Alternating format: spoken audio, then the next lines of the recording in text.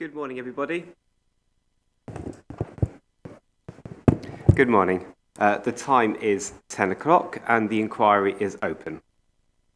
Firstly, can everybody hear me? Thank you. If at any time that changes, then please do indicate and we will do our best to resolve the problem. My name is Owen Woodwards. I am a Chartered Town Planner and I've been appointed by the Secretary of State to hold this inquiry. I'm joined today by Mrs. Williams behind me, who is the Programme Officer assisting me with the administration of the inquiry. The inquiry is in relation to a stopping up order that has been made by Folkestone Hive District Council in relation to land at Prince's Parade in Hive. From now on, I will refer to it as the order, and I will refer to the council as the applicant. The order is made under Section 247 of the Town and Country Planning Act 1990. In more detail, the land to be stopped up comprises the two areas marked 1 and 2 on plan reference NATTRAN/SE/S247/3254, and it includes a car parking area, footpaths and highway verge, and the length of Prince's Parade is to be diverted nearer to the Royal Military Canal. I will just call the canal from now on, which is depicted by Area A on that same drawing. The order is pursuant to Planning Permission reference Y17/1042/SH, which was granted on the 18th of July 2019 for a leisure centre and associated works. That area of the permission was in full, and also mixed residential and commercial development, which was made in outline. And from now on, when I refer to the permission, I will be meaning that permission, and if there are any other permissions, then I'll make it clear that I'm referring to something else. If I could just start with some elements of housekeeping, please. Firstly, if I could just ask that everybody keeps their microphones turned off unless they are speaking, because this is a sort of multi-channel system, so we could talk over each other. In terms of fire issues, I've been told that there are no alarms planned for today, so if there is an alarm... sorry, ma'am, can you not hear me? There are speakers at the back. Can I just ask the technicians if they could just check on the speakers at the back, please? Yes, they're looking into that now. Thank you.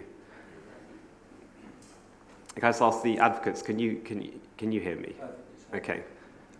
We'll just ask them to... Actually, it sounds like it's already changed to me from up here. Thank you. You haven't missed much. It was just outlining the background to the order. So there are no fire alarms planned. So if there is a fire alarm, it will be the real thing. The fire exits are at the either end of the corridor outside, and the meeting point is outside the William Harvey statue opposite the Clifton Hotel. Toilets are out by the bar. There's also a disabled toilet by the lift. And there is a bar which you pass on your way in, which will be serving tea and coffee throughout the day. And you can have food, but I believe you have to pre-order it. So please do so if you wish. And of course, there are plenty of cafes and things outside. And we will have a reasonable break for lunch to allow for that. If I could ask, please, if everyone who isn't in the two main parties, if they could not stream the Wi-Fi, please, because it's not particularly strong signal, and we need to make sure that the main parties are able to access the inquiry website and use the documents there, and myself, of course. So if you could just use your own mobile phone reception, please, that would be appreciated. Thank you. In the interest of openness, it's crucial that I'm never left alone with either party. So if I could ask during the breaks if you allow me to leave the room first. I do have my own door there, so I can do it quite quickly. And also, please to make sure that you're back on time at the resumption. This is to the main parties, not to the spectators, so that I'm not left alone with either party. The room will be open all day, so you can use the room during adjournments, but it will be closed and locked at night.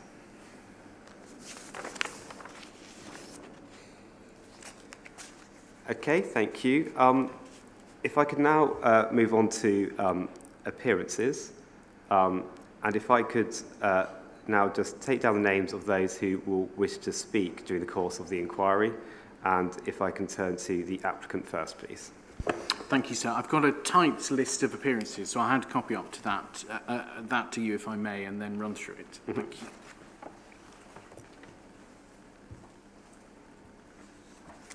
Thank you.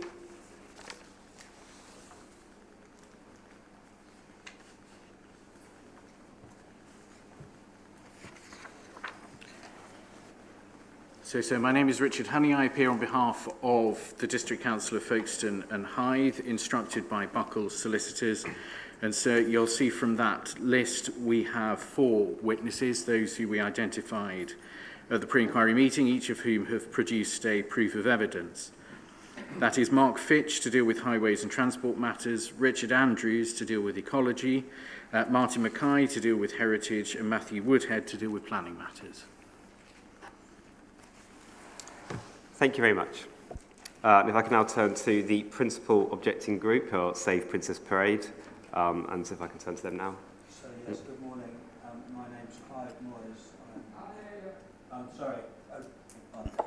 My name's Clive Moyes. I'm a barrister instructed under the Bar Council's public access arrangements to represent Save Princess Parade. I will be calling 5 witnesses, so I will provide you with a written note in due course. They are those that have provided proofs of evidence. Graham Wickenden, dealing with highways matters. Mr. Martin Wybrow, dealing with ecology. Roger Joyce, an architect dealing with heritage. And Christine Farrell dealing with the Tranquility Point, and Mr. Brian Morgan, a planning witness who's been assisting Save Princess Parade through English planning assistance arrangements for a number of years, but will in fact be giving evidence in not in the capacity of, as a volunteer for planning aid. Thank you very much. So was that Christine or Chris Farrell? Christine Farrell, so I think there was a misunderstanding. It's a lady, obviously a lady. Okay, thank you. And we did discuss previously Dorian Partridge. I just wanted to check on the status of that. Yes, Mr. Partridge is no longer able to assist the Save Princess Parade due to various circumstances, sir. Okay, thank you very much. I'm also aware, I can see the audience here, but also through previous submissions in writing, that there are a number of people, interested parties who wish to speak. I have the schedule in front of me now. I'd just like to go through that now just to check that I've got the right names. And I will come back later on in this opening to talk about timings of that. So for the moment, it's just to confirm names. So I have Councillor Anita Jones, Councillor Leslie Wybrow, Councillor Rory Love, Councillor Tim Prater, Councillor Jim Martin, Dr. Burrell, and then I'm not sure if this is 2 people. There's a Hannah St Clair and then an H St Clair, and I understand Hannah is one of those. I think Hannah is the daughter, possibly, and is that also the either the father or mother as well? Okay, thank you. And then Marilyn Wheeler, Mark Brophy. I'm sorry, I mispronounced your name during the pre-inquiry meeting. I'm not sure I've got it right yet or not, but please correct me if I'm wrong when you appear. Matthew Jones, Teresa Cole, and Peter Burns. I do have here a note regarding Elaine Martin, who I believe may be a part of the Save Princess Parade group. Yes. Okay, thank you. So that's confirmed that position. One note I did have is, well, firstly, if anybody else wishes to, who's in the room, wishes to speak, please do let me know now. Okay, thank you. Secondly, I believe these are all objectors, but at the pre-inquiry meeting there was a gentleman who spoke in support, and we have received supporting letters. But I don't believe anybody who's supporting has said they wish to speak. But again, please let me know now if I'm wrong about that. Okay, thank you.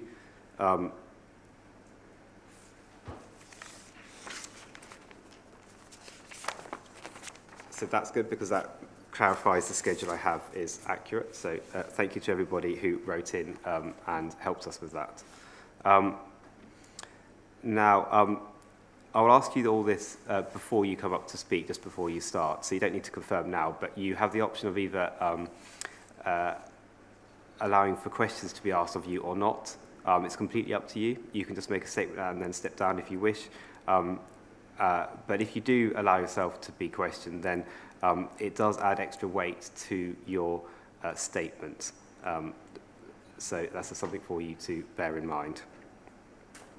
Also, if you do speak or give evidence or ask questions during the inquiry, then I will note down your name and you will be listed in my decision letter. Now, in terms of appearances, I believe everyone is appearing in person except for Dr. Burrell, who cannot.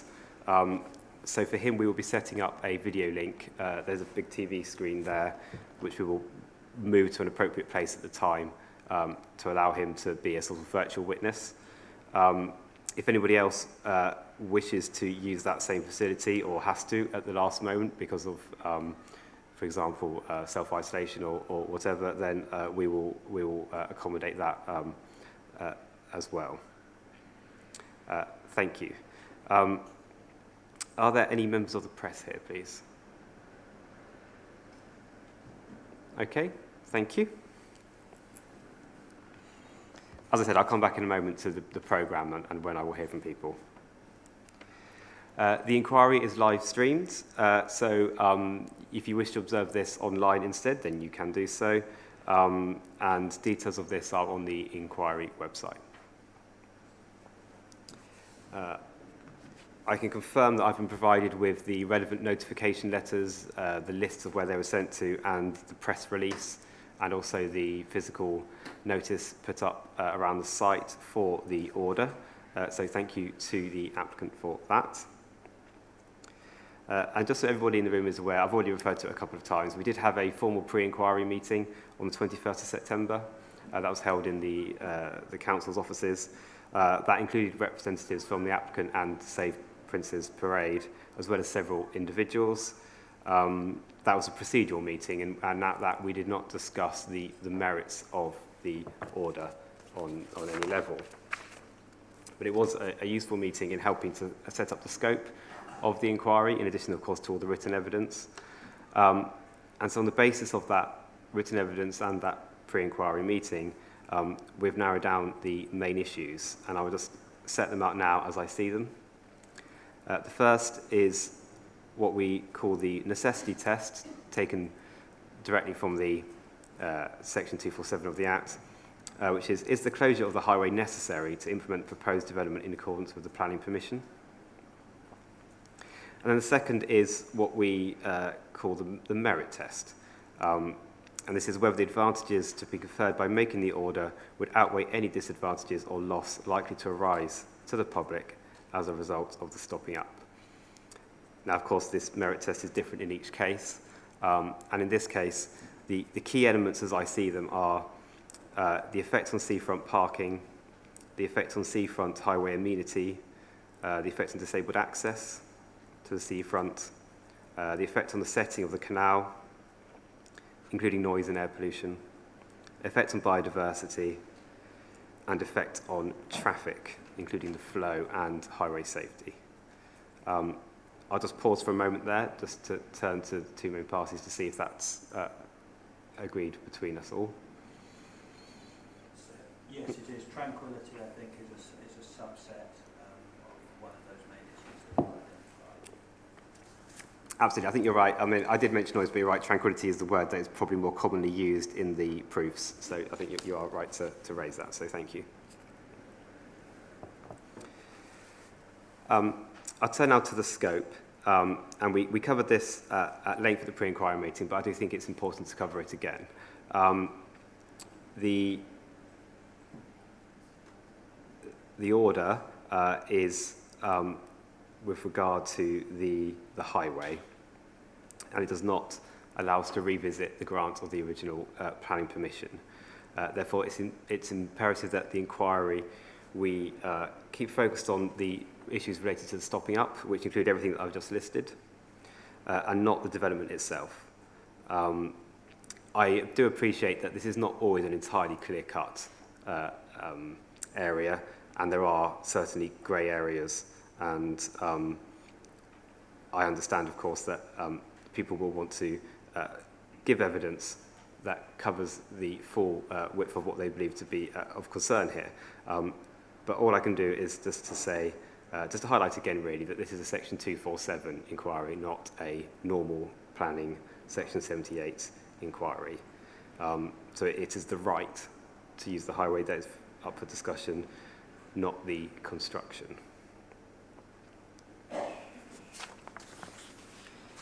It is possible for the order to be modified.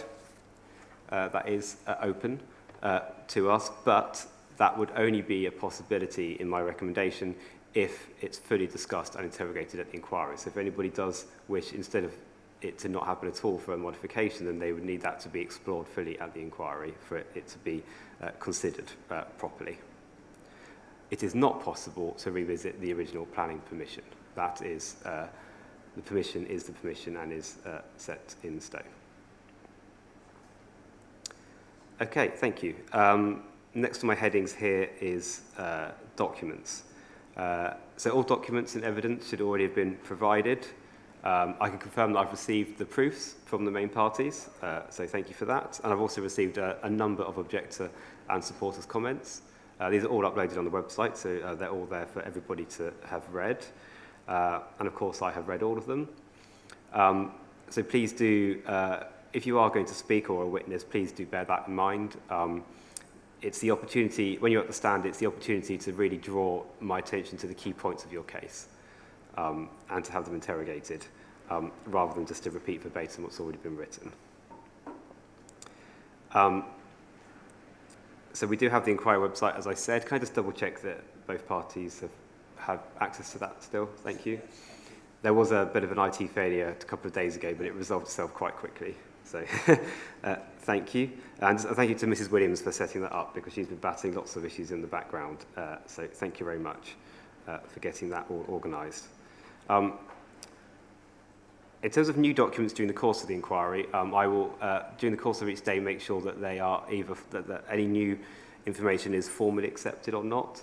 And if it is, then it becomes a new document with a new reference number, ID 1, ID 2, ID 3, etc.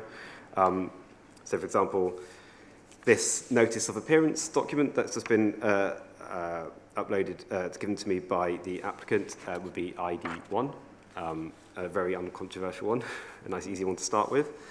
And I will make clear during the course of proceedings if things have been formally accepted or not. And if at any point anyone thinks I haven't been clear, then please do tell me and we will resolve the issue. At this stage, there are two documents I would just like to clarify where we stand on. This is CD 118 and CD 119, which is an email from Martin Mackay and an email from Claire Perriott. I'm not entirely sure from the email train exactly where we stand on this. If perhaps I could turn to both main parties just to understand their status, please. I think so. Those are both core documents that were suggested by the campaign group. CD 118, a copy of that has been provided and uploaded onto the website. CD 119 has not been uploaded onto the website. That, I think, is the factual position. Beyond that, I suspect it's Mr. Moyes who will be able to say more about their status. They are, as I understand it, both internal emails that were obtained under the Environmental Information Regulations. They are not, I think, and I stand to be corrected, but they're not, I think, referred to in any of the campaign groups' proofs of evidence. So I'm not sure the extent to which they're relevant or indeed going to be relied on. It would be helpful to have that clarified perhaps by Mr. Moyes. Thank you. So, my understanding is, as has just been outlined by, or as Mr. Honey's outlined, that those documents were obtained part of the environmental regulations. I'll just need to take instructions on the Claire Parrott email, because I'm not entirely clear myself what the position is in relation to that. I think that the witness who's going to give evidence in relation to ecology, Mr. Wybrow, wishes to refer to Martin Mackay's previous position as the matters have evolved over time. But I've just, if I may just have one moment to take instructions, sir. Thank you.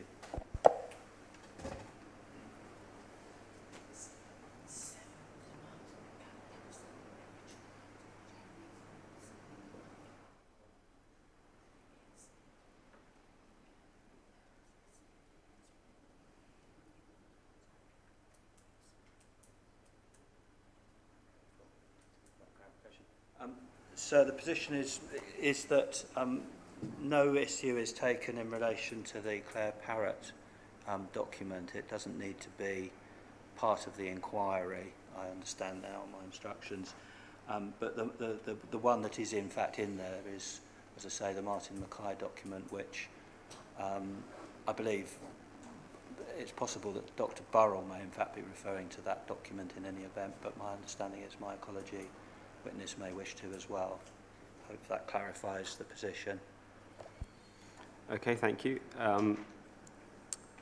If I turn to the applicant, are you comfortable with that document? We're content with it being a core document. I mean, obviously, Mr. Wybrow, if he is going to say something about it, would not mentioned in his proof, as with all examination in chief, hope there's going to be nothing substantial raised at that stage, but to have nothing further to raise as matters. Okay, thank you. So on that basis, CD 118 is included, but CD 119 will not be included in the inquiry documents. So thank you for that.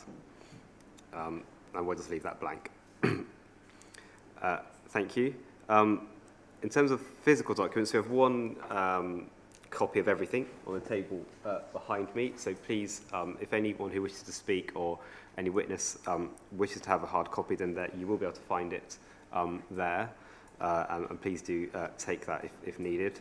In terms of helping you find things, the blue files are the applicant and the purple are Save Prince's Parade and other sort of objectors, if that helps when you're leafing through. Now, in terms of adding documents, of course, as you would have all just seen, when the applicant added, Mr. Honey added the list of speakers, he came up and gave it to me physically and also to the other side, which of course is the standard practice in in-person events. But I'm just wondering, we will also be updating the website at the end of each day. I might turn to Mrs. Williams as well here. Would it also be helpful for things like this, once formally accepted, to be emailed to yourself? So if I could just ask both parties to do that as well as the physical copying, and then we'll make sure that at the end of each day that the documents are added to the website so that we keep on top of things as we move along. Thank you. Okay, thank you. Is there anything else that either party wishes to raise on documents before we move on? Thank you.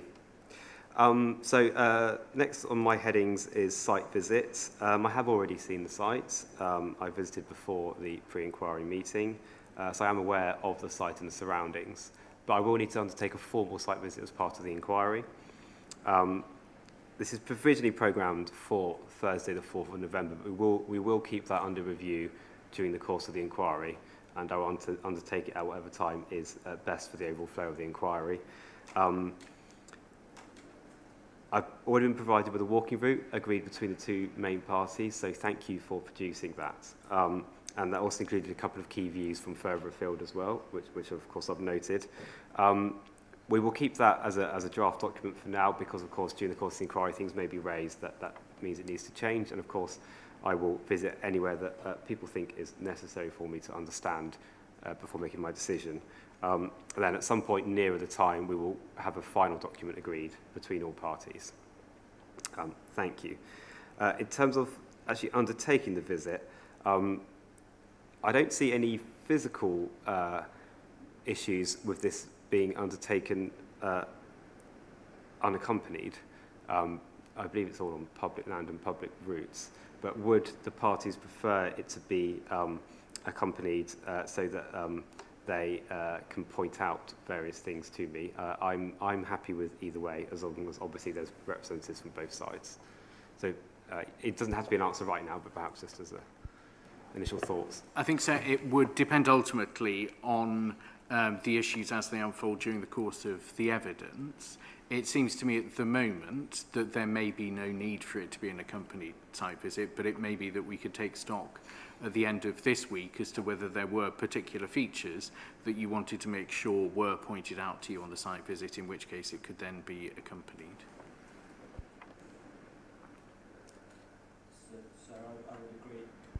I would agree that sounds sensible as a provisional position. Obviously, it's quite an extensive route, as you will have seen, and as you've already identified, it includes a panoramic view from Hospital Hill over the site, which we suggest would be a sensible starting position before you actually go and look at all the detail of it. But I will think about that as matters develop, sir. Okay, thank you. Yes, we'll confirm that towards the end of the week, once we both, all of us understand where we stand better. Thank you. My last appeal, I was actually given a site walking route that ended up being around about 3 hours of walking. So this is much much less than I've had in the past. But thank you. Next on my headings is costs. So the applicant has made a formal application for costs in writing, and Save Princess Parade have indicated that they would oppose this with a draft but a sort of emailed response. Of course, this all needs to be formalised later on in the inquiry, and of course it may change, of course, based on what happens during the course of the inquiry. So I have allocated time at the end for this all to be agreed, and we will also discuss this further towards the end of the week, depending on how things are progressing in terms of how we deal with it in terms of written submissions and oral submissions, and we'll just keep this under review.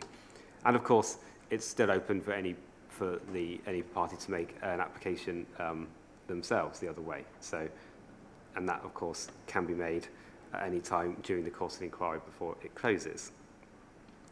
I should also remind everybody that I do have the power to initiate an award of costs myself, although, of course, I hope I won't have to use it. So may I just make one brief observation? The written application is, of course, for a partial wasted costs award with two particular items identified relevant to scope of the inquiry as per your explanation at the start of the opening the inquiry. Thank you. Yes, so no, I should have made that clearer. Thank you. Timescales. So the inquiry is scheduled to last for 5 days with a 6th day in reserve. We have the 4 days this week in this room. Next week is half term, so we decided it was probably best to avoid that for obvious reasons. So the second week will be in 2 weeks' time. And due to people's diaries, that's the Wednesday and the Thursday. Now, I am aware that, so that is scheduled to take place in the Civic Centre instead, and the details have been provided to everybody. It is, of course, possible that COVID restrictions will change between now and then, or even if it's not for the country as a whole, individuals perhaps, possibly. So we will keep in mind the possibility that might have to revert to virtual, and if so, the council do have the facilities to host this. But we are proceeding on the basis that it will be in person unless circumstances demand otherwise. In terms of how each day runs, we started at 10 today, but we will start at 9:30 for all subsequent days. In general, we try to run with 4 sessions of around an hour and a half, with a short break, just a short tea break mid-morning and mid-afternoon, and a full lunch break of around 45 minutes to an hour.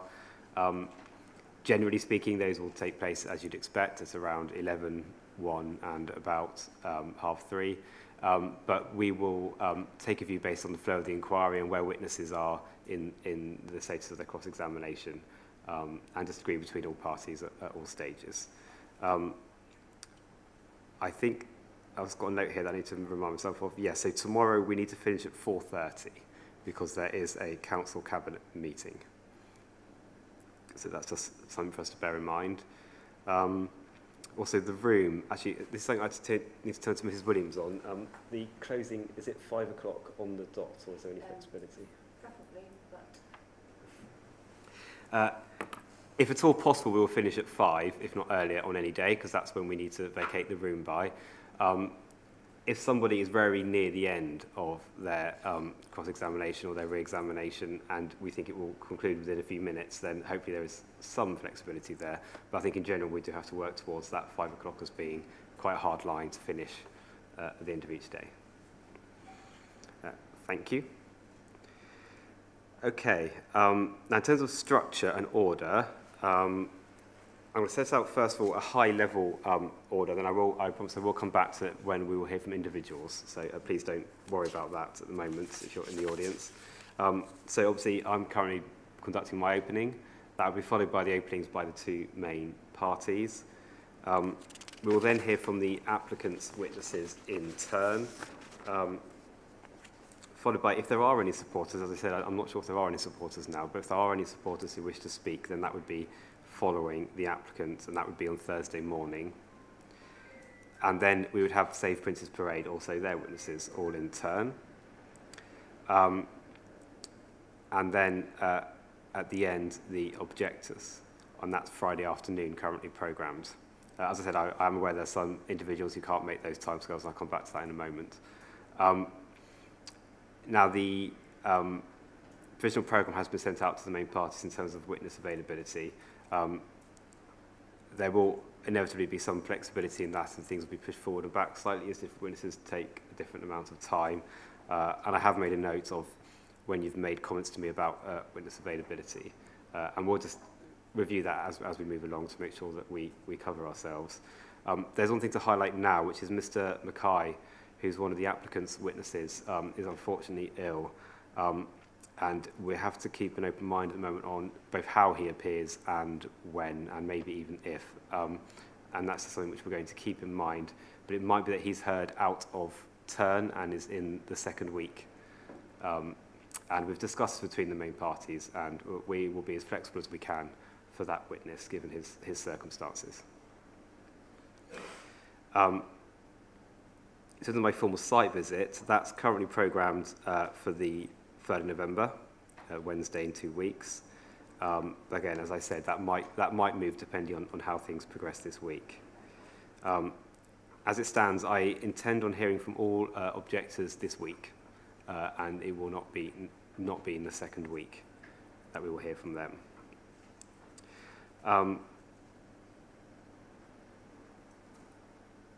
In terms of individuals, I'd just like to make sure that I have got this right now in terms of people who couldn't make the designated slot on Friday afternoon and would wish to be heard out of turn. So I believe Councillor Anita Jones wishes to be heard this morning. Is that correct? Thank you. Yes, we will. So after the... Can I just check now, what's your availability like this morning? So if we can hear from you after the openings, if that's okay with you. Thank you. And then there were 3 people who were struggling with Friday afternoon, but could do Friday morning. which was Councillor Wybrow, Mark Brophy, and Matthew Jones. Are you in the room?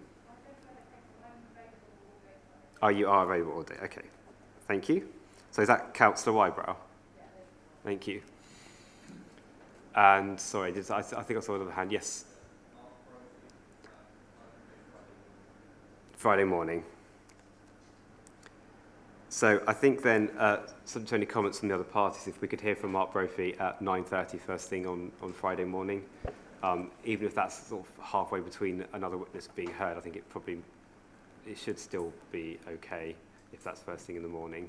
So I'm content with that. The key consideration from my point of view, of course, is we're taking witnesses out of order in relation to cross-examination, but as I understand it from the programme officer, none of those who will be coming at different timings, Councillor Jones, Mr Brophy, Mr Jones, wish to be cross-examined, so that makes it easy from my point of view, sir. Okay, thank you. And is Matthew Jones here? Okay, well, we'll proceed on the basis that he follows Mr. Brophy, thank you, on Friday morning as well.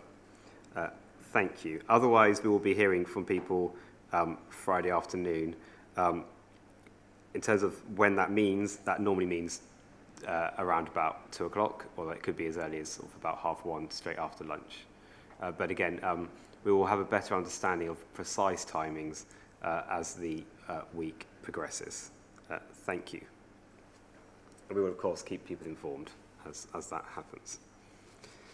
I'd like to highlight here that Dr. Burrell did email us with a concern about being heard late in the proceedings.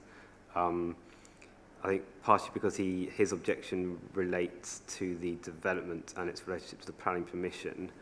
I just wanted to highlight here that is the part of the necessity test. So that is one of the key considerations throughout this inquiry, and the timing of anyone's objection or appearance will not affect the weight at all. As long as I hear you during the course of the inquiry, please do not concern yourselves about when that happens. It has no influence on me in terms of the weight I give to your what you are saying. For each witness, we will follow the standard. So this is the main party's witnesses, not the interested parties. We will have the standard format of evidence in chief, cross-examination, and then re-examination. I tend to just ask my questions when I think of them, rather than waiting to the end, so I probably will just interrupt. Otherwise I forget if I don't do it straight away. So please prepare for that. So in terms of format and overall running order, is there anything that anyone wishes to raise at this point? Okay, thank you. One thing I did just think, actually, there is no clock in the room, so I'm using the clock on my computer, which I think is all linked to the satellite time, and it will be the same for all of us.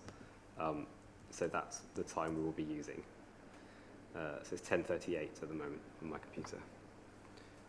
Thank you. In terms of my opening remarks, that's everything that I had down. Is there anything else anyone wishes to raise at this point before we move on to the openings? Okay. Oh, yes.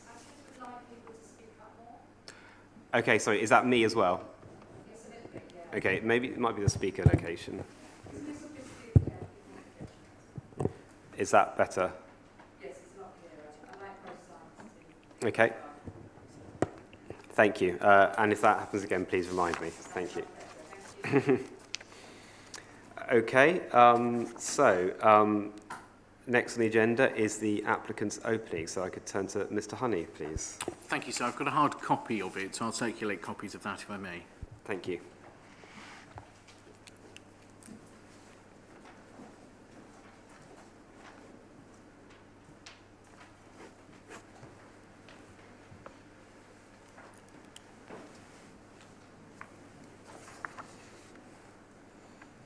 Thank you, and I'll formally accept this as ID 2.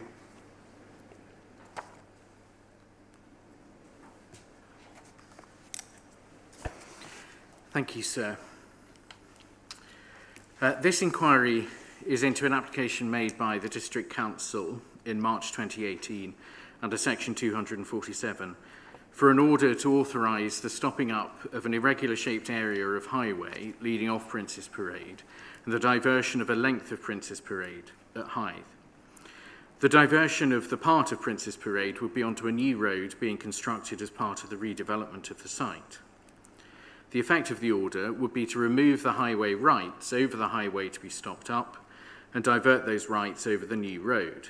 The Council's case for the order was set out in the report by Buckles Solicitors of May 2021. So, as you've indicated, the inquiry is to consider the direct consequences of what the order would do, namely to stop up the existing highway on part of Prince's Parade and divert it onto the new road. The inquiry is about highway rights. The inquiry is not to consider the consequences of the planning permission which has been granted. Impacts arising from the construction and existence of the development, including the new road, are not consequences of the order and do not fall for consideration in this inquiry. It is the planning permission and not the order which authorises the construction of the new road. The diversion has no effect on the design or construction of the new road. It simply increases the number of vehicles which would use it. The realignment of Prince's Parade was included in the planning application, and the grant of planning permission deals with the planning ramifications of that. The location of the new road is governed by the planning permission. The order simply diverts the highway right over the new road. And so this inquiry is not to consider whether the new road should be constructed on a different route or in a different location. The campaign group makes the entirely fanciful suggestion in their statement of case that the route of the new road is merely illustrative and liable to change. There is no basis, sir, for this suggestion whatsoever. Part of the route of the new road is fixed by the detailed planning permission and condition 4. The remainder of the route of the new road is fixed by the outline planning permission via condition 6, the design code listed there, and the drawings listed at Roman 4 to 6. Beyond that, sir, it would be pointless to seek the order we are seeking to divert the highway over the new road as shown on the order plan if there was any proposal to change the route of the new road. As the Council's experts confirm in their proofs of evidence, the detailed design being worked up by the design team conforms with the design code and the drawings referenced in condition 6. As I've indicated, sir, this inquiry is to consider the direct consequences of the stopping up and diversion of the highway right. The best way to explain the position in opening is probably by using the words of the Court of Appeal in the Vasiliou case. So I'll read part of that, if I may. The Secretary of State for Transport's power to make a closure order arises only where the local planning authority or the Secretary of State has determined that there's no sound planning objection to the proposed development. I do not think that there can be any question of the Secretary of State for Transport going behind that determination.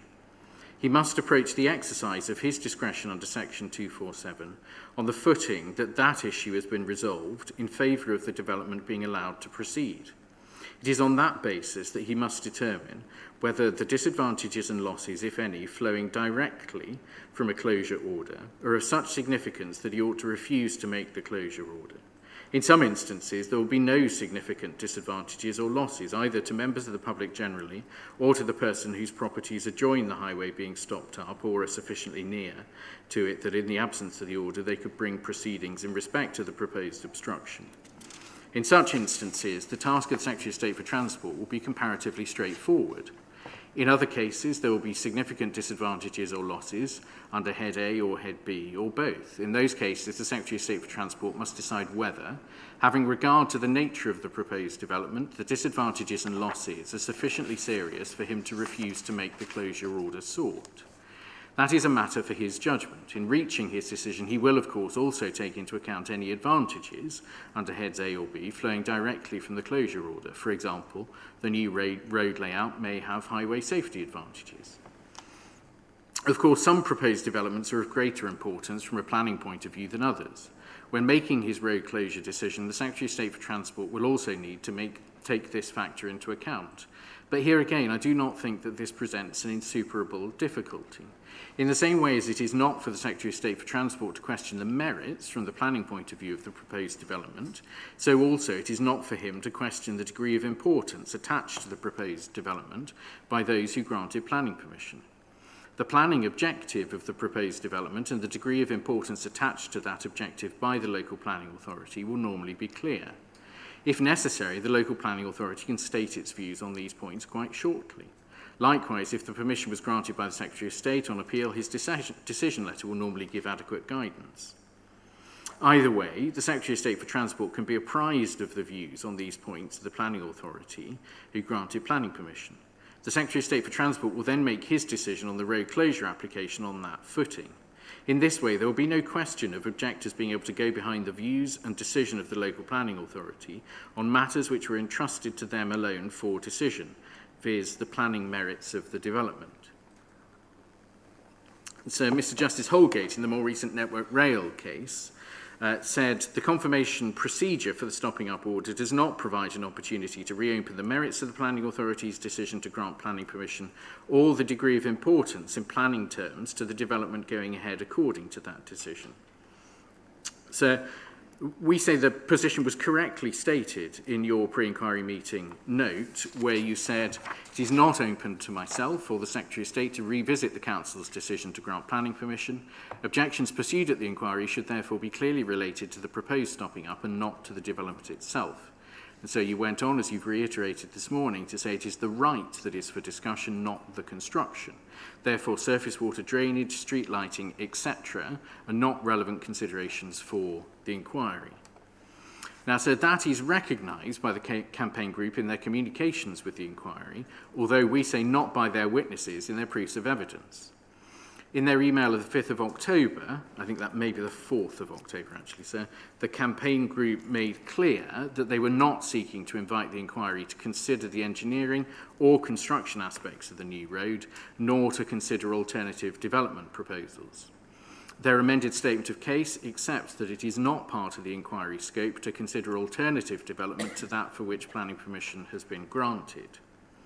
And then subsequently, in their email of the 12th of October, the campaign group expressly accepted that the inquiry's jurisdiction does not include a reconsideration of the planning merits of the development authorised by the planning permission, or b, a consideration of alternative development proposals to that which has permission. And they also said, sir, that they accept that the focus is upon the right, which it is proposed to be extinguished and exercised elsewhere. Despite this, large parts of the campaign group's evidence, which have not been withdrawn or amended, do suggest alternative development proposals, do challenge engineering or construction aspects of the new road, and do challenge elements of the planning permission. On a separate point, sir, the campaign group stated in its statement of case that in the Southwark case, Lord Briggs said there were two elements of a highway, but so that's not what was said. Lord Briggs, in fact, said, there is, in my view, no single meaning of highway at common law. The word is sometimes used as a reference to its physical elements, sometimes it's used as a label for the incorporeal rights of the public in relation to the locus in quo. Sometimes, as here, it's used as a label for a species of real property. When used within a statutory formula, as here, the word necessarily takes its meaning from the context in which it's used. So far from saying that there were two elements of a highway, Lord Briggs was making clear that reference to highway can mean either the physical elements or the right. And so it's clear from the statutory context and indeed the case law that Section 247 refers to highway in the sense of the rights of the public and not in relation to the physical elements of the road. This is now accepted by the campaign group in its subsequent email of the 12th of October, where it expressly recognises that the focus of 247 is the right. The Secretary of State can authorise the stopping up and diversion if he is satisfied that it's necessary to do so in order to enable the development to be carried out in accordance with the planning permission which was granted in July 2019. So as to the necessity test, there's no real dispute that the stopping up and diversion of this part of Prince's Parade is necessary to enable the development to be carried out. That's accepted by the campaign group, which concedes that all that is required is a conflict or potential conflict between a planning permission and the continued existence along its present line of the highway. The law is clear that necessity may be satisfied by the existence of either a physical obstacle or a legal obstacle to the development proceeding without the highway being stopped up and diverted. The focus is on what development the planning permission allows to be carried out. In physical terms, parts of the buildings and their associated external structures, such as parking, ramps and steps, including the leisure centre building, which has detailed planning permission, are to be built on the highway. The new splash wall is to be built on the highway. The new wider promenade is also to be built on the highway, including structures for seating and landscaping. There are obvious practical impediments to the development proceeding without the highway being stopped up. The existence of buildings or works on a highway would, but for the order, constitute an obstruction of the highway. In addition to that, sir, in legal terms, there are various conditions which, to a greater or lesser extent, require development to be carried out on the highway and which would be incompatible with the continued existence of the highway right in that location. The only basis on which objectors contest the necessity test is the argument that the development could be redesigned to avoid the need to stop up and divert the road. But that argument, sir, is impermissible in law, as the campaign group accepts. The necessity question must be asked in relation to the development which has planning permission. That was made clear by the Court of Appeal in Vasiliou, which referred to the order being necessary in order to enable the development in question to proceed. The Court of Appeal in Network Rail explained that necessary does not mean essential or indispensable, but rather required in the circumstances of the case. And the Calder case, sir, makes clear that it's not appropriate under Section 247 to postulate other development where the necessity test arises from the permitted development. Moving on then to the merits test. The Secretary of State will need to decide whether on its merits the order should be made. This should involve consideration of the direct consequences of the order. So it's important to remember that the highway is being diverted so that a replacement highway right is proposed between the two ends of the stopped-up road. The highway right is not being lost, it is being diverted from part of the existing Prince's Parade onto the new road. The order would mean that people would no longer be able to drive or park on that part of Prince's Parade. However, those who walk or cycle would be able to use the new widened promenade as well as the new road. Those who drive will have to use the new road. Depending on the time of day, between 2/3 and 3/4 of the traffic using the new road will be as a result of the diversion. The road over which people exercise their vehicular highway right will be different. It will be a better and safer road. The places available to park will be different.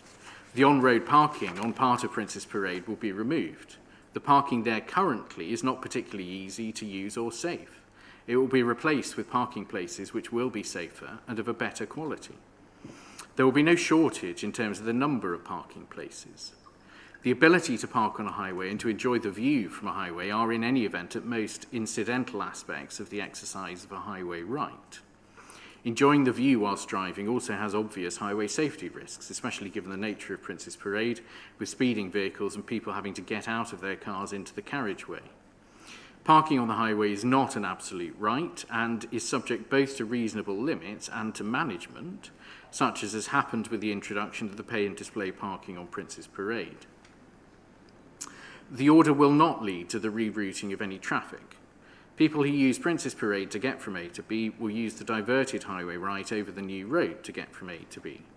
The new road will not be materially less convenient for that purpose than the existing road.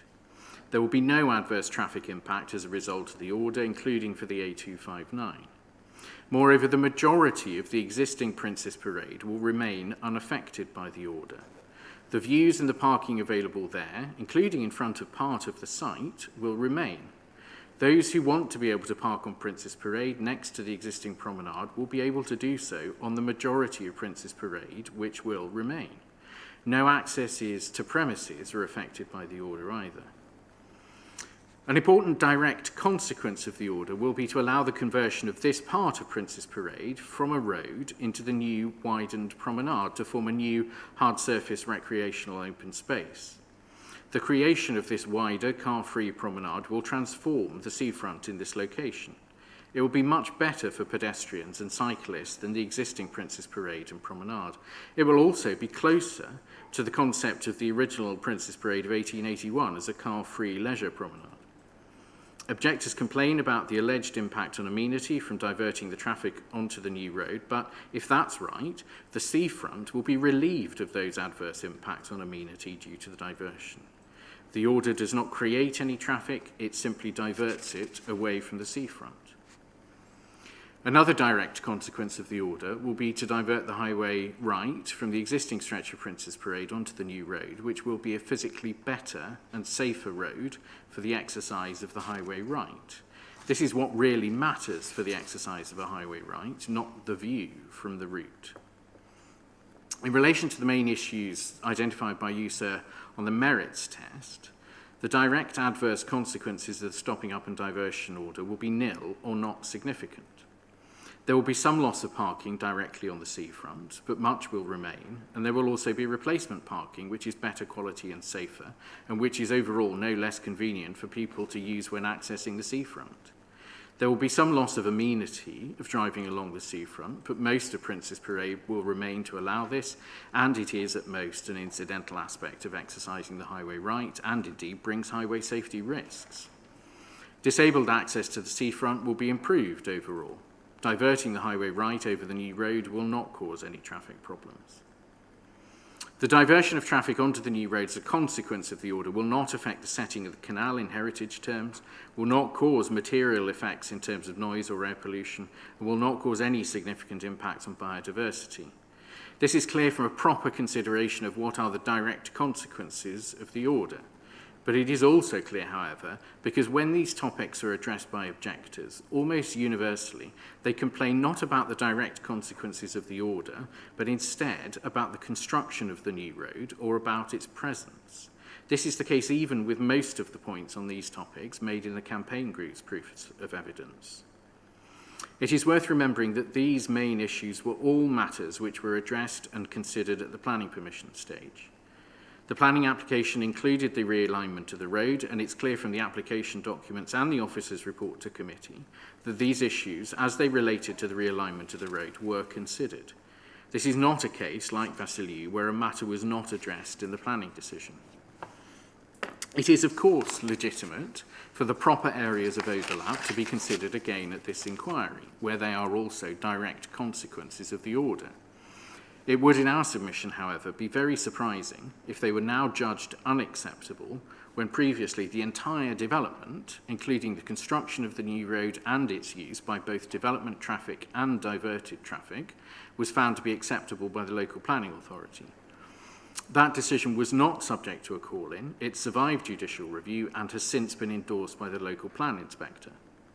It would be all the more surprising when it is remembered that, in relation to the realignment of the road, there was no outstanding objection from any of the statutory consultees. Kent County Council, the local highway authority, had no concerns. Historic England had no concerns about the realignment of the road and indeed considered it beneficial to separate the buildings from the canal. The Environment Agency concluded in July 2018 that the buffer zone was acceptable as the wider western end compensated for the narrower eastern end. In light of the very limited adverse direct consequences of the order, it is legitimate to ask, why is there such opposition to the order? It is probably for a variety of reasons. Some people seem so opposed to the development that they would try to take advantage of every opportunity to cause problems for it. It is clear from many of the objections that people are strongly opposed to the development, but so that battle has been lost. The Secretary of State declined to call in the application, the Council granted planning permission for it, the judicial review failed, and the 2020 local plan now allocates the site for development. Some people in their objections appear not to understand what is proposed. Many of the objections proceed on the basis that the road is going to be cut off completely or that parking is not going to be replaced. Some people appear not to understand the proper remit of the inquiry.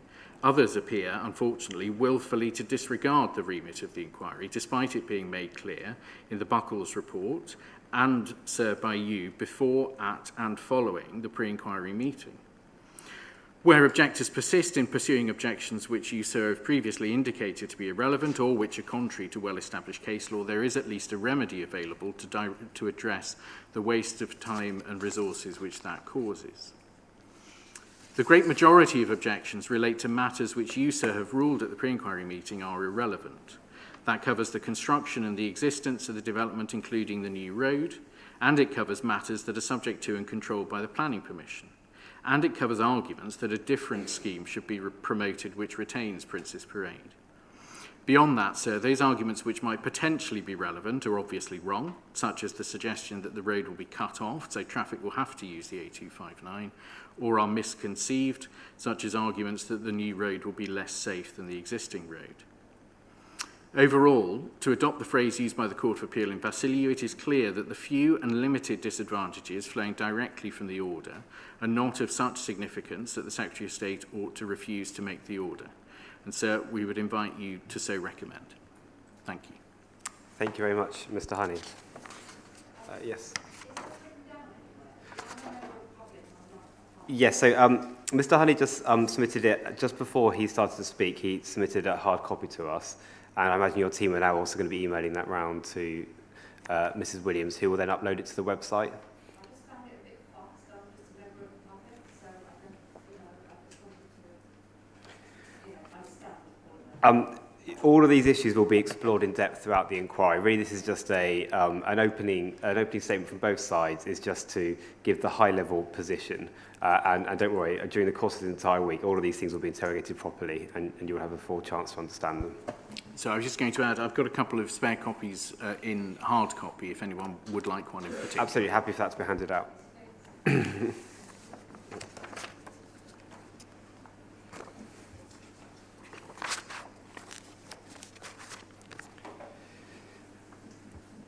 And if I could turn now to Save Prince's Parade.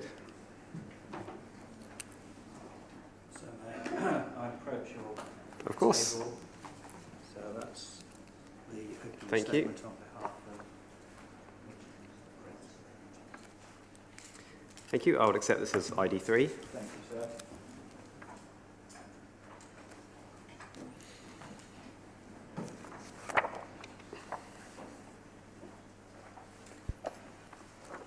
So the opening statement on behalf of Save Prince's Parade. This is the opening statement of Save Prince's Parade in respect to the public local inquiry which the Secretary of State for Transport has ordered under Section 252 of the Town and Country Planning Act 1990. That, of course, is the procedural section, which was decided should be held to consider the unresolved objections during the statutory consultation process into the proposed stopping up and diversion of highways southeast, and I give the detail of the draft order. The application for the draft order was made by Folkestone and Hythe District Council, the applicant, in March 2018, and described the development which it contends necessitates the closure diversion as, by relocating the road to the rear of the site, we can generate a vehicle-free link from the proposed leisure centre and housing development to the beach and existing promenade. The Section 247 1990 Act draft order and accompanying plan describes the highway to be stopped up as an irregular shaped area of highway as leads off Prince's Parade, comprising its car parking area, footpaths and highway verge Part A, together with a length of 871 metres of Prince's Parade Part B. The vehicular right-of-way which would be extinguished if the draft order were to be made is to be diverted along and over a rear-lined highway, being 887 metres of a proposed new local distributor road. Unresolved objections. Prince's Parade was opened by the Prince of Wales in 1881. It has been a highway providing an attractive seaside route and straight road link between Seabrook and Hythe for over 100 years. It has, itself, intrinsic heritage value running parallel to, but at some distance from, the straight alignment of the Royal Military Canal. The traffic count survey data undertaken by the applicant in 2016 was that something in the order of 4,500 vehicles each day use Prince's Parade. Prince's Parade provides an alternative to the busy A259 Seabrook Road, where it runs between Hythe and Sandgate.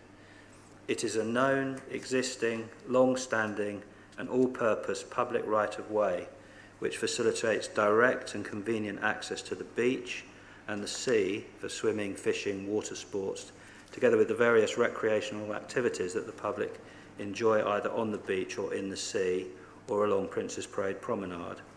Free parking was available until the council relatively recently introduced pay and display for the 6 months of the spring and summer season, taking that opportunity to introduce double yellow lines by gaps in the seawall and so reducing the number of parking space opportunities. If the draft order were confirmed and the Secretary of State made the order, those existing public rights of way would cease to exist. This is a disadvantage or loss which flowed directly from the order if made. The value attributed to a public vehicular right of way is reflected in the common law rule, once a highway, always a highway. Such rights are jealously guarded. The council proposed an alternative to that which would be lost. It is a new 887-metre local distributor road to be routed around the back of the new leisure centre, housing estate and hotel retail cafe. It is envisaged that this new road will incorporate a series of bends at each end, I think possibly 4 bends, and be traffic calm with 3, possibly more, raised table areas and 2 curb build-outs with one-way priority. It appears that the northern edge of the carriageway is to be between 13.19 and 19.73 metres of the Royal Military Canal. The council also proposed replacement parking provision to that which would be lost, and it's identified helpfully by Mr. Fitch, the council's witness, in Appendix A existing and Appendix B proposed. Save Prince's Parade's case is that what is proposed appears considerably less convenient than what is being lost. Those who wish to access the beach, the sea or Prince's Parade will, subject to finding a parking space, now be required to walk through or between blocks of housing and other development with all their possessions, passing between a 1 metre high new splash wall and, if they're heading for the beach or the sea, a new secondary wall where the extended promenade meets the edge of the beach. When considering the number of parking spaces to be provided, it is important to recognise that the visitors of the new leisure centre, 150 dwellings, hotel, cafe, retail unit, will generate a significant demand and potential competition for parking places. Save Prince's Parade's case is that this is a further disadvantage or loss which would flow directly from the order and is to be weighed in the merits balance. Effect on the setting of the Royal Military Canal. For approximately half its length, the new local distributor road is to between 13.9 and 19.73 metres of the Royal Military Canal, and it is proposed that something in the order of 4,500 vehicles each day will travel along it. To the extent that the council's case is that they would build the same road to service the development, irrespective of whether or not the order is made, and that 25% of the total volume of traffic using it approximately would arise from the building and the use of the 150 dwellings, leisure centre, hotel, etc. Save Prince's Parade's case is that the additional detrimental impact upon the setting of the Royal Military Canal, which would be occasioned by the 4,500 vehicles each day travelling along it and in such close proximity to the Royal Military Canal, is a further disadvantage or loss which would flow directly from the order and is also to be weighed, of course, in the merits balance. Effect on the tranquility of the Royal Military Canal. The difference in character between the vibrant seafront area and the quiet canal area is captured in Design Southeast December 2016 design review document. The effect of 4,500 vehicles each day passing in such close proximity to the Royal Military Canal and the public bridleway adjacent to its southern bank will be to introduce significant disturbance from vehicle noise, fumes and headlights, which will have a considerable detrimental impact upon the public who enjoy a public right of way and walk, run, fish, engage in other recreational activities on which is presently a peaceful, highly valued green corridor without having to see, hear or smell vehicular traffic. Safe Princess Parade's case is that this would constitute a further disadvantage or loss which would flow directly from the order if made and is to be weighed in the merits balance against the making of the order. Effect on biodiversity. The adverse impact on biodiversity, including wildlife and flora, which would be a direct result of the order diverting 4,500 vehicles each day along the vehicular right-of-way over this new local distributor road, would constitute, Safe Princess Parade say, a further disadvantage or loss which would flow directly from the order and once again has to be weighed in the merits balance, and it weighs against making the order. Effect on traffic. One intended effect of the order is that the vehicular traffic presently using Princess Parade is diverted along the realigned route instead. How convenient that vehicular right-of-way turns out to be once the local the local distributor road is constructed and then actually open for public use is of course unknown. As the local highway authority, Kent County Council appear to envisage the new road as a far slower environment for all traffic, with estimated speeds in the vicinity of the bends and raised tables in the high teens to the 20s, it must be plausible that a lot of traffic which uses or can use Princess Parade today will not in fact be inclined to exercise a vehicular right-of-way which involves taking a slower, longer, less attractive detour.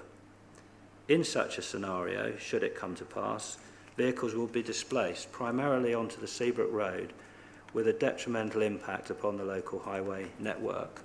So you will, pausing there, you will hear you've heard in writing, written evidence, and you'll hear oral evidence from local people who've lived in Seabrook for 30 plus years who've got it would seem a very good understanding of the immediate network. Safe Princess Parade's case is that this risk of vehicle displacement is a further disadvantage or loss which would flow directly from the order and is to be weighed in the merits balance against making the order. The Secretary of State's discretion. Because there are unresolved objections made by Safe Princess Parade together with many others, the Secretary of State has decided to hold a local public inquiry to be conducted by his appointed Inspector User, Mr. Owen Woodward's MRTPI, to report and recommend whether or not the Secretary of State should make the order or a variant of it. The material parts of Section 247 of the Town and Country Planning Act, highways affected by development, orders by the Secretary of State provides. Little 1, the Secretary of State may, though it's a discretion, by order authorise the stopping up or diversion of any highway if he is satisfied that it is necessary to do so in order to enable the development to be carried out in accordance with planning permission granted under Part 3 of the Town and Country Planning Act 1990. So, Safe Princess Parade's case is that the decision-making framework is accurately encapsulated in Stephen Sylvain QC's Highways Law Book 5th edition and the 2013 Sweden Maxwell publishers as follows. The essential precondition to the making of an order under Section 247 is a conflict or potential conflict between a planning permission and the continued existence along its present line of a public right-of-way, vehicular in the present case, and as has been indicated by my learned friend, Safe Princess Parade accept that the necessity test is satisfied in this case. The process leading to the confirmation or non-confirmation of the order is the means of balancing the respective public interests which are in conflict. The first precondition for the exercise of the power under Section 247, the existence of the Planning Commission. The second precondition is that the extinguishment or diversion should be necessary to enable the development to be carried out, and that introduces the necessity test. Safe Princess Parade contend that the scope of this exercise of statutory discretion is again accurately encapsulated by Stephen Sylvain. It does not, however, matter that the Section 247 does not set out any further criteria, open brackets, nor even an overall test of expediency. It is clearly a discretionary power which entitles the Secretary of State to balance the overall public interest in interfering with a public right-of-way. In considering what factors have to be balanced against each other to come to a decision on the public interest, it is important to distinguish between the matters relevant to the application for planning permission that has brought about the need for the diversion of the highway and the factors which will be relevant to the extinguishment or diversion of the highway. So in the Vassiliou case, which my learned friend has introduced again and read an excerpt from, the Court of Appeal addressed the relationship between the planning and highways issues that need to be balanced when considering and determining a Section 247 application. In that case, the decision of the inspector was quashed, and the Court of Appeal, holding that the Secretary of State was both entitled to and should have taken into account the adverse effects his order would have had. In that particular case, it was an issue concerning trade of an owner of a business being carried out on land adjoining the highway. That particular issue, of course, doesn't arise in our case, but the principle is clearly established in terms of the material matters that have to be taken into account as a matter of law when exercising the discretion. In his judgment in the Vassiliou case, Lord Justice Nichols, as he then was, emphasised, first of all, the difference in the functions of determining an application for planning permission, which of course is for the local planning authority or the Secretary of State on appeal or call-in, and that, as we know, has already been determined, with that of deciding whether or not to authorise a proposed stopping up and diversion of the highway. Where an overlap exists between the matters considered at the planning stage and in the application for a stopping up or diversion order, the perspectives of the determining bodies are different, and therefore different conclusions could be reached on the question of the public interest. And the third point, so there is inherently an inevitable element of overlap in the two decisions and in the considerations that had to be taken into account, albeit from different perspectives. In other words, that of the planning application perspective and that of the highway proposed stopping up and diversion perspective.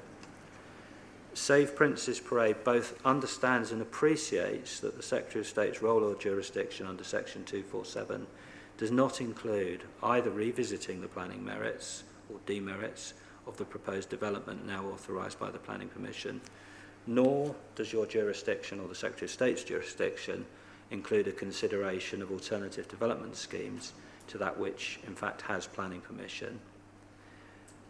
Additionally, Save Prince's Parade appreciates that the construction and engineering of the proposed local distributor road is controlled by the planning permission and or other statutory processes, building regulations or other matters, scheduled monument consent or whatever it might be.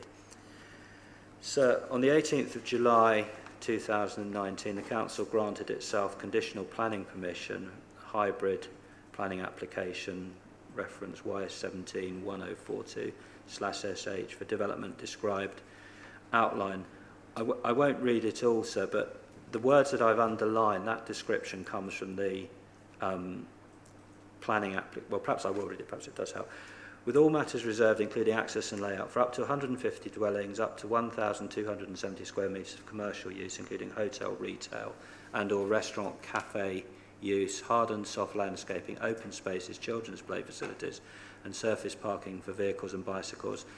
And so this part is underlined. Alterations to existing vehicle and pedestrian access and highway layout around the site levelling, groundworks, and all necessary and supporting infrastructure. It is accepted by Save Prince's Parade that it's alterations to existing vehicle and pedestrian access and highway layout around the site. It's that element that is relevant to your jurisdiction. And the full and detailed consent is for the leisure centre, including associated parking, open spaces, and children's play facilities. It is the words underlined which is and has to be the focus of this public local inquiry. It is, of course, the role of the Secretary of State's Inspector USO to form your own view on the cogency, credibility and persuasiveness of the written and oral evidence that's to be given to you at this local inquiry. So, The legal consequences of the making of the order appears to be the immediate extinguishment of the public vehicular right-of-way and diversion of that right along a realigned route over the new road from the time the order takes effect. It's a legal effect order within the meaning of Wildlife and Countryside Act 1981. The draft order appears to contemplate prohibiting the stopping up of the proposed diverted section of Prince's Parade until, open inverted commas, provision by the council, Kent County Council, of a new highway, close quotes. As it is the order which, if made, extinguishes the public rights of way along that part of Prince's Parade, any works to block up the right of way from being exercised could, say Prince's Parade contend, occur immediately upon the making of the order as a matter of law.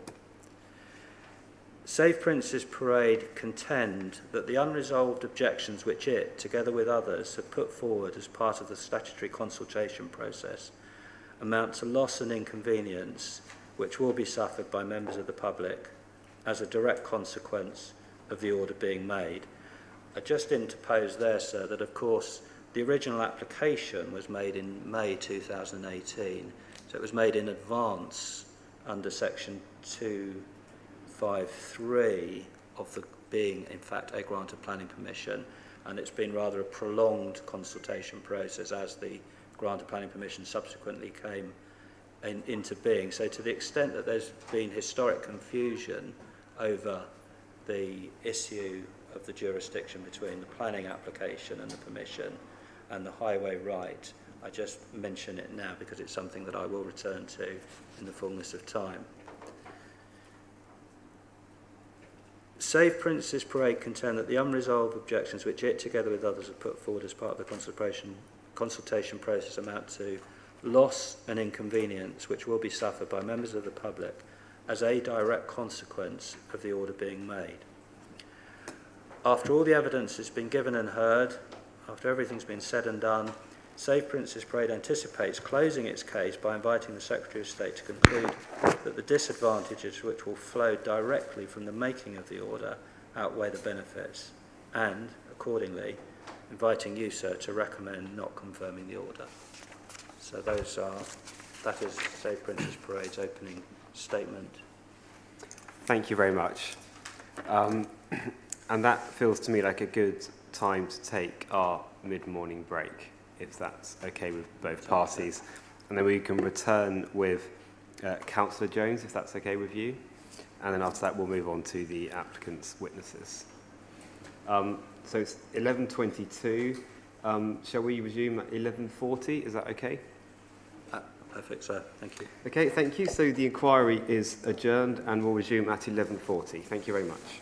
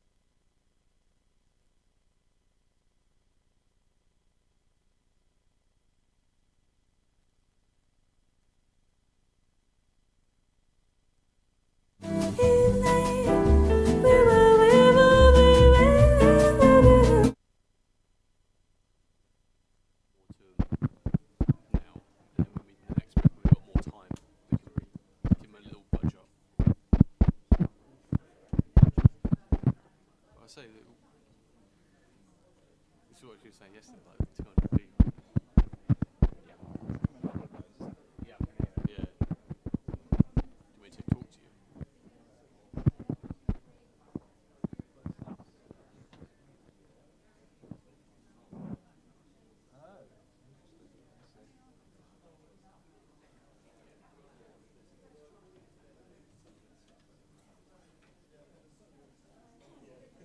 I like how we've basically got a giant light box as well.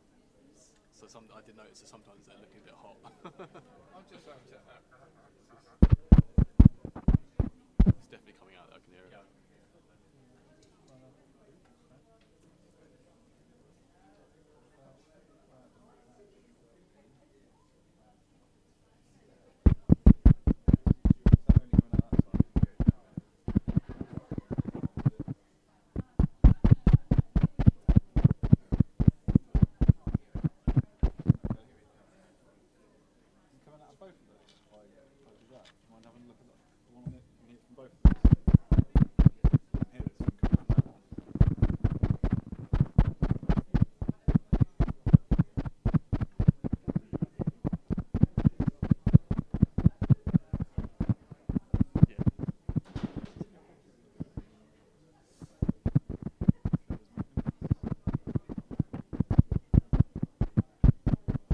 It's definitely come from now. I can hear that. Try and make it loud as I can.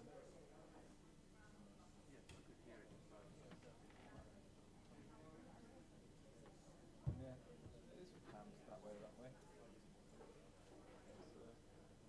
just try and boost it for them as much as I can.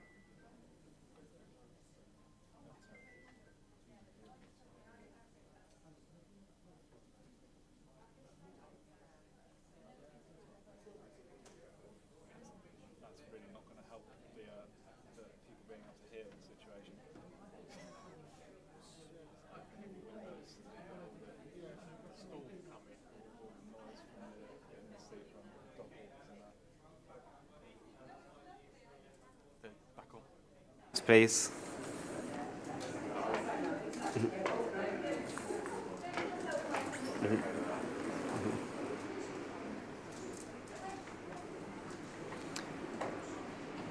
Okay, thank you. The time is 11:40 and the inquiry is resumed. So if I'm looking at the agenda, and I think now is the appropriate time to hear from Councillor Jones. So if I could ask you to come up, please. Thank you. I don't mind. Is that laptop for somebody? Okay, this side's fine.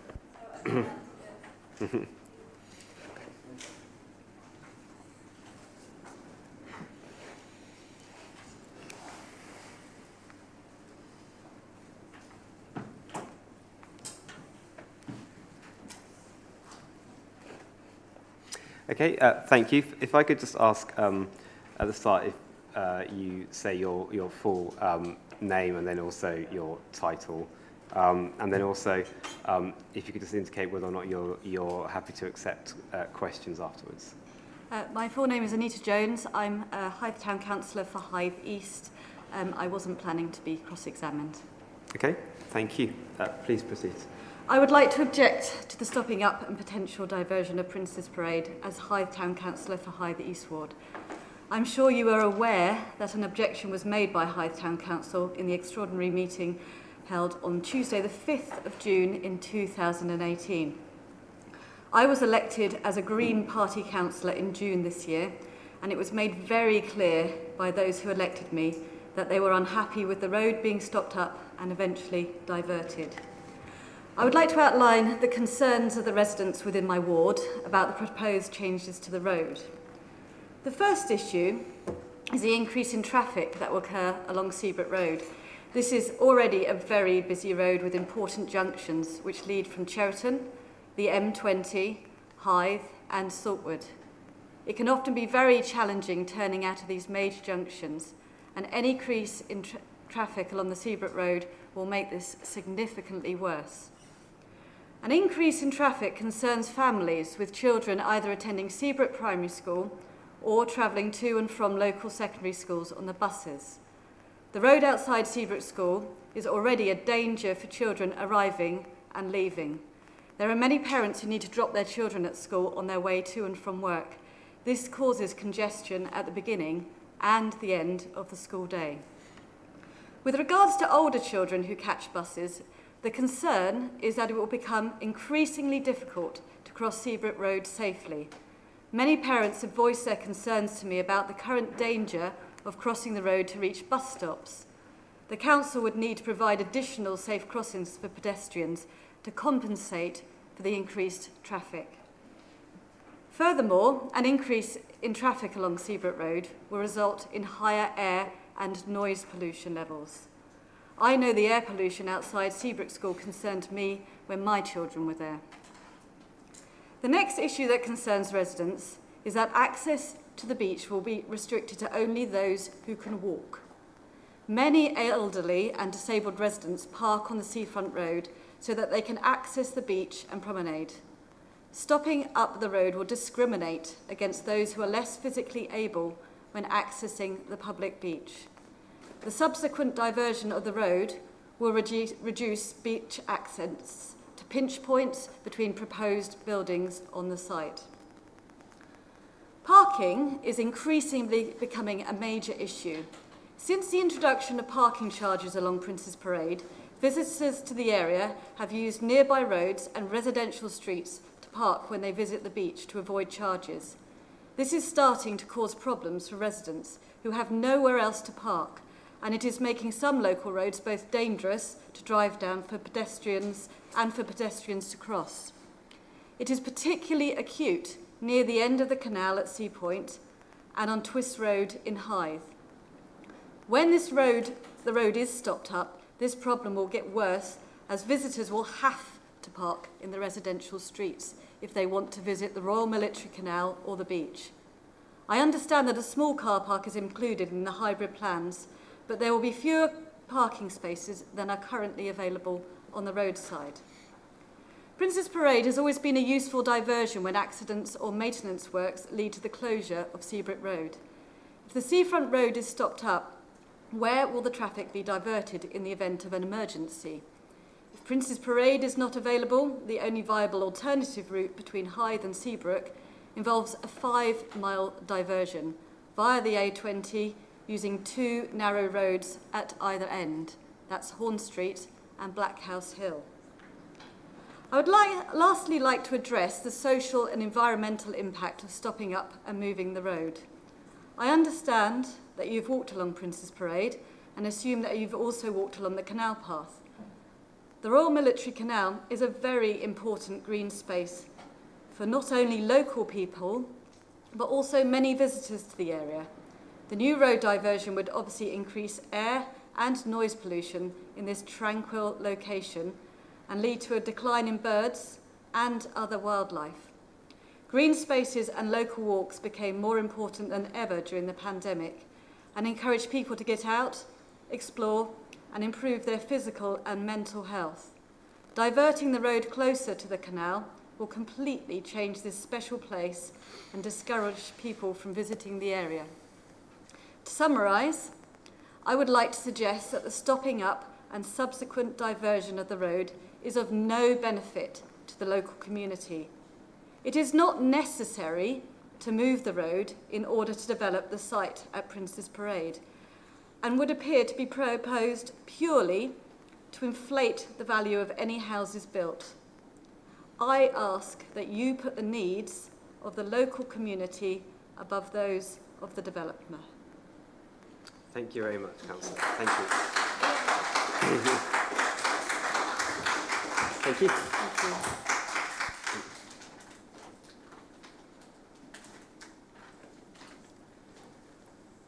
Okay, next on the agenda is the first witness for the applicant, who I have down as Mr. Mark Fitch on Highways and Transport. So that's right. I'll ask him to come up to the witness table now, if I may. We have for Mr. Fitch a proof of evidence with a couple of appendices incorporated within it.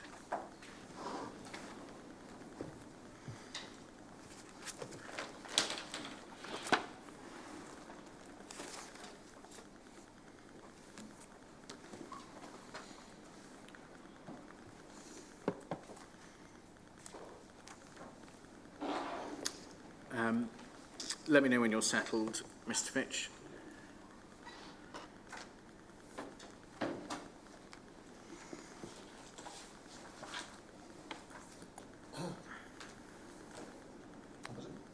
Thank you. So, your name is Mark Fitch. You're a technical director in the Transport Planning Division of SWECO, a multidisciplinary consultancy. You're a member of the Chartered Institute of Highways and Transportation. Is that right?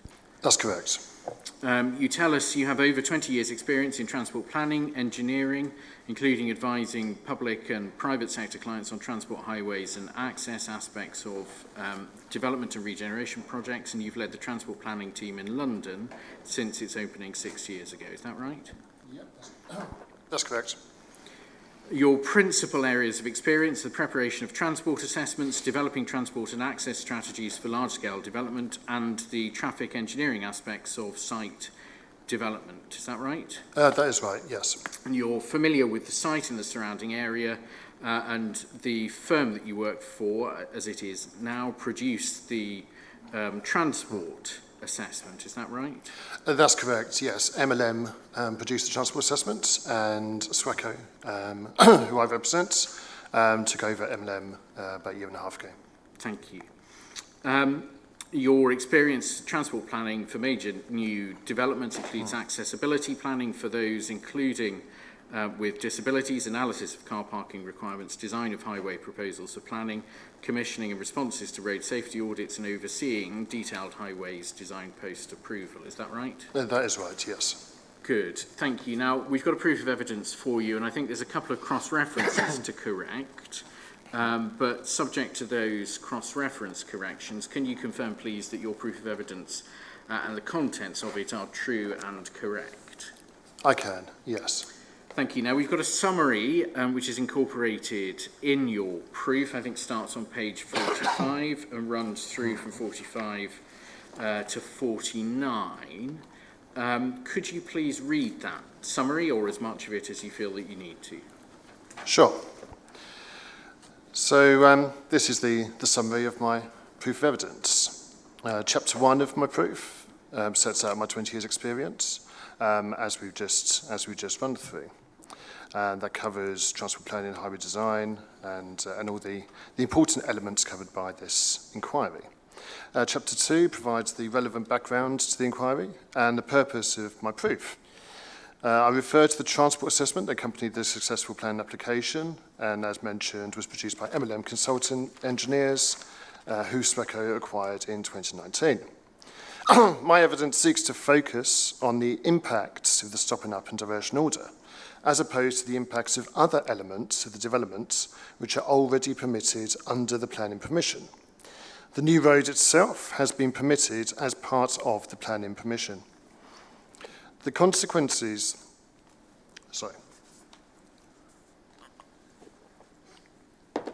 the consequences of the Section 247 stopping up and diversion order are the use of this new road for existing traffic on Prince's Parade, due to the diversion of the highways rights over the new road, and the removal of highways rights on Prince's Parade, as shown in the Section 247 order plan.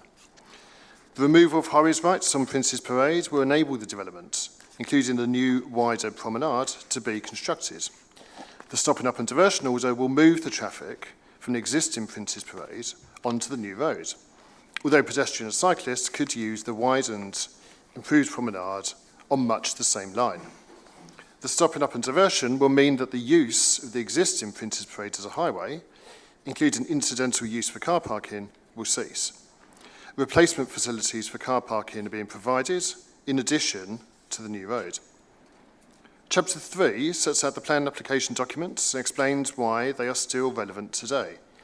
All planned committed developments were considered in the transport assessment, and then further information is provided in the technical notes, which is CD 27, and a future year of 2023, which obviously has not yet been, was assessed. Chapter 4 provides a description of the local highway network, including footways and cycling facilities.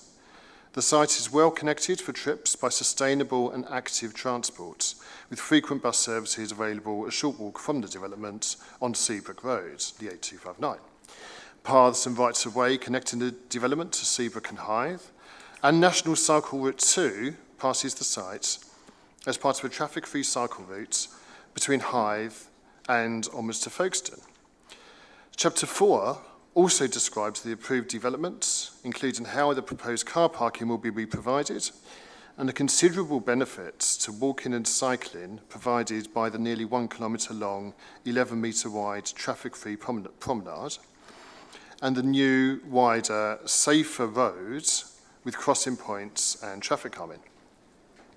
In Chapter 5, I aim to identify for the inspector what the impacts of the stopping up and diversion order are.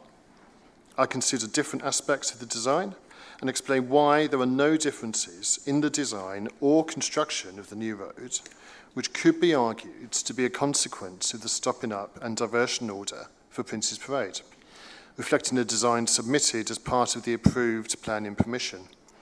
I am confident that there is no argument that the new road is physically any different as a result of the proposed stopping up and diversion.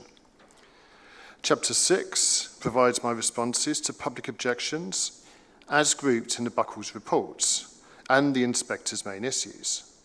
The impact of the stopping up and diversion order on car parking will overall be positive for visitors to the beachfront and the RMC, the Royal Military Canal.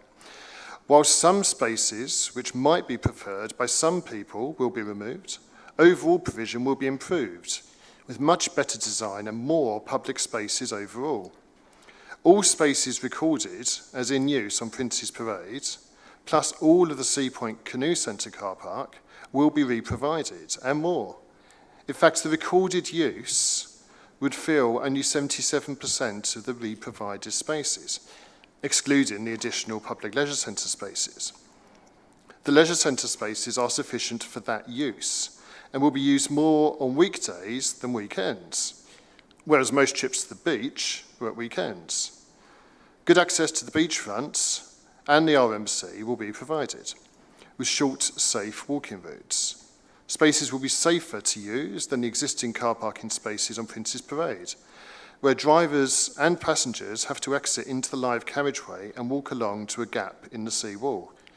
The seawall will be repositioned at the back of the new 11-metre wide promenade, removing this obstacle in the future. In relation to highway amenity loss, whilst there might be a loss of enjoyment for some users from driving on the seafront road when it is diverted as a direct consequence of the order, this loss would not be a significant issue when judged in context. I also consider accessibility and concerns that the closure and diversion of Prince's Parade will reduce accessibility to the seafront, especially for people with disabilities and other specific needs. With the re-provided better quality car parking, designed to modern standards, the parking facilities will be appropriate to an inclusive society as a direct result of the stopping up and diversion order. In addition, the wider promenade that the stopping up and diversion order allows will provide many more facilities to rest and enjoy the seafront, and rest before moving on further than perhaps some people can do today. The wider promenade will be safer, creating a greater space between cyclists and pedestrians, improving comfort for all users and giving those with mobility issues more confidence. Of equal importance, pedestrians will no longer spend time within or crossing the live carriageway of Prince's Parade. Lastly, in this section, I consider traffic impacts and conclude that there will be no adverse traffic impact on the local highway network, including the A259, as a result of the stopping up and diversion order. Traffic will not divert as a result of the position of the new road, and the maximum 20-second extra journey time it will entail. The approved new road has been designed to more than adequately cope with the traffic that will result from the stopping up and diversion order and the total flow, including the development. In Chapter 7, I review other topics raised by the Save Prince's Parade campaign group and other objectors. I consider car park locations and access improvements and how not only the volume but the location and design of the public car parking will be an improvement over the existing situation. Regarding highway safety concerns, I report how the existing Prince's Parade has a fairly poor safety record, with a pattern of accidents evident involving pedestrians and parked cars. In contrast to the existing Prince's Parade, the new road will be wider, with space to step out of a car due to wider parking spaces, and parking provided off of the carriageway. Traffic speeds will also be lower, with dedicated crossing points provided.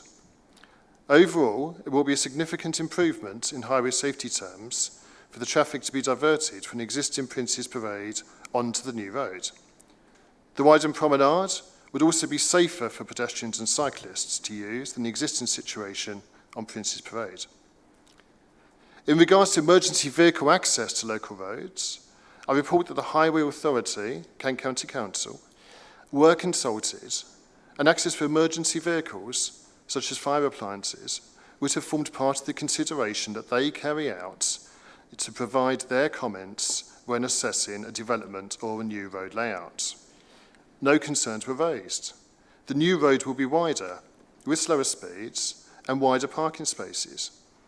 So the chances of an incident on the new road that would need attendance by the emergency services or that might block the carriageway and impair access to Hythe would be lower. In addition, access to the RMC for emergency vehicles would be improved over the existing situation. Access to the seafront would be retained throughout. And again, without the splashwall to navigate on the section of Prince's Parade that would be stopped up, access by emergency vehicles to the promenade and seafront should in fact be improved. There will be no effect on emergency vehicle access to roads in the local area because the stopping up and diversion order will not adversely affect traffic flows or parking in the local area when compared to the current position. Save Prince's Parade campaign group suggests that Prince's Parade should become a shared pedestrian vehicle surface, which I consider but deem wholly inappropriate for a road of the character and use of Prince's Parade. Regarding highway drainage, I explain how runoff from the new road will be discharged through an oil separator and a series of catch pits and attenuation to a piped outfall to the sea, which will mitigate the risk of pollutants entering the water environment. I understand that this strategy and the wider drainage strategy are the Environment Agency's preferred approach rather than draining towards the RMC. In regards to access and the contention that Prince's Parade would be taken into the proposed development and will become a private space for residents and users of the leisure facilities, I explain the ability to access and pass along the widened promenade would be the same as for the current promenade. The main difference compared to the existing Prince's Parade will be that the widened promenade on the stopped-up road would be maintained by Folkestone and Hythe District Council rather than by Kent County Council. I explained that no retaining structure is required for the new road along the RMC. The road will be on a flat area of land at the top of the embankment, and cut and fill analysis to date, which is the extent to which existing land levels need to change, indicates that minimal level changes are needed. At no point during preliminary or detailed design has a retaining structure along the length of the new road been considered. I also consider convenience in this section of my proof and explain how any change in convenience relating to the driving route from A to B is negligible, with a maximum 20-second difference in journey time or 3 seconds if you do not consider the change in speed limits from 40 to 30 miles an hour. That change could be brought in regardless of the stopping up and diversion order. Counter to this are the benefits, where access and enjoyment by walker and cycle will improve significantly as a benefit of a traffic-free, widened, landscaped promenade with seating and the coach parking provided. Lastly in this chapter, I consider and respond to the Save the Prince's Parade statement of case. In Chapter 8, I set out the benefits of the realigned Prince's Parade. In terms of the stopping up and diversion order, The benefits can be summarised as including the following.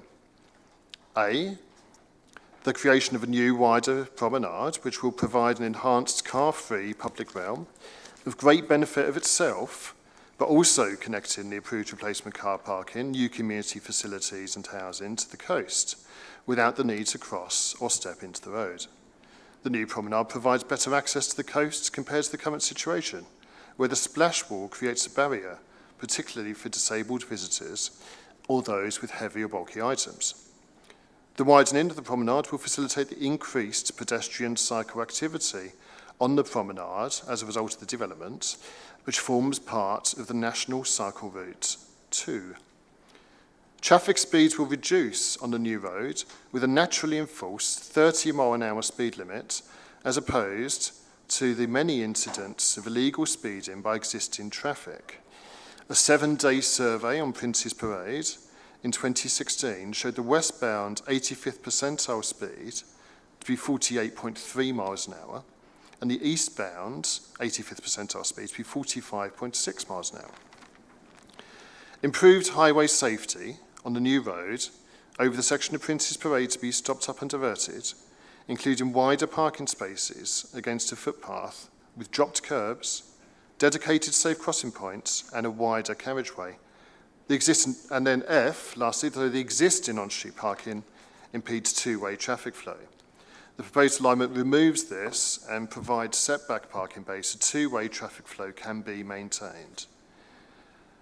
I then go on to the benefits of the planning permission, which provide the context within which the claimed adverse impacts of the stopping up and diversion order need to be considered. And these include A, the scheme granted planning permission includes a raft of public realm improvements beyond creation of a 11-metre wide car-free promenade, including significant areas of new public open space amounting to 3.85 hectares, with seating throughout, new footpaths and crossing points linking the Royal Military Canal and the seafront. The conditions on the planning permission require the reserved matters to comply with Section 5 of the Planning, Design and Access Statement and the parameter plans, including the Access and Circulation Plan, delivering a highly accessible development which is connected to the widened promenade and a new road on which the highway will be diverted. Point C is that better facilities for those with impaired mobility, including 18 dedicated, publicly accessible, disabled spaces instead of the 6 currently, plus 43 on-street spaces which are wider than standard, so are also safe to use for those with mobility issues. These car parking spaces are designed to best practice guidance, with footways and dropped curbs. D is that facilities to promote cycling and walking, including 34 new cycle parking spaces within the public realm of the site, will be provided. E is that a dedicated coach parking space on the new road, which could also be used by visitors to the beachfront, Sea Point Canoe Centre and the Royal Military Canal, is to be provided. And F is a re-provision of all car parking that was identified and agreed with the local highway authority, Kent County Council, as required. Indeed, there will be an increase in total public car parking of 78 spaces from 389 to 467, albeit I accept that that increase includes the needs of the approved leisure centre. The main, albeit very limited, disadvantage of the stopping up and diversion order is the loss of some parking spaces in the locations some people may prefer to park in. However, as set out in my proof, there is no overall inconvenience or reduction in access as a result of the stopping up and diversion order, as all car parking recorded as used and therefore required in the future is to be re-provided, but at a higher standard, which will be safer for all users. There are safety issues with the existing car parking layout at Prince's Parade, so improving this situation is a clear benefit.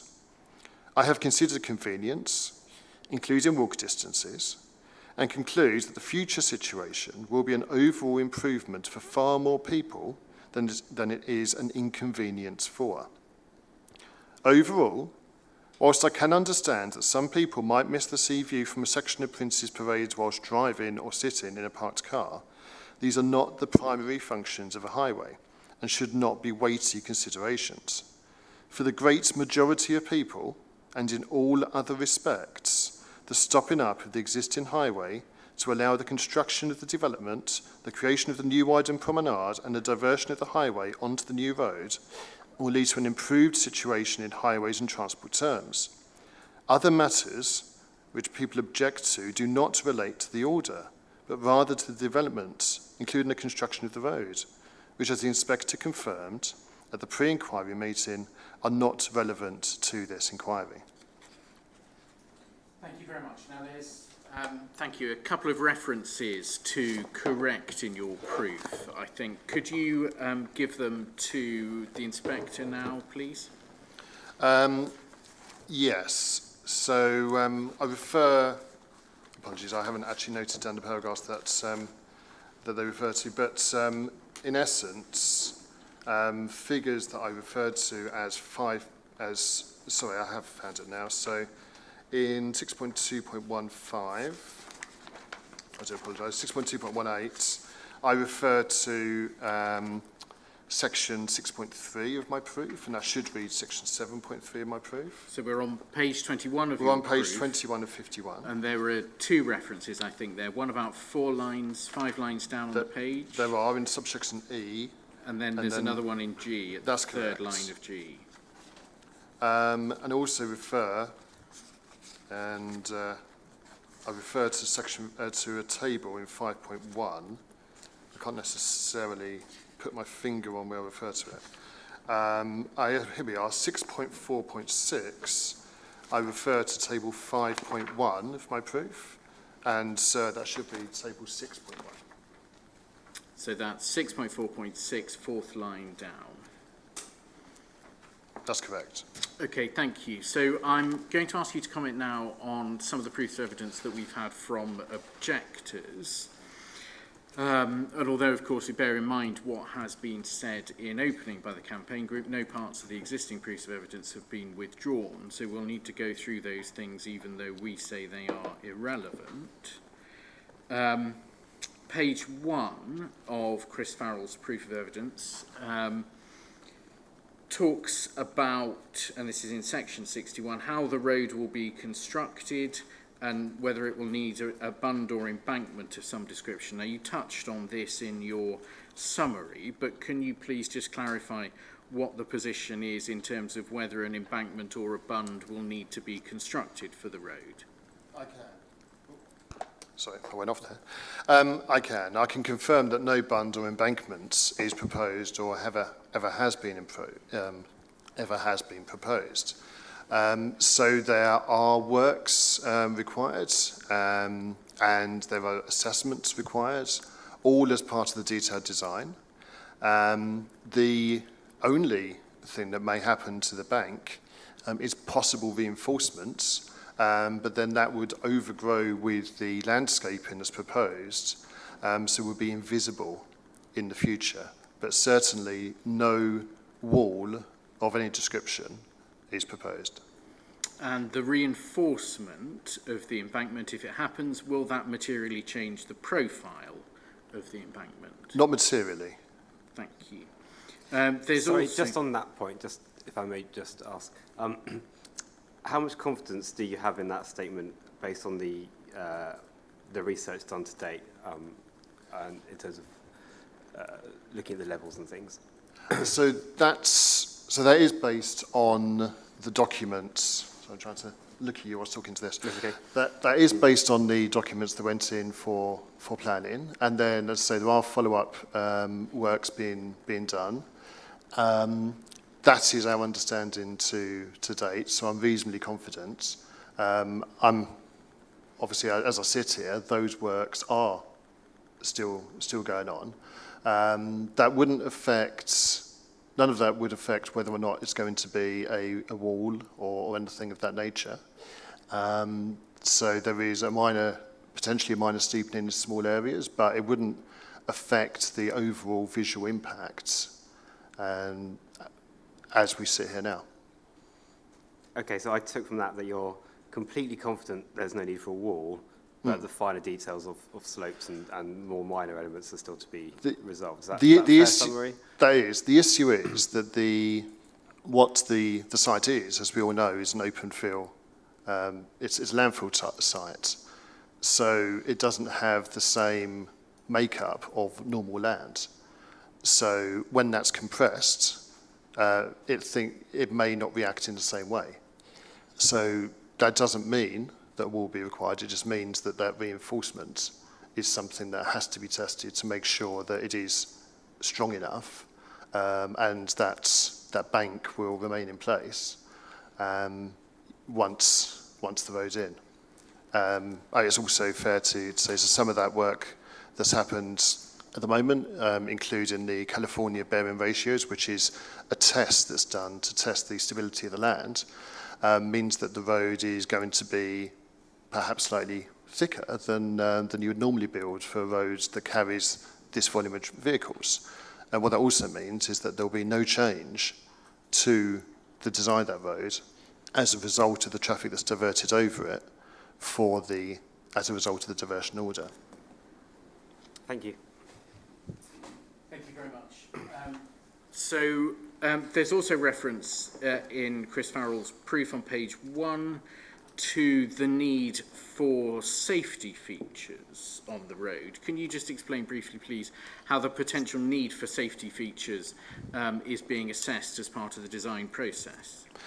Absolutely. So there is a planning, it came up originally in the road safety audit, which is included as an annex to the supplementary information provided in the ES. That safety audit identified a need to undertake an RRRAP, which is a road risk restraint appraisal process. And that process, which is ongoing, will identify any measures that are required, i.e. a barrier. That related to the corner in the eastern side of the site, where traffic travelling predominantly westbound would then be turning left, but before they turn, they would be facing the canal. So the suggestion by the auditor was that it should be assessed as to whether vehicles may run off at that point. The solution to that would be a barrier around that corner. As noted by Kent County Council in the pre-application discussions, even if such a barrier was built, then it would be landscaped so that you wouldn't see that necessarily from the Royal Military Canal. I mean, it should be noted there is significant landscaping proposed in the eastern side of the development, so neither would you see the vehicles or that any restraint measure, any barrier that might be required. Thank you. Thank you very much. And there's then, I think, reference page 3 of Chris Farrell's proof to pollution risk, surface water runoff, etc. This is, I think, covered in your proof pretty well, but is there anything you want to add just to address the point that's made by Chris Farrell about the risk of pollution to the Royal Military Canal? No, I will add a couple of things. So the road itself will drain, as it does at the moment, towards the sea. However, at the moment, there's no interceptors and no way of capturing any pollution. So if there was pollution on Prince's Parade, it would flow straight out to sea. Contrary, the new roads, there will be oil interceptors, there will be bypass interceptors so that the 10%, the first flush, as I say, the first 10% of rainfall would wash through an interceptor, so any oil or any other pollutants would be captured. And then those interceptors are maintained and pumped out. So they are safely contained on site and would not then end up in the RMC or in the sea.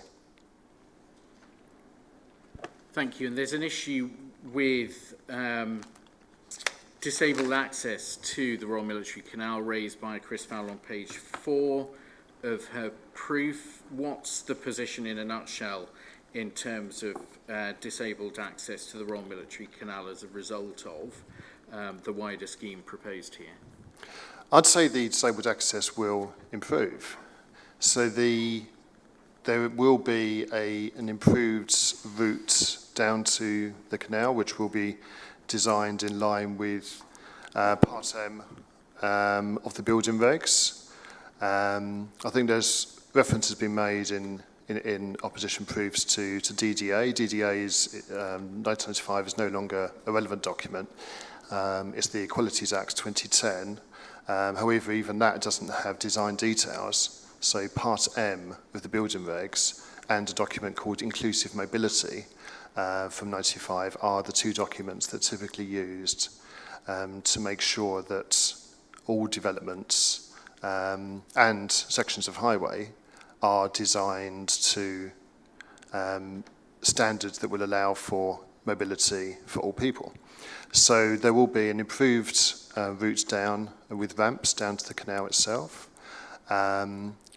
There's an improved route going across. So obviously there's the grass routes currently. So there's improved routes going across the site. All routes will be in compliance with the standards I just mentioned. And there are the parking spaces on streets, which are wider, at 2.7 metres wide, which are to the standards suggested in Part M and Inclusive Mobility, as opposed to 2 metres, which is the standard width of a parking space. And those spaces will be closer to the OMC and to a greater extent of it than parking is currently provided. Thank you. Now we've got a proof from Mr. Wickenden, and I'm going to ask you to comment on some aspects of that.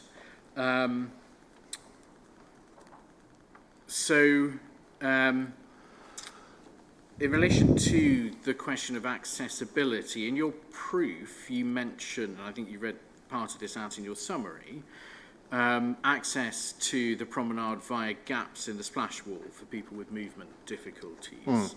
How far apart roughly are those gaps in the splash wall on the existing Princess Parade? So the gaps in the splash wall I've measured to be between 180 and 300 metres.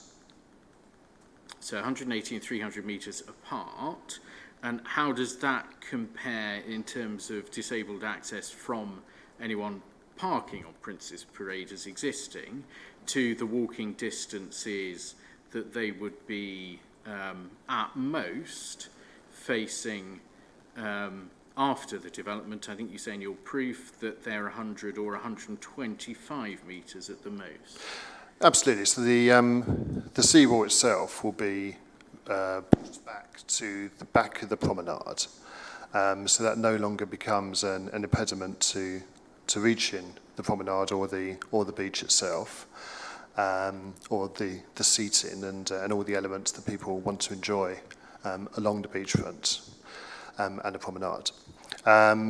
So obviously at the moment, if you've got 180 metre spacing in the best case, that's a 90 metre walk before you get to the promenade at a worst case, but obviously if you're further away, it could be much further. In contrary, all the spaces within the site, including those provided on the new road, will be a maximum of 125 metre walk to the site. The absolute majority are within 100 metres, and those replacement spaces, 67 of them, to the western end of the site, obviously right on Princess Parade. So there's either a betterment or no worse than the current situation. The major betterment comes with the quality of the spaces. So those perpendicular spaces with the sea wall mean that you cannot get out the vehicle on the seawall side. so that's either the driver or the passenger or both, have to climb out into the carriageway. And the carriageway itself is 5.5 metres wide, which is very narrow for a road of this description, particularly when vehicles are driving at 47, 48 miles an hour, as recorded in the surveys. So vehicles either have to slow down. Unfortunately, the accident record shows that some vehicles don't slow down. And given a choice of hitting an oncoming car or a parked car, then several parked cars have been hit. There's been 2 cases in the last 5 years where 2 pedestrians, so 2 separate incidents where 2 pedestrians were hit. And it's incorrect to say that the current situation is a good and safe one. Thank you. There's a comment in there in relation to higher cycling speeds. This is on page 2 on the promenade.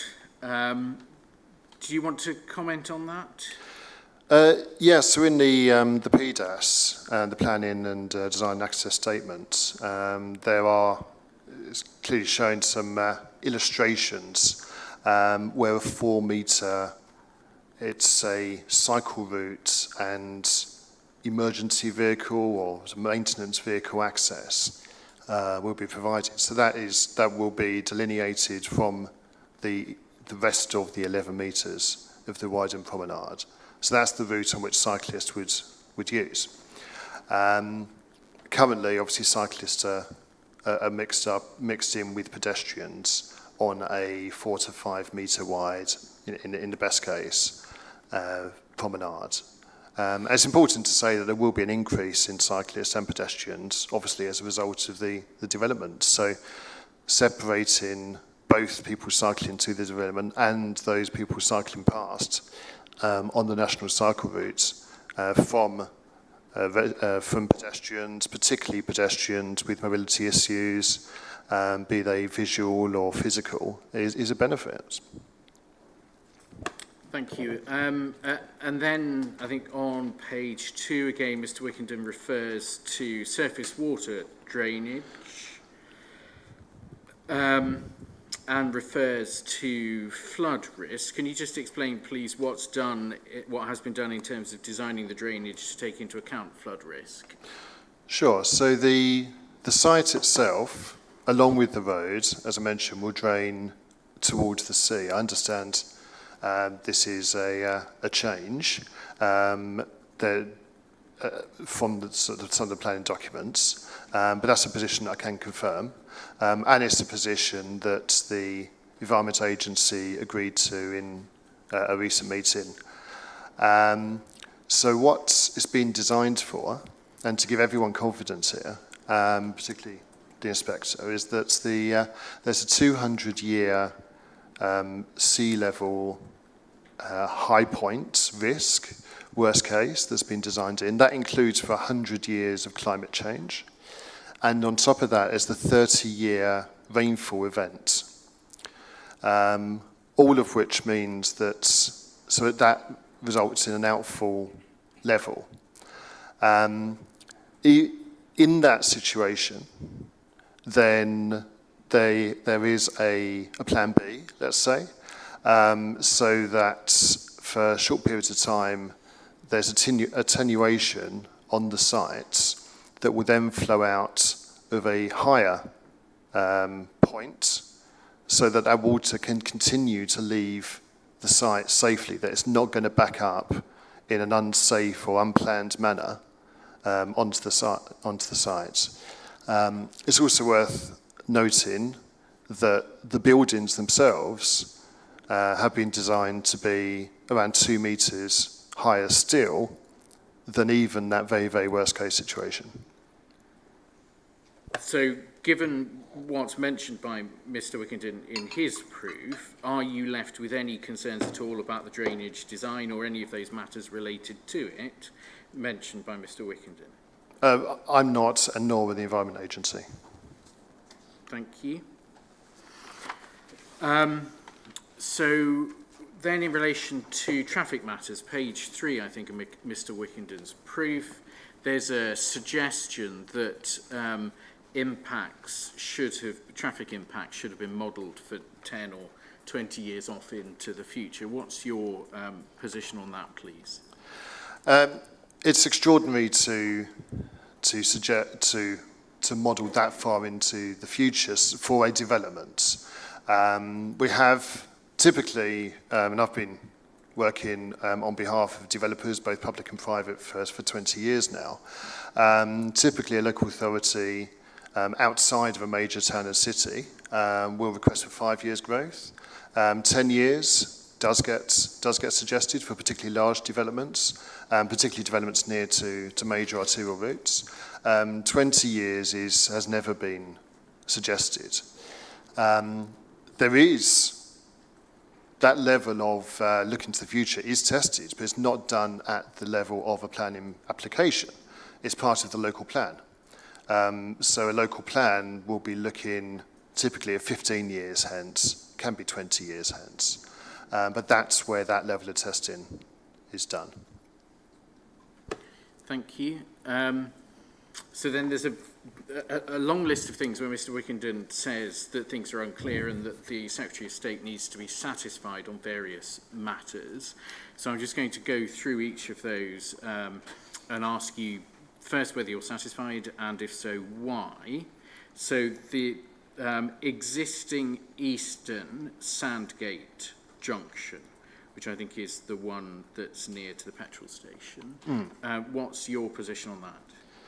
So I guess there's two things to pick up. At the plan application stage, then the traffic generated by the development itself was obviously tested. And no issues were found at that junction. Kent County Council, as the highway authority, were satisfied, and obviously they have a duty to test and to question, and they were satisfied with all the highway modelling that was undertaken, and that there would be no issue at that junction. I mean, it's important to add that this is a stopping up and diversion inquiry, so that traffic isn't actually a subject for this inquiry in my view. Thank you very much. So he says it's unclear if any traffic signals are planned here. Can you help him on that? There's no traffic signals planned for that junction. There's no need to. Okay. He says that he is unclear in relation to how journey times have been assessed, and you mentioned, I think, the 20-second figure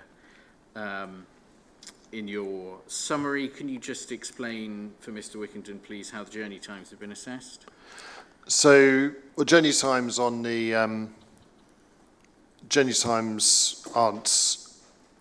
necessarily going to change. It wasn't an issue that came up from Kent County Council. What we've done since that, and I mentioned in my proof, we did a little test on journey times to respond to some comments that people are going to divert away from using Prince's Parade and the new road. So that piece of analysis shows that there's a 39-metre long additional journey length, which travelling at the same speed as currently would take 3 seconds to cover at 40 miles an hour, including the 30-mile-an-hour reduction, which is proposed and is the right thing to put in on this road. Then that will become a 20-second, so an extra 17-second delay. So just to be clear, that includes the impact of the traffic calming in order to get to the 30-mile-an-hour speed. Is that right? Yeah, the traffic calming is there to naturally ensure that people do drive at 30 miles an hour, not at 40. So you don't want to have to put in speed cameras or anything retrospective. You design the road from the outset to be the speed that you want vehicles to drive at. Yeah, thank you. Mr. Wickenden says it's unclear what form of traffic calming is proposed on the new road. Can you just summarise that for him? Absolutely. I mean, it's clear it's important to say that the design of the road is a pre-construction condition. So those designs, which my colleagues at SWECO are putting together, are still a work in progress. I can confirm that obviously what's on the planning drawings and what's shown in the core documents. There's 3 general arrangement drawings in the core documents. So there's a series of raised tables, which are at the points where pedestrians will cross the road. There are the corners themselves, which are at around about 45 degrees. They're not sharp right-handers. They're designed to allow cars to drive along them at 30 miles an hour. The visibility displays, forward visibility displays, have been designed around at 30 miles an hour. Ensuring that they're not greater than that is important. If you provide visibility displays that are enormous, then people do drive quite quickly, which is the issue at Prince's Parade currently. There were a couple of chicanes that were shown as part of the approved drawings. Those are being reviewed. It came up in the safety audits, and one of the objectors quite rightly raised a comment about them, which is fine. It's part of the ongoing design. Those will probably be replaced with more raised tables, but that's something that we're working on and working with Kent County Council to design. Thank you very much. Mr. Wickenden says it's unclear how cyclists are routed in the new arrangement. Can you just explain that? Sure. I mean, all cyclists, both those going to the development and those going past the site, will use the new wider promenade. They will continue to be fed along from the retained sections of promenade onto the segregated 4-metre wide route through the widened promenade, and then to feed back onto the shed surface sections where they are retained as they are. So there's no expectation the cyclists will be using the new road, except potentially to cross it if they were to go towards the A259 Seabrook Road. Thank you. Then there's a query in relation to the speed limit for the new road. Is unclear on the design speed and asks if the existing 40 mile an hour is going to be maintained. What's the position on speed, please? No, I can confirm that the 30 mile an hour speed limit will be installed, will be designed in, as I just mentioned, on the new road. Thank you. And then he's unclear about the position on visibility display design status. Can you just help him on that? Absolutely. So in the annex to the environmental statement, I think it's Annex 8, visibility displays were requested by Kent County Council and were provided to ensure that safe, appropriate visibility displays are provided from the access points on the new development. Thank you. He also says he's unclear whether design departures need to be sought and agreed with Kent County Council. What's the position on that? Kent County Council have never raised any design departures. Thank you. And he asks a question about safety audit, but I think you've probably covered that sufficiently already. So there were a few things just to pick up in relation to points, I think, made in opening by the campaign group. So paragraph 10 of the opening included a suggestion that the leisure centre, the dwellings, the hotel, cafe, retail will need to use the parking spaces that are being provided, as it were, as the public parking spaces. Can you just explain, please, what the position is about those uses having to use any of the public parking that we're talking about as replacement parking? Absolutely. So there'll be some 350 public, entirely public spaces, from and including Battery Point to Twistfort. And on top of that, there's 108 spaces for the leisure centre, which are entirely separate. And on top of that, there will be spaces which will come in as part of reserved matters applications for the hotel, restaurants, and of course the residential. So all of those uses will have their own parking, which is designed to Kent County Council standards and volumes. So will be separate from any public parking. Thank you.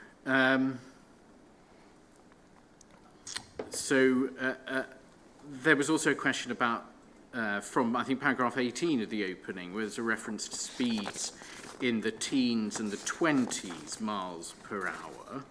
I think you've told us that you've calculated the time based on 30 miles an hour. What's your expectation of the actual speeds that are likely to be experienced on the new road? Sure. No, as mentioned, the road has been designed as and is being continued to be designed as a local distributor road. Complies with Kent standards. It's designed as a 30-mile-an-hour road. Those corners, which are around about 45 degrees, are not so severe as to require anyone to go around them at less than the 30 miles an hour. So that's 30 miles an hour is the expectation and the limit.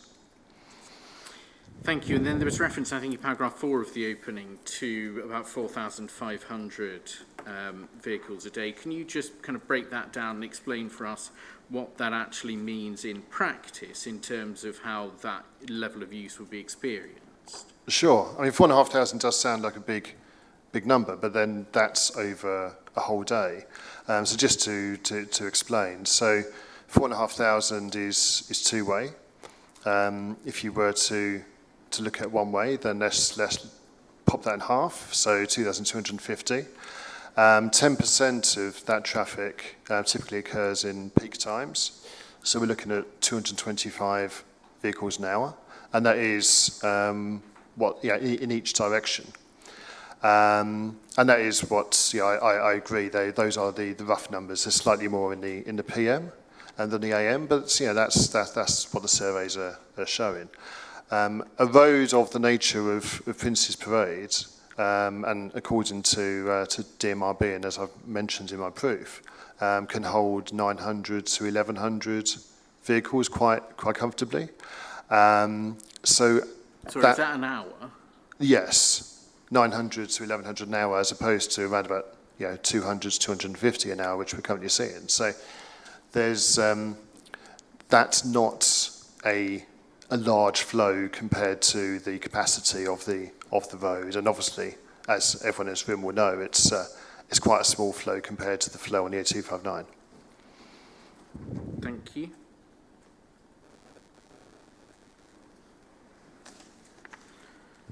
So, carrying on then, dealing with some of the issues that have been raised by objectors, there's a statement from Councillor Jim Martin, and he refers, I think he produced a sketch which was originally appended to the first version of the campaign group statement of case and then removed, which relates, I think, to his comment of being able to see the underside of vehicles. The sketch appears to show a retaining wall and then 2 HGVs on the road. Do you recall that sketch? I do recall that sketch. And what's your comment, please, on that? The sketch is deliberately alarmist, and there is a bank, as we've discussed earlier, and that's shown quite clearly on in the PDAS documents, in the plan application documents. I think Councillor Martin showed a very flat path, which we all recognise isn't the case now and won't be in the future, and then a nearly vertical bank with 2 HGVs driving along. It's worth noting that there are hardly any HGVs on Prince's Parade because HGVs are banned from Prince's Parade apart from for access. Any vehicle over 6'6" wide, which is HGVs, are banned except for access. Those that do use it for access were recorded as making up 0.01 to 0.02% of all traffic. It's a tiny figure. And we also discussed that there's landscaping proposals, again, clearly set out in the PDAS, the approved documents, with heavy planting, so you wouldn't be able to see most vehicles, let alone the underside of them. And in terms of the HGV ban, how is that going to relate to the new road? Well, naturally, there are the sections outside of the development are untouched by the development itself, so there's no proposals to remove that ban. So if there's a ban on either end of the road, then obviously that would in effect be in place for the new road as well. Thank you. Councillor Martin refers to the design review report. How has the design changed in highway terms since the time of that report in November 2016? I mean, design review report was part of the pre-application discussions, and I understand that some changes were made to the scheme as a result of that.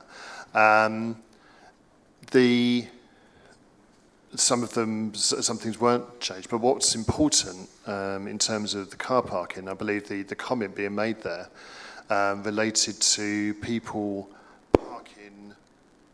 Does it keep cutting out? I think it's okay, but I think Okay. it does occasionally cut out. Yeah. The comment related to car parking, that people would try to park in residential areas by nature of the design. So since then, that design has been changed.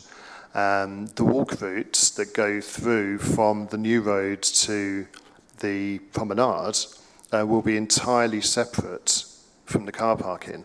So they will be traffic-free routes with buildings either side, green routes with, as I said earlier, seating and there's play equipment on one of the routes. So it's the parking is, the public parking is entirely separate from, as I said earlier, the residential parking, even the leisure centre parking, although obviously that is likely to be available as well. So people won't be walking through car parks. That residential parking will be controlled. I mean, it's easy and natural to stop people from parking in areas which are designed for residents. Thank you. And then on page 5 of the document, Councillor Martin says, I suspect there has been some manipulation of the base data in trip rates. What's your response to that, please? Trying to remain calm. It is offensive that someone would suggest that my practice would manipulate trip rates or any other data. It would be entirely futile to do so. Everything we do is verified by Kent County Council. They would chuck it out. There would be a risk of planning refusal. It would be an entirely pointless thing to do. So I shall stop there before I get upset. Thank you. You've told us, I think, you mentioned the chicane earlier, which is no longer shown on the highway drawings. Councillor Martin also refers to access into the canoe centre. What's the position with that, please? So that has been changed. The canoe centre car park is now part of the eastern car park for the leisure centre. So that parking's been added on top of. So it's 100% reprovision. The access point is now further along the road. So that issue, which Councillor Martin was right to point out, was picked up and has been changed and improved. Thank you. So we've then got a series of representations from Councillor Love. His main point, as I understand, is in relation to rerouting of traffic due to driver behaviour. You've told us already that you don't think that's right. But can you tell us what scale, roughly, of rerouting he has estimated? So I believe Councillor Love was suggesting 3 hours worth of traffic that may relate to 80 vehicles. Obviously, what we deal with is peak hour when we design a road. So 80 vehicles divided by 3 is around about 27 vehicles. 27 vehicles is not a significant flow of traffic. The daily variation in flow recorded over a week on Prince's Parade was 20 vehicles. So in some cases, it could result in 7 additional vehicles. It's just to give you some context there. I did some hand calculations in terms of the capacity for the left turn out onto Twist Road. I believe the point being made related to westbound traffic going from Folkestone to Hythe. So even if, well, obviously there's 2 routes out if you're going westbound. You can use Twist Road is right there. And even if all the vehicles use Twist Road, then the capacity of Twist Road for left turners is 600 vehicles if there's nothing coming on the A259. We all know that there probably would be. So that would be 400 vehicles an hour as a total capacity. The total number of vehicles currently undertaking that manoeuvre is around about 160. So adding 27 onto 160 takes you to 187 vehicles out of a total capacity of 400. And that, as we can quickly work out in our heads, is way within capacity. Thank you. So I think he has based his 80 vehicles over 3 hours on a suggestion of 2/3 of the traffic rerouting. What's your view on how credible that level of rerouting is? Well, it's obviously not scientific. We don't believe that any vehicles will reroute. I thought it was helpful just now to run through the impact of what Councillor Love's suggestion might be, what their impacts might be, which is minimal. But at no point have Kent County Council suggested that there will be any rerouting. At no point has rerouting been an issue. The road has been designed to be better than the existing road. So why would anyone wish to reroute, particularly when we consider the minimal changes in journey time that may occur, and the fact that at the moment some vehicles do have to stop if someone's pulling out of the roadside parking or trying to get out of their car on the roadside parking. At least we hope they would stop. So that in the worst case, in Prince's Parade, well, the situation is going to be better than the worst case, which is the current design. So just in response to one of the suggestions, has the new road been designed to discourage use of it? Absolutely not. The new road has been designed to be a local distributor road. That's Kent's words. They have a particular design standard for local distributor roads. The road doesn't actually have that status, but that's the requirement. It's fair to say that the existing road is not of that design standard by a long chalk, so no. Thank you. And then there's some comments from the Seabrook Primary School. Can you just help the Inspector, please, with how far roughly the new road is going to be from the rear boundary of the school? I mentioned this the other day, so it'll be roughly around about 60 metres. And obviously in between that road is the planting I've mentioned before, and planting on the northern side of the canal, and the canal itself. Thank you. So what effect do you think the use of the new road is going to have on the school? The new road won't have an effect on the school. I know there's comments made about three aspects: the air quality, noise, and parking. I say the road will not only be 60 metres away, but vehicles will be travelling slower. Road traffic above 20 miles an hour, or typically we talk about kilometres an hour when doing road traffic, road noise assessments, it increases exponentially. So a road of 40 miles an hour is much noisier than a road where vehicles are going at 30 miles an hour. And equally, obviously Princess Parade vehicles are actually going nearer 50 miles an hour.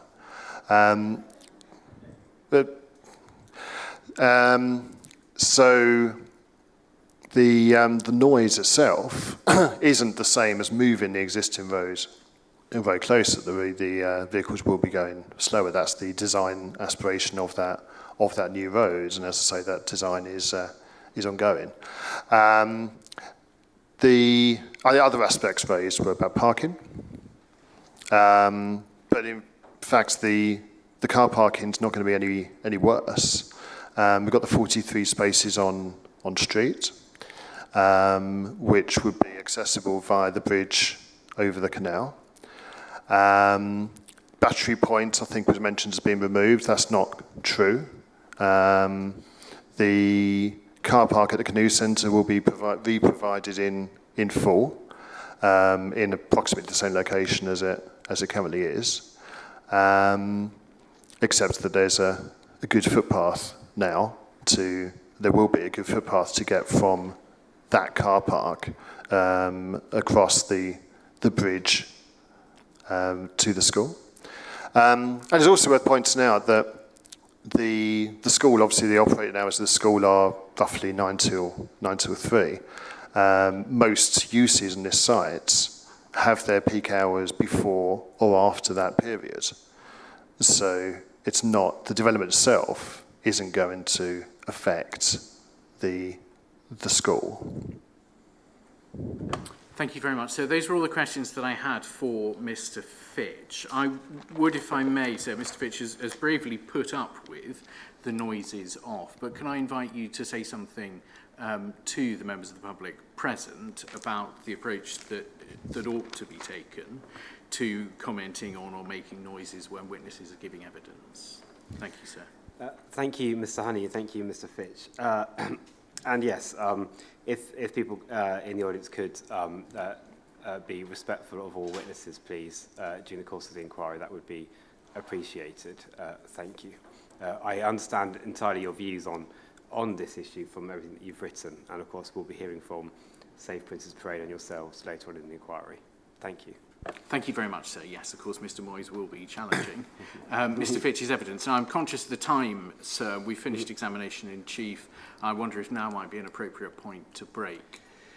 Yes, I was going to suggest that, although actually I do have a couple of questions myself before we break. We shouldn't take too long, and then we can do that.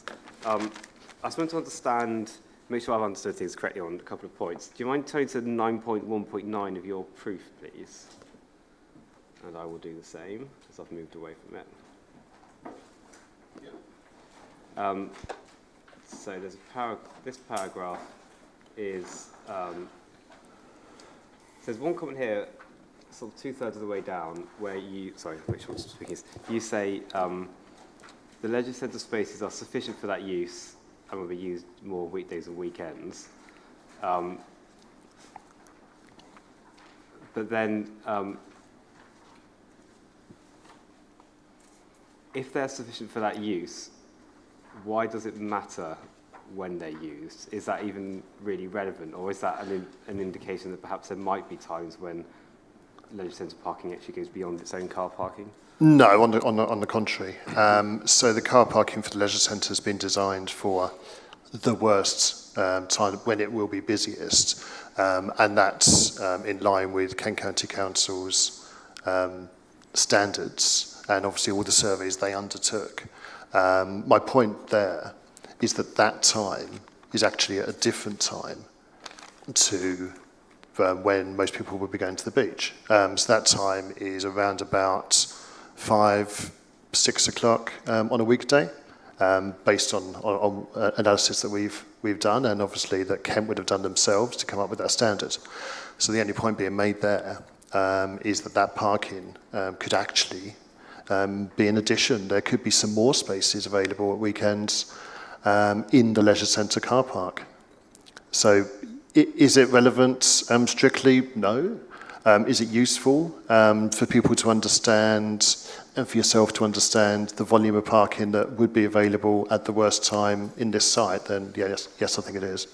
Okay, thank you, that's helpful. And also in that paragraph, and perhaps linked to other sections, you mentioned just above that, the recorded use would only fill 77% of the re-provided spaces,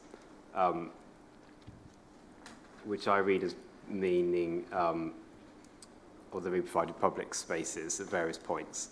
I'm just trying to understand, just making sure, maybe slightly more forensic understanding of the parking.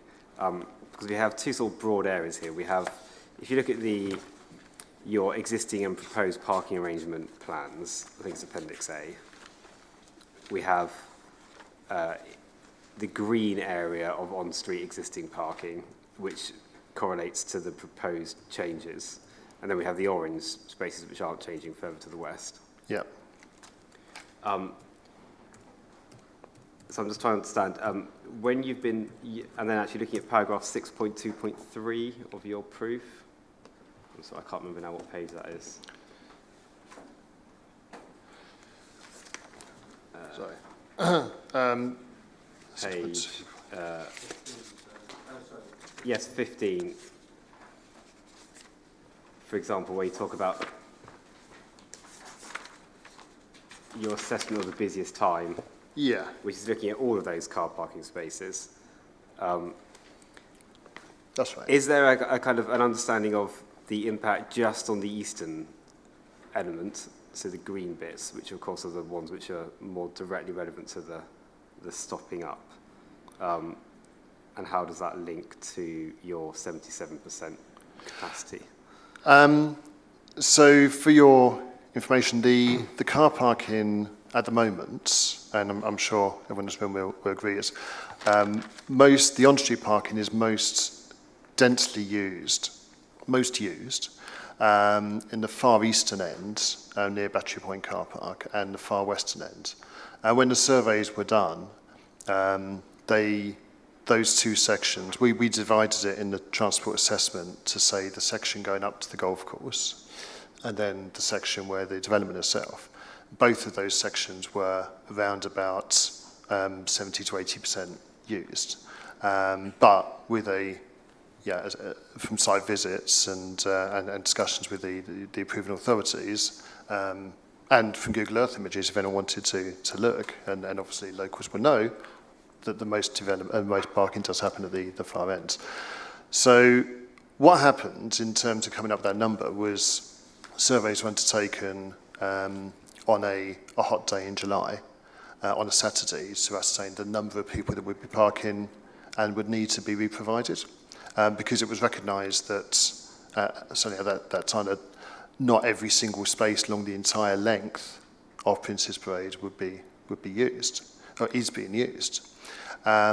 Since then, and as many objectors have mentioned, the parking controls have come in with pay and display, and we understand that actually that use has gone down, and again, that was mentioned in many objectors' comments. So we feel that is the worst case. That's what's been re-provided, is those 100 spaces that were in use. I'm not sure if that helps. Okay, thank you. Yeah, that's very helpful background. I'm just wondering, is there a table anywhere or an assessment anywhere of just the eastern half of Prince's Parade and the capacity there as existing? No, I haven't done that analysis. I mean, that 100 spaces were those that were used only on that eastern section, if that's the answer you're looking for. In terms of, it's not 100 spaces that were in use over the entire length of Prince's Parade from Twistford all the way through to Battery Point. It was just that section. So in essence, all of the analysis is based on just the eastern section. Okay, thank you. Thank you.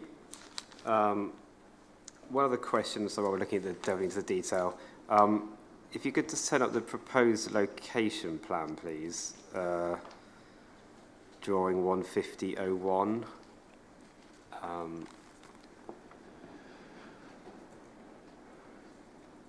Sorry, do you have a core document? Yes, sorry, no, reference? I've got it printed out. I was Oh, I sorry. don't know the actual number. I If think anyone it can is CD69.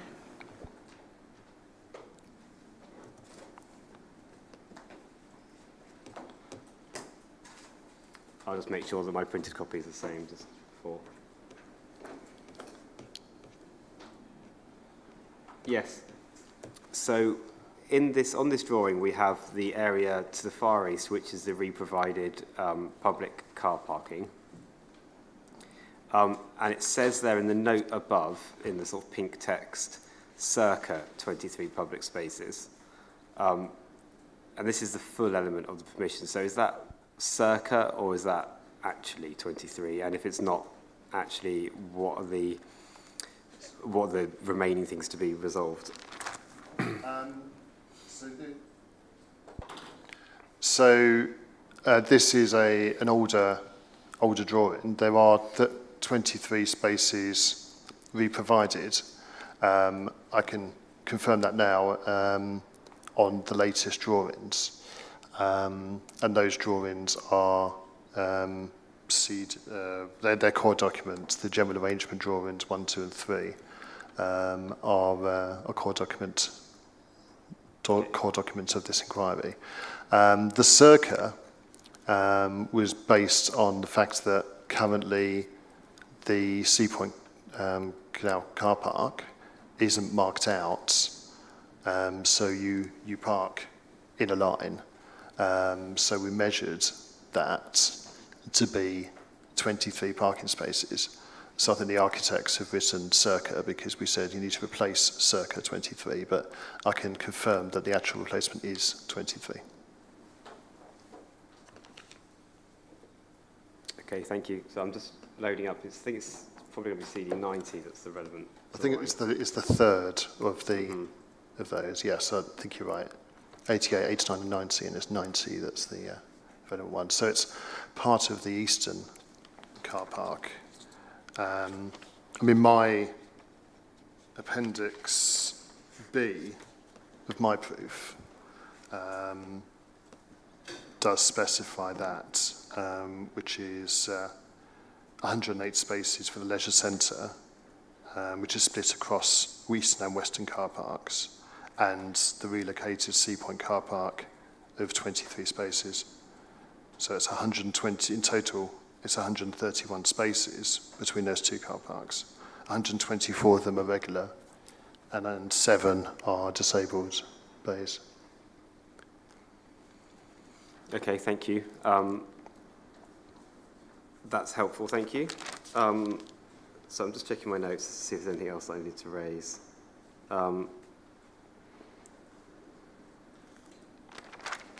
Yes, we've talked a bit about traffic calming and the expectation that that's to keep people at 30 rather than keep them below 30. And you mentioned the radius of the curves there.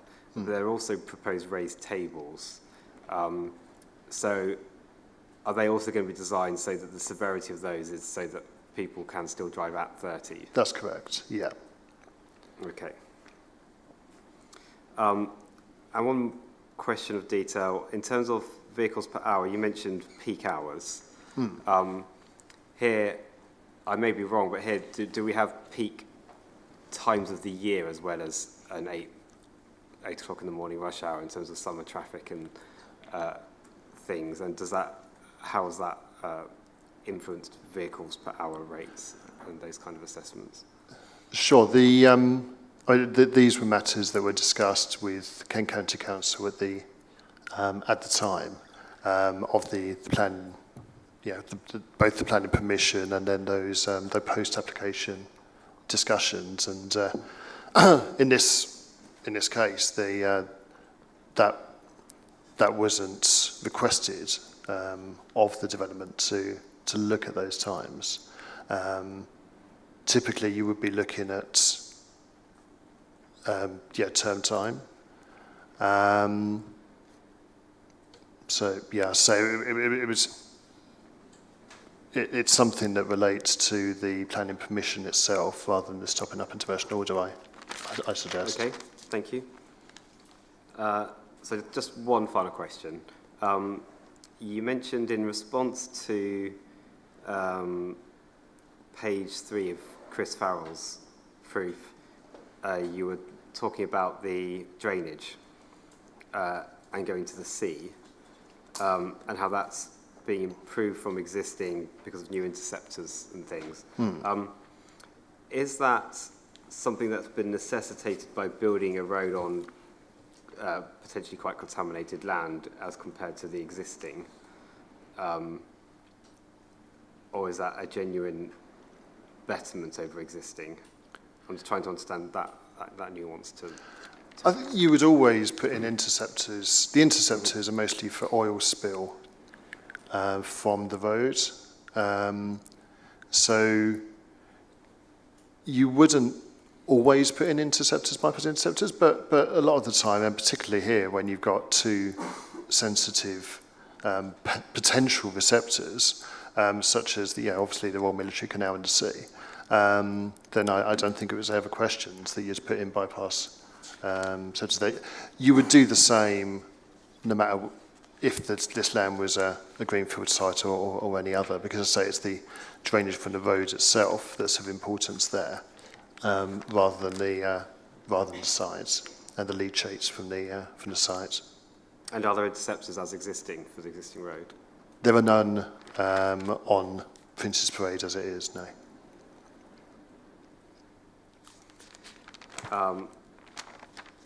Yes, that's it. That's everything I had. Thank you very much. Okay, thank you. And yes, I think I agree. This seems like it's 1:10. Seems like the perfect time to break for lunch. Also means that you're not in Perda, Mr. Fitch, so you don't have to be by yourself. So it's 1:10. Is 50 minutes okay with everybody, and return at 2 o'clock? Okay, thank you. So the inquiry is adjourned and will resume at 2 o'clock. Thank you very much.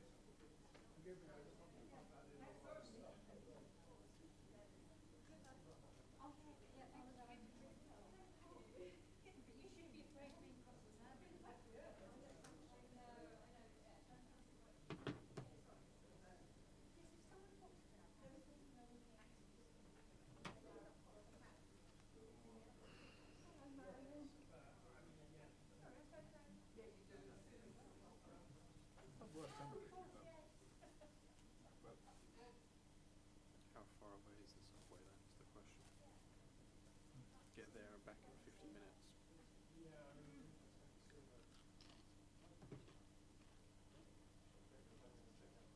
yeah, 10 minutes away. There's a sandwich cafe around the corner as well.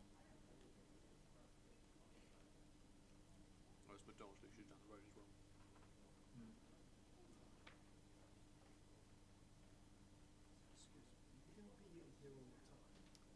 In and out, but pretty much. I'm just going to dash out some budgets, plug my laptop into charge. Yeah, not a problem. Yeah, thanks. So the laptop over there is just take that to my. Yeah, okay, that's Pop that in the car, yeah? no problem.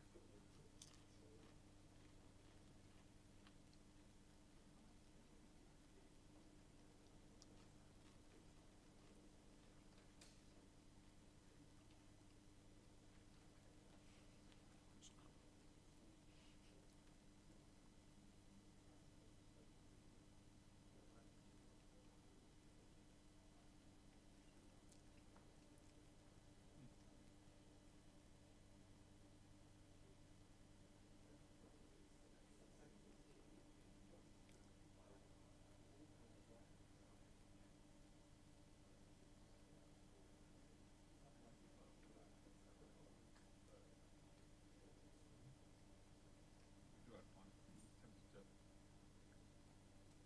run for some better coffee.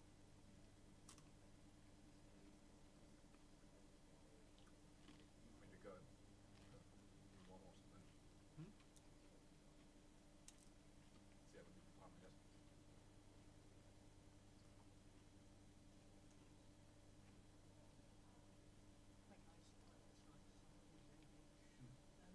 Still a bit quiet up there.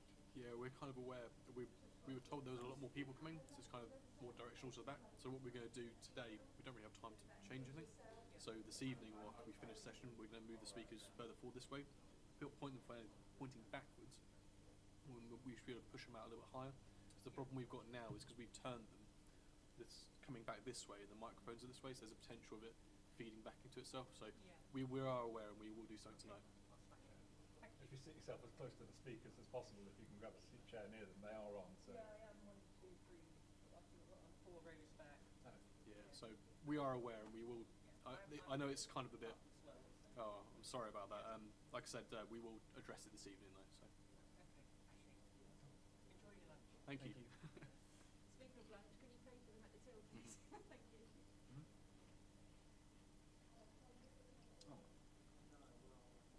I've got to go pay for these in a second. I think Rosie's expecting you to call her in this break. I don't know if it's urgent or not, but she keeps badgering me. Well, for the hotel, I'll let me know as well. Let me send you my details because I'm not trading my freelance. I tried to separate my freelance from my business, so to take a bit of that much account. I'm a bit confused. And I'll pop you an email later. Yeah. Hi.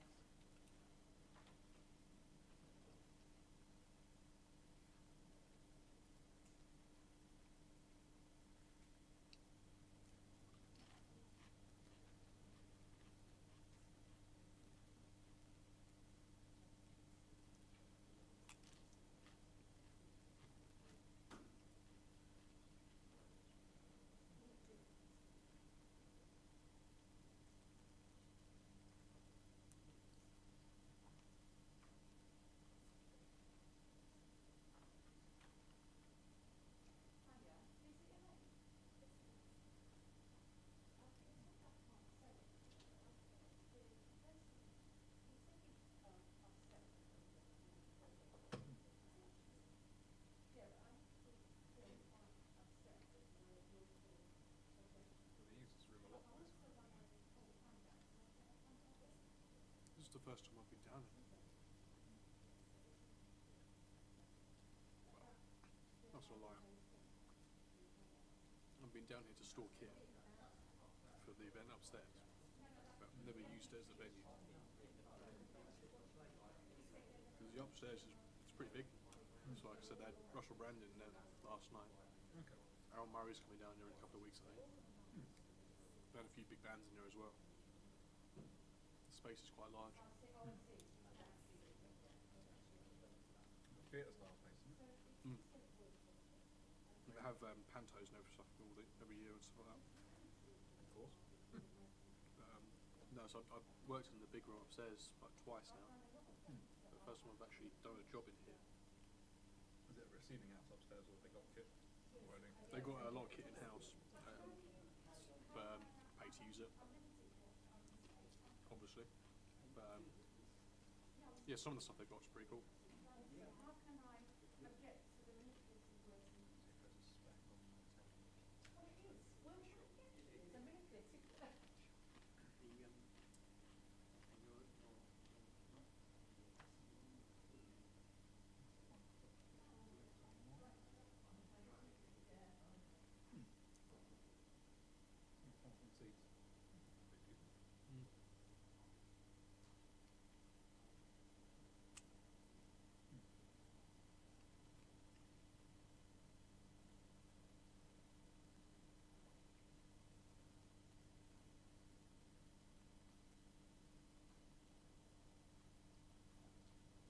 We tend to do an award show in here every year as well. You have a relationship with the venue then, as a supplier? Or? Just a client. They used us for quite a while. I think this, in terms of in Folkestone, I think it's like quite a big venue, and it's got like a decent licensing. So in terms of like selling alcohol and stuff, and go till I think it's like I think it's midnight. Is that quite late around there? Which around here I think is quite late. I think usually it's like 11. And the group that have the award show, they're a bit of a rowdy lot.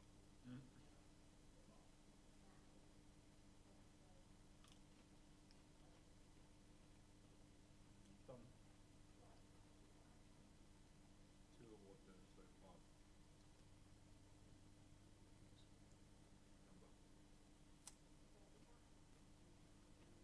One was for a local authority.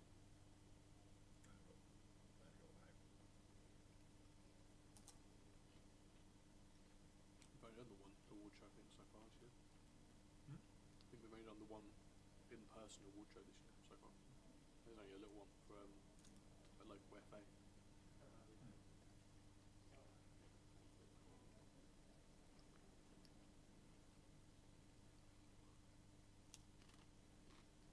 Both the ones I've done a bit at Hilton Pop, Birmingham.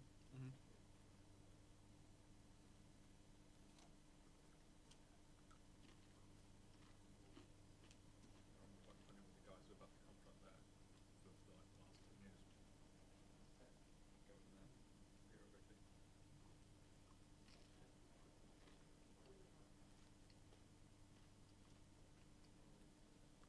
It's not quite a local gig, it still doesn't stay there, but it's when I go up there to rig days and stuff like that, like we start a rig at like 2 in the afternoon, finish at 7, 8 o'clock, and still like have lunch at home and drive up to the rig, and usually really long, like conference into dinner kind of situation, you know the sort. Oh yeah.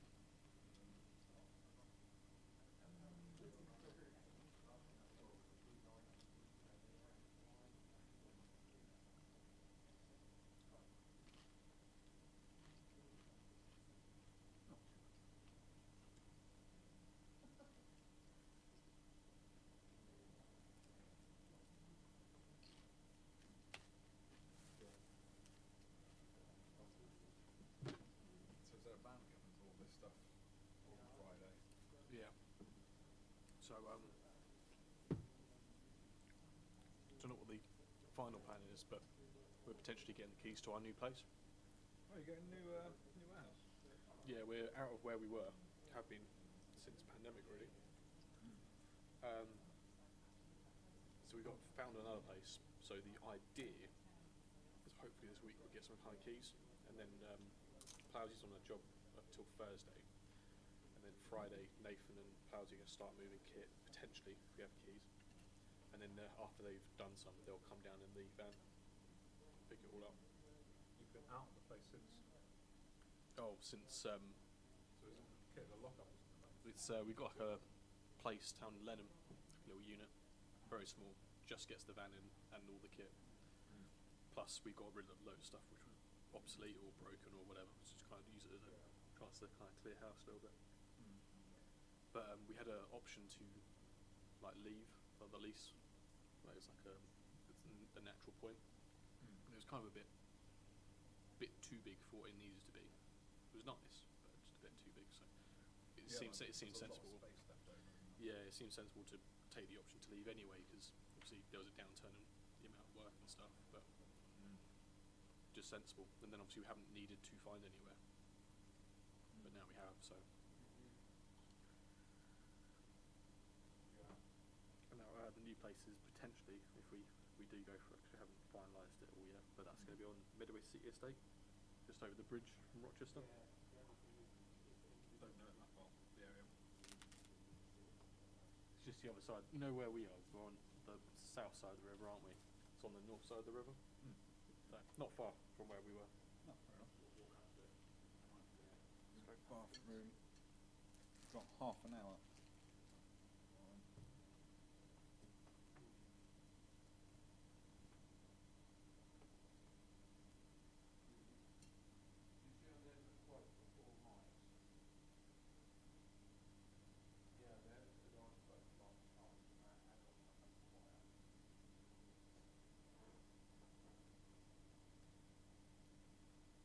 Yeah, that is. Yeah. So you need an extra one on top of that.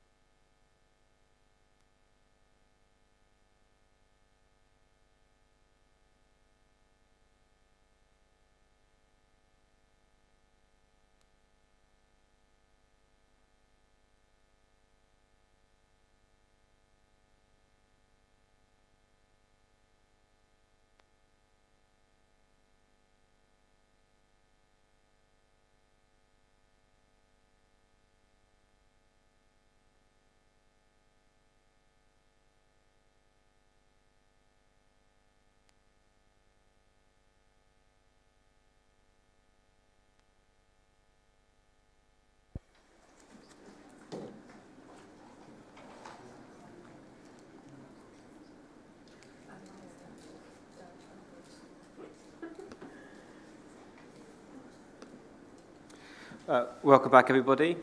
The time is 2 o'clock and the inquiry is resumed. Firstly, can I just check if everyone else still has internet connection, because mine isn't working? Okay. If you just give me a moment just to try to resolve this, if that's okay. So we found that we needed to log out and then log back in again. I suspect it's the nature of the free Wi-Fi connection that every so often you need to log back in. I confirm it's still working. Thank you. Unfortunately, we have just been trying that. It's not been working, but I will try it with a different browser now to see if that helps.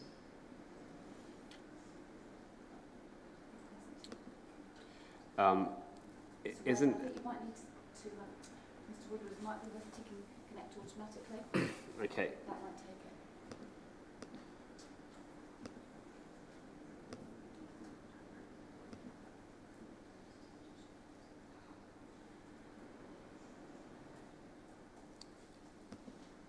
it. My apologies for this.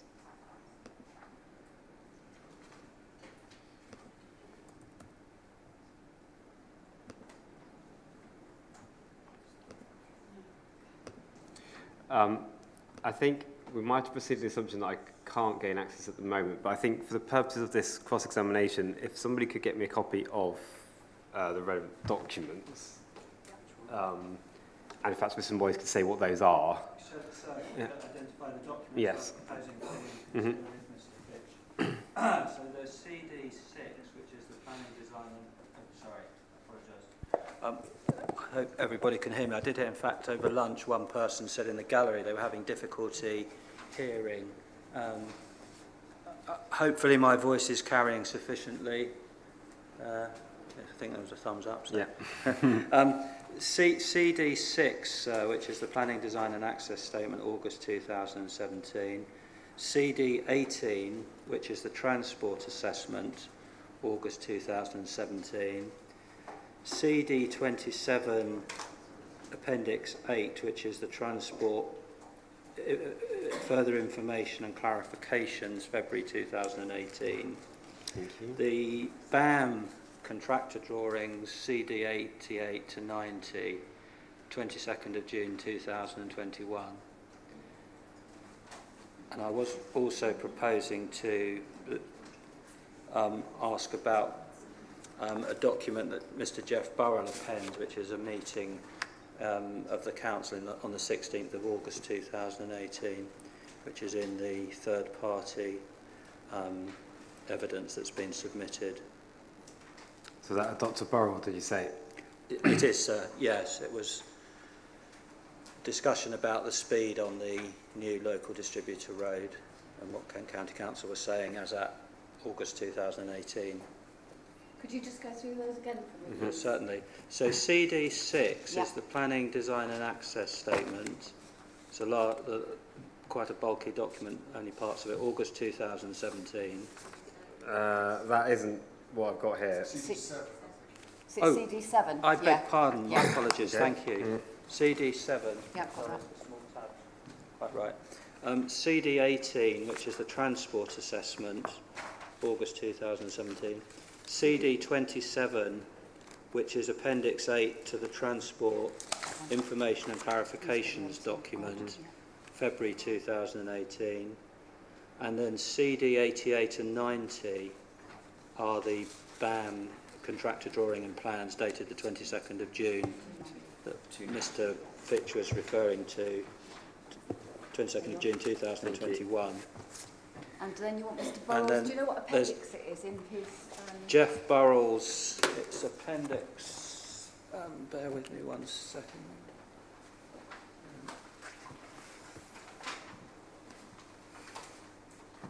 Appendix X1, transcript of Folkestone High District Council meeting 16th of August 2018.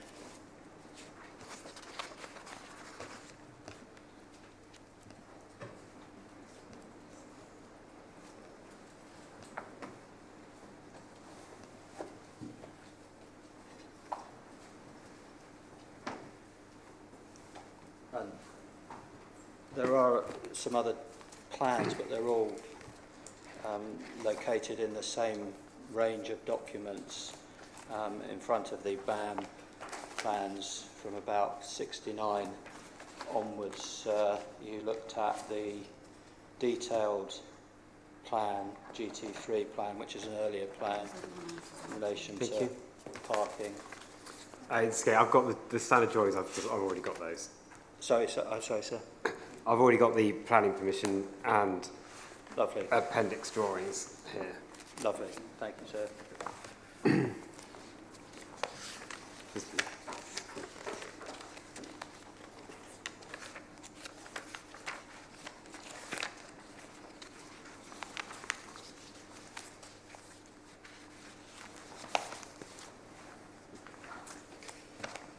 Thank you. This is a reminder of inquiries from a few years ago. Paper events. Yes. Yes. Okay. I think they're just checking for one more document. So if we just give that a moment, I am still trying. So, I'm going to log off completely and see if that works.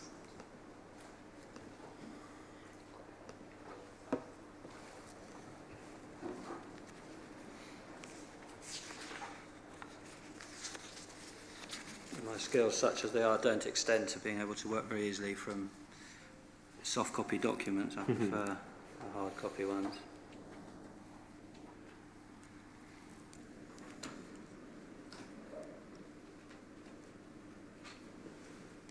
Can't find it. I'll give you a copy of it on my laptop so you can read it. Okay, thank you.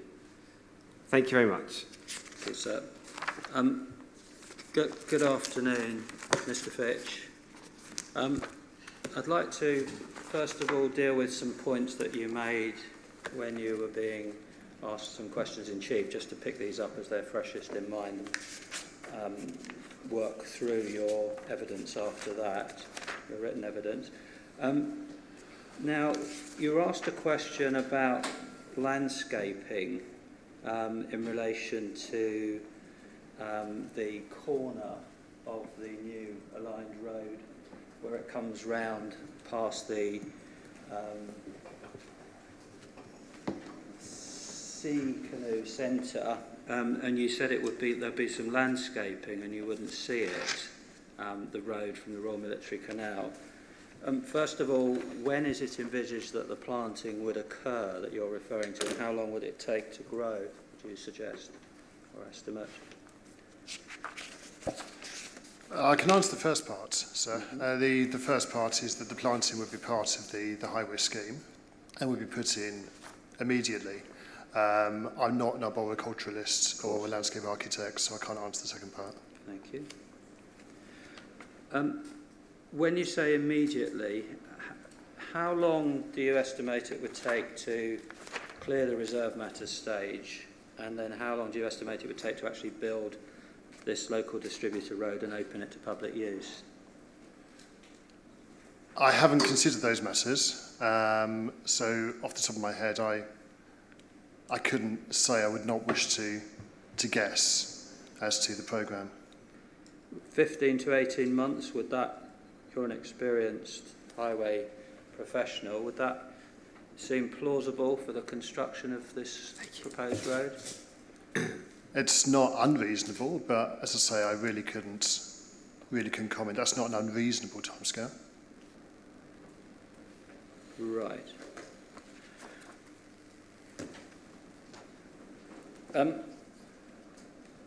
Could I ask about road traffic regulation and the speed limit?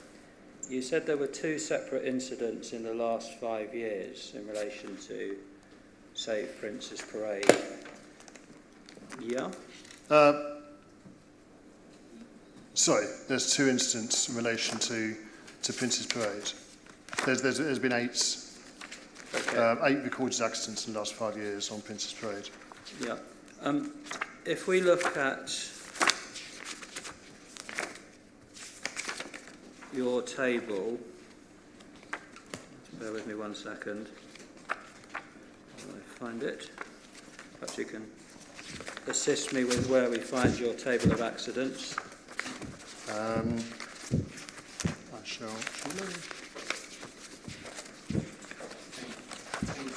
There we are. Grateful. That's right, yeah. Page Thank 33, you. table 7.1. Thank you very much. So this is the 5-year period you're referring to, December 15 to December 20. That's correct, yeah. Yeah. If we look down these categories, the first item relates to the golf course section, the first incident, does it not? That's not an area that's going to be stopped up. This was part what we've done is an update for everyone's benefit, an update of the accident record as was requested by and agreed with Kent County Council in preparation of the transport assessment. So I've not sought to change the scope of that agreement and on the area. This is, so the whole of Princess Parade was requested, and this is an update. So, but the answer is that the Princess Parade section in front of the golf course where that accident occurred is not proposed to be closed up, is it? It's not. I mean, I would just add that the design of that section of road is exactly the same, be it a 5.5 metre carriageway and 2 metre wide parking bays, as is on the sections to be closed up. Yeah.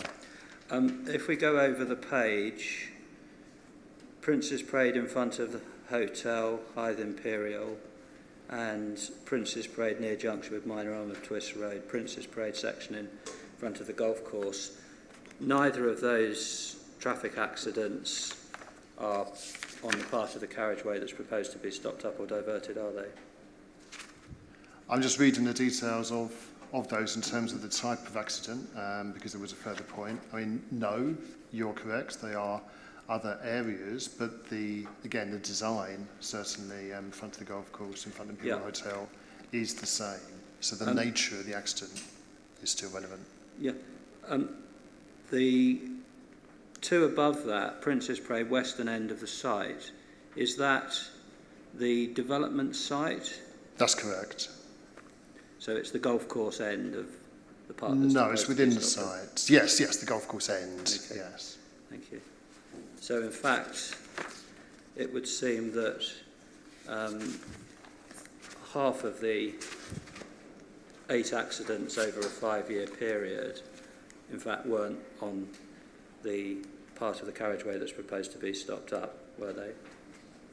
I would suggest the important thing there is that the accidents involving 2 pedestrians were both on the section that will be stopped up, and those are the ones I referred to earlier as being of greatest concern, where a single car has hit 2 pedestrians twice in a fairly short space of time. I did not refer in detail to any of the other accidents that you just referred to. No, but as a matter of fact, only half of the accidents that you draw attention to in that 5-year period occurred on the part of Princess Parade that it is proposed to be stopped up. As a matter of fact, out of those 8, then yes, that's correct. Thank you. However, and I will continue, the volume, that doesn't mean to say that in any way should we diminish the serious nature. And in fact, the one that was where 2 pedestrians were hit near the Princess Parade car park, which refers to the Sea Point Canoe car park, and that was a serious accident. The others are slight. So we should not in any way diminish the severity of that incident.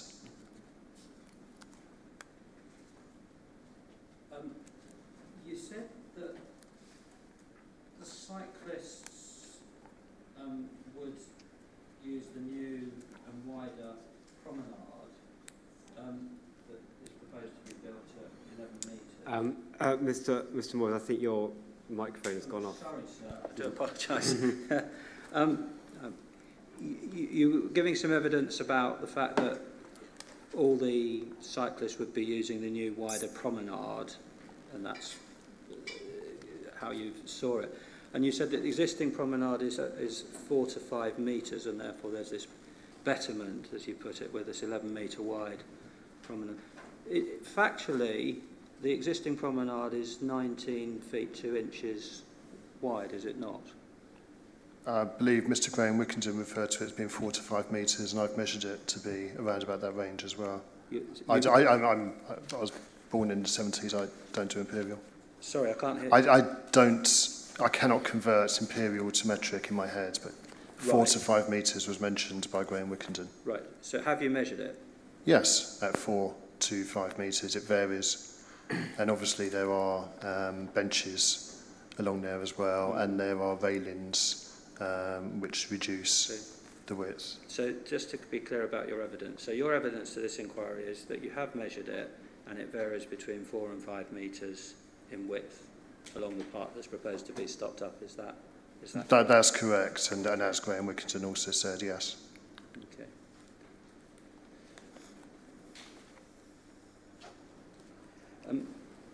Now, in relation to traffic testing, you were asked about scenarios, and you said you've tested it, or it has been tested to 2023.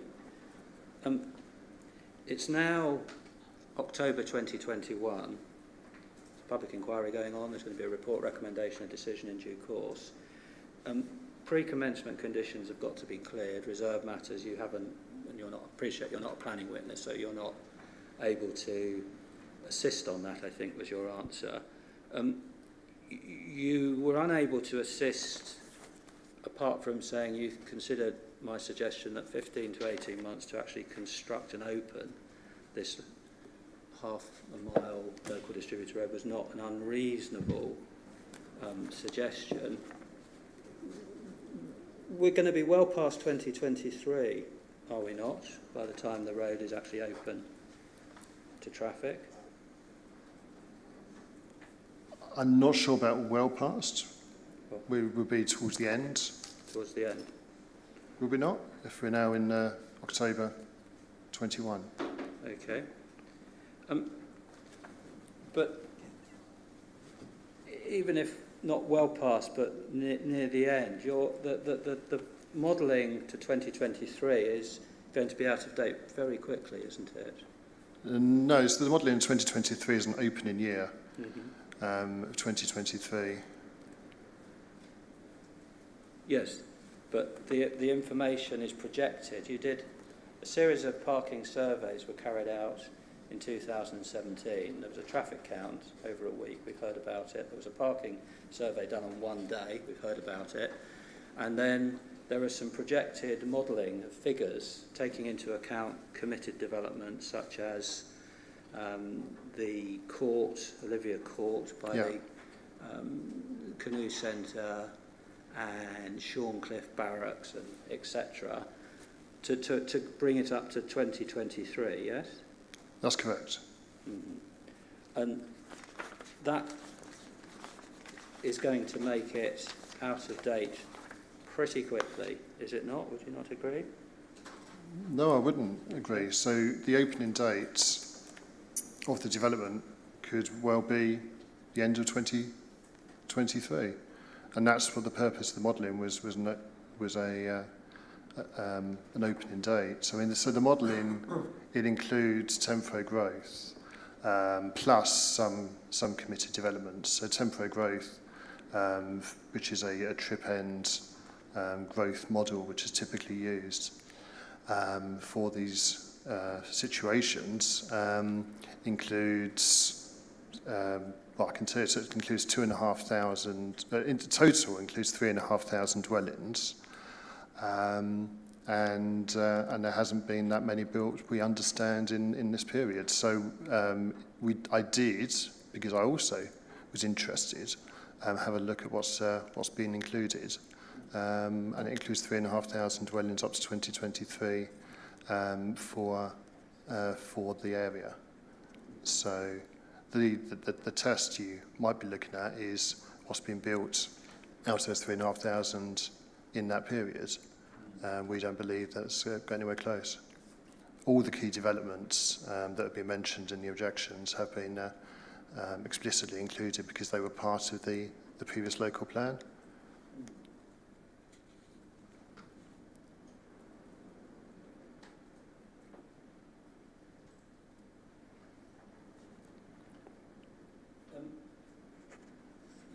asked about the journey time, and your evidence was you did a little test thing. Don't believe that was my. I don't believe I used those words. Sir. Well, that's my notes of your evidence. I don't think much will turn on it, but the test. Mr. Moyes, your microphone. Are you pressing it or is it coming off automatically? I think I'm coming off automatically because I'm not pressing it. I'm keeping it on all the time. So. Yeah, so I found when I was asking questions in chief that it went off automatically every so often. Okay. And indeed mine won't come on now at all. Can I ask that looked into, please, by the technical people? Okay, thank you. If you can still proceed now, so just make sure you... I'll keep looking at it about the lights, so and check the red lights on. What did you do and when to arrive at your... It's 39 metres additional length. It will take 3 seconds if you're doing it at 40 and 20 seconds more if you're doing it at 30 miles an hour. What did you do and when? So what I did was to measure the distance that you would then travel in addition by using the new road as opposed to the existing road, and then apply the speed that you'd be travelling over the new road as opposed to the existing road. Mm-hmm. And obviously, in this case, that difference, 20 seconds, is significantly.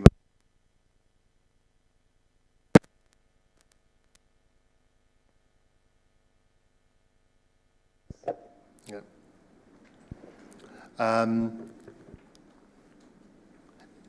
That difference is significantly made up by the change in speed limits rather than necessarily the distance. So 17 out of the 20 seconds.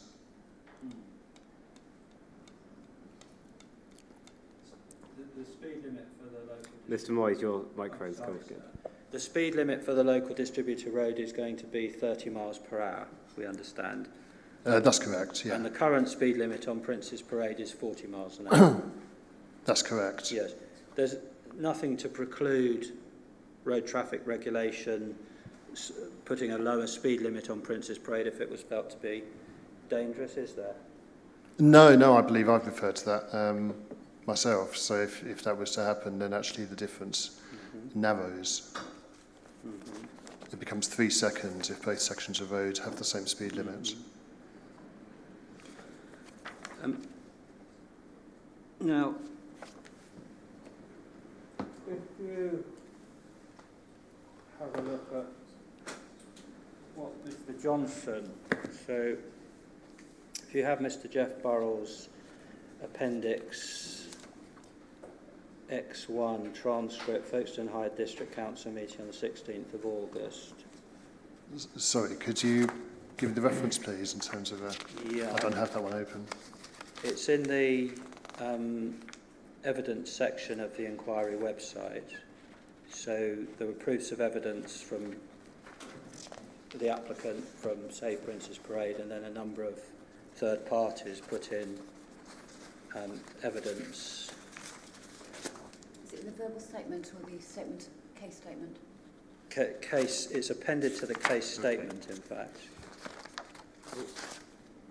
Says this 194, objection number 194. That's it, sir. Thank you.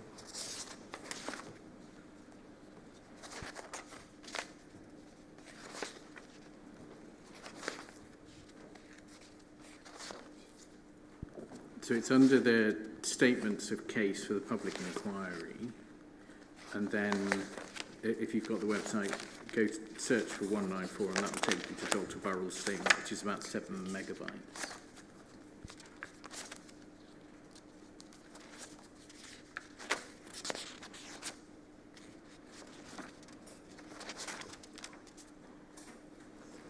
Is it the one you had open just before? It's just opening on my screen. Okay. Give me the one about Whilst the it's bigger file. opening, Mr. Fitch, if you could also have out the 3 BAM drawings, which are 4 documents. It's 48, 49 and 50.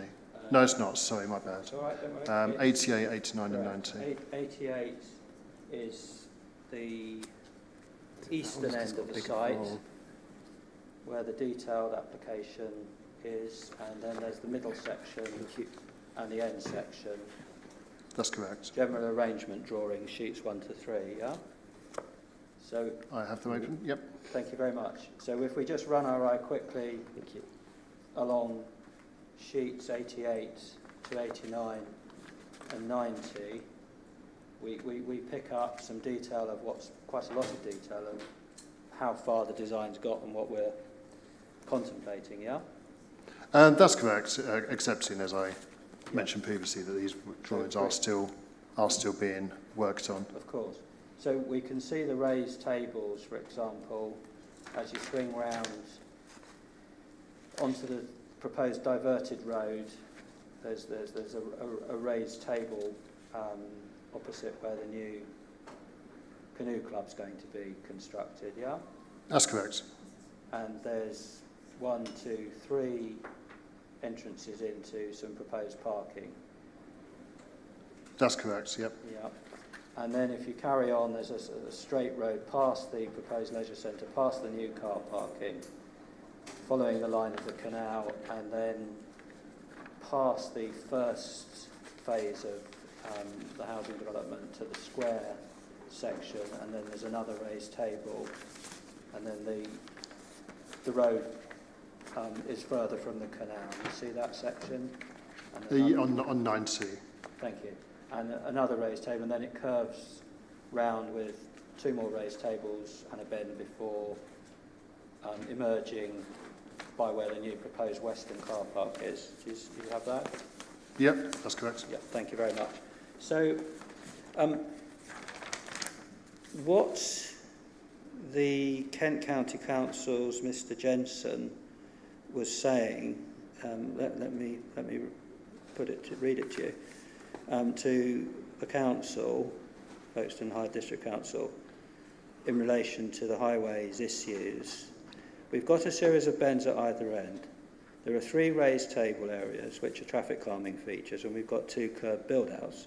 We've got signed one-way working for traffic, so all in all, it's a much slower environment, traffic. As Mr. Allen said, the posted speed limit is going to be reduced from 40 to 30. However, in the vicinity of the bends and the raised tables, it's far more likely to be in the region of the high teens to 20s. I should say at this point, although some elements are outlined, all of the proposed access onto the new road have sufficient visibility, access is plural. All of the parking provision is deemed acceptable, and as I said, the new road proposal would be a far slower environment for all traffic. If that's right, and that's Kent County Council's highway engineer who's been involved with the scheme as it's evolved, if that's correct, how much slower would that difference in journey time be? You give it as 20 seconds at 30 miles an hour. If in fact vehicles are travelling in the way that's described by Mr. Johnson, how much longer would you... Is it possible to estimate and assist the inspector with how much longer? I think Mr. Jensen's provided his opinion there. I mean, a question put to me earlier by the inspector was, are those speed tables designed for 30 miles an hour? Yes, they are. Will some people going over them at 30 miles an hour? Yes, they will. And Mr. Jensen has his opinion as to whether someone may slow down at that particular point. The same is true for the existing road. So if someone was to slow down to allow a car door to open, or slow down because someone's pulling out and they've only seen them at the last moment, the same is true. So I think it's fair to say that what I've given is a best case, and I believe I said this, it's a best case along that section of road, and it's also a best case along Prince's Parade. So if I was to do such analysis, I'd also have to do that on Prince's Parade, but I think it's easier for everyone here if we were to work on a best case. So when you say best case, you mean they will be going at 30 miles an hour round the new road?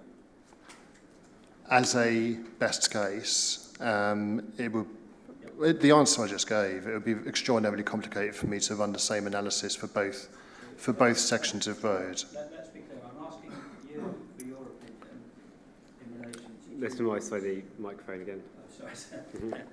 So first of all, is it possible for you to be able to assist by coming up with or assessing how much longer it would take to carry out the journey on the realigned road if, in fact, cars are slowing down as they go round the bends, they go over these raised tables, etc. If you can't assist and you're unable to do that exercise, that's fine, just say so. Well, Just yes or no would in danger of repeating myself, no, because I would then have to do the same for Prince's Parade, where at times you cannot have two vehicles passing, therefore you do actually need to slow and allow a vehicle to pass. Listen, Mr. Fitch, could you please just try and answer the questions? I'm not asking you about Prince's Parade as it is currently aligned. I'm asking you about the new local distributor road. It's a simple question. Is it possible for you to estimate how much longer it would take than the 20-second period you've given for a vehicle that travels around this new road at 30 miles an hour, if in fact that vehicle is travelling in the high teens to 20s for parts of the journey? And your answer is... As I sit here now... Sorry? As I sit here now, no. No. Thank you. Okay. Let's move on.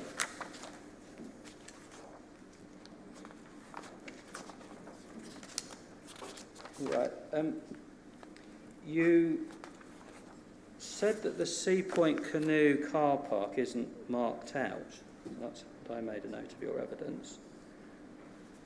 Is that in fact correct? I recall. Right. I mean, to be honest, not much hinges on it. Well, it's for the inspector 23 to- spaces, Sorry, I believe, have been measured there. So. Sorry, Mr. Fitch. It's for the inspector with respect to determine Okay, what... I accept that. Your role is to give evidence and answer questions. I accept that. Yeah. So it's a simple point. I'm not trying to trip you up. The existing Sea Point Canoe Centre, which you said is not marked out, the left-hand side of it is marked out with car parking spaces. Were you not aware of that? I shall take your lonely word for that.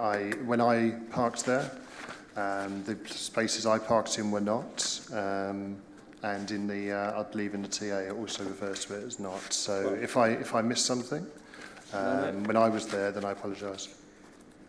No, the inspector will do a site visit. He'll conceive for himself. So if the spaces aren't marked out, your calculation of 23 existing spaces, how's that been calculated? Or am I misunderstanding the situation? No, sorry, perhaps I haven't put the question very clearly, okay. Sir. There's two elements to, in fact it's probably easier to do it with a plan if one can find a plan that will do it.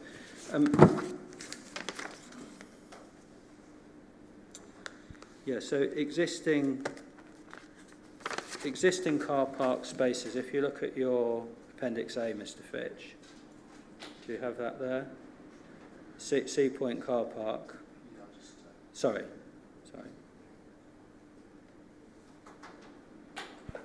Yep. So a red irregular shape, 21 regular bays, 2 disabled bays, Sea Point car park. Yeah. Now that's the piece of car park that you're referring to in your evidence. Is the 23. That's correct. Yes, thank you. But you say it's not marked up, or you couldn't see the marks, but you say it's 23. So I'm just trying to clarify that, because the right-hand part of the Sea Point car park has got canoe That's right. Yeah, and that's not coloured on our porta plan. cabins, not counted. Thank you very much. Yeah, so it's actually on my plan. We only colour the section on the left. Grateful. Thank you for that. Okay, so if we can switch now to your proof of evidence, please. Sorry, starting with your summary proof, please, Mr. Fitch. We've talked about the 2023 modelling.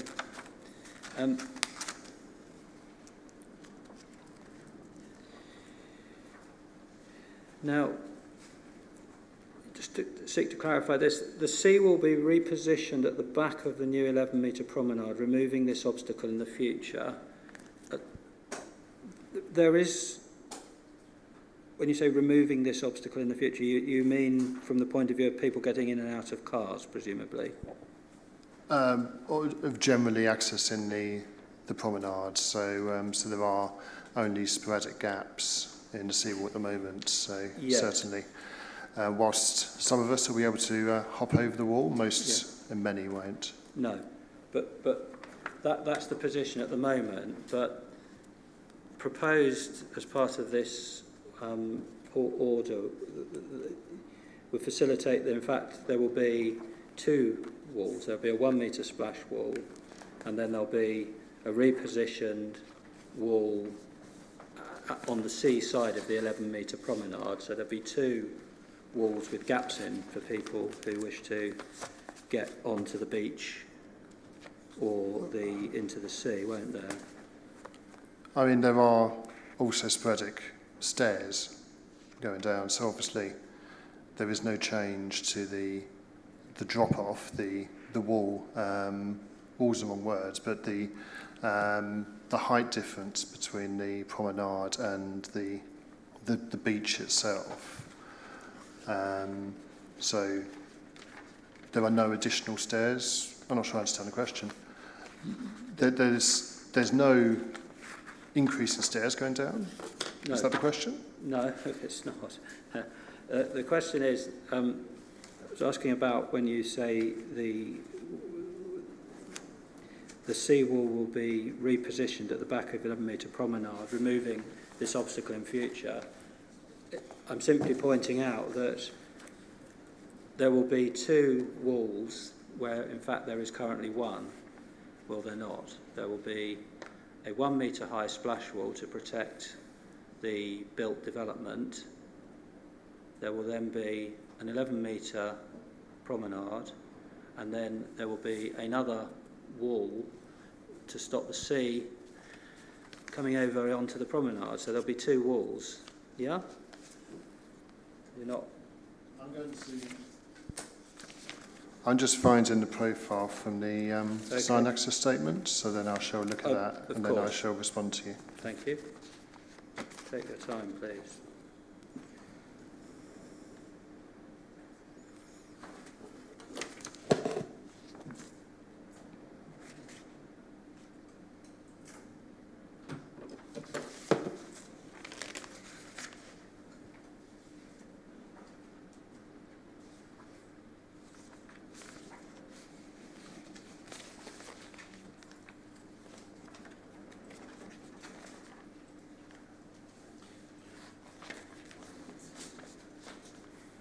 So I'm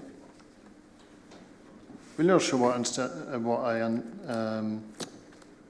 if I understand what you mean by an additional wall. I mean, I'm looking at the visualisation, for example. What page is that, please? That's on 146 of the PDAS, sir. Figure 6.39. It's not the plan I was looking for, but it's the one I came to first. I mean, I think what I was saying is that there will still be the same number of steps down to the beach. Therefore, the point was that access to the promenade itself is improved. At no point have I suggested that access to the beach is changed or improved, which is why I was asking, so whether that was your point. Okay. I'll move on.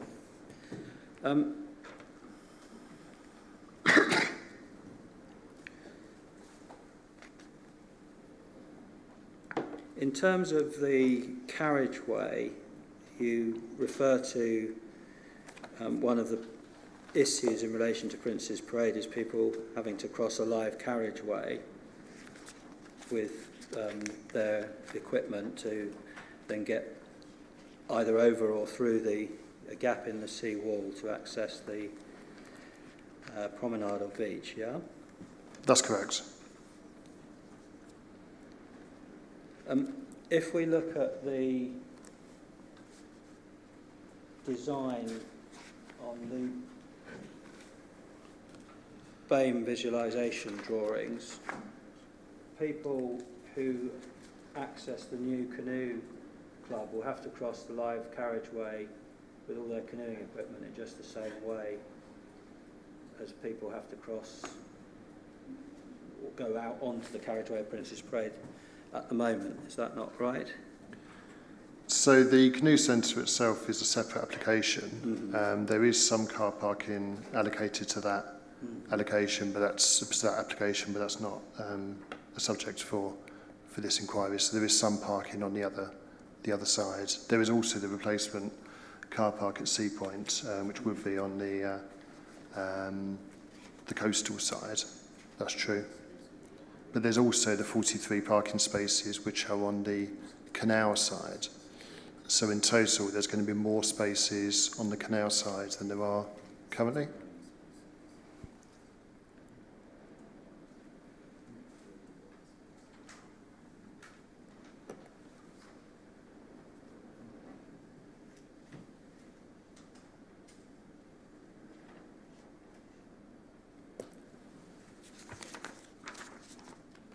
If you look at the 69, if we look at your proposed parking arrangements. Sorry, so your microphone. Thank you very much. I apologise. Leaving aside the question of the canoe centre being on the other side of the new proposed carriageway, can I ask you to look at your proposed parking arrangements, Appendix B? Yeah, I have that up. Thank you.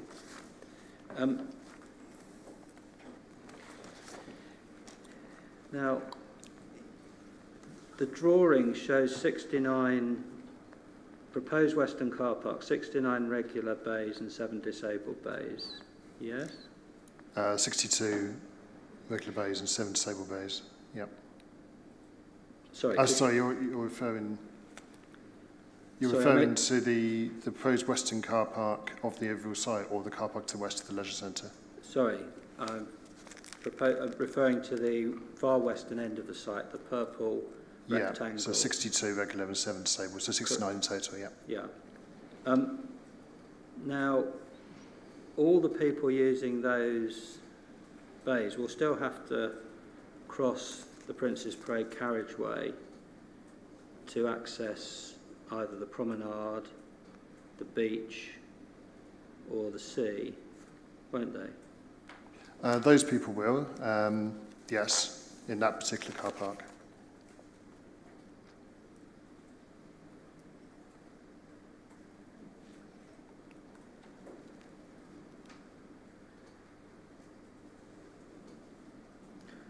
Which is as opposed to, I would dare say, most people today, given you have to exit your car into a live carriageway at the moment, which is less safe than at a safe crossing point. The 43 bays realigned section of the carriageway, if we carry in an easterly direction, going back through the site, yeah?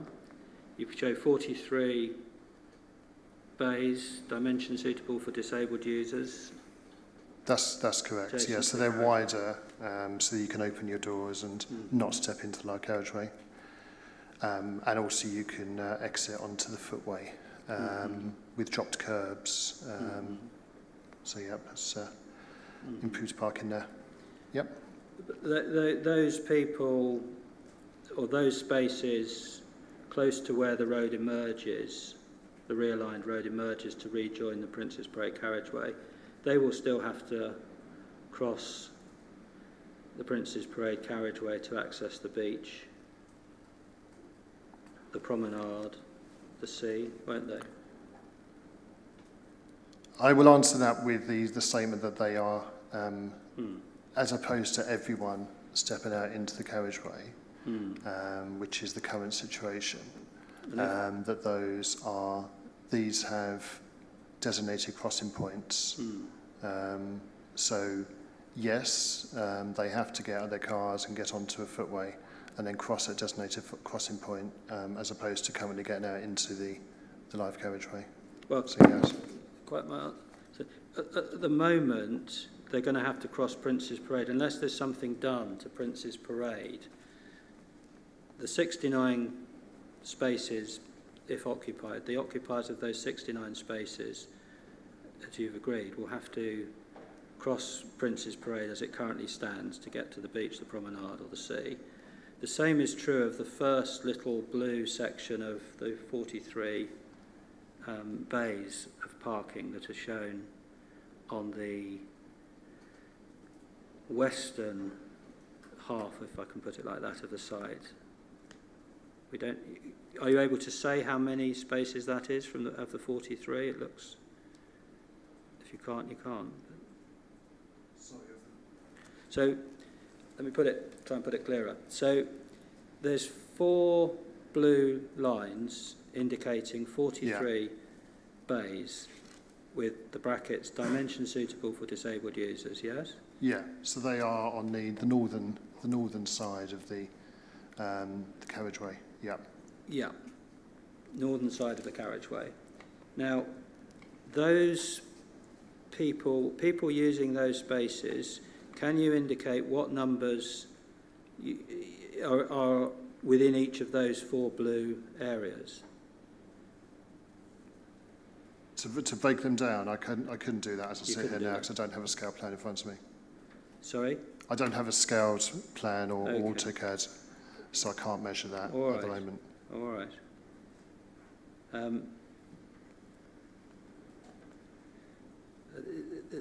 The 43 spaces are dispersed between those 3 blue. That's correct. Markings. So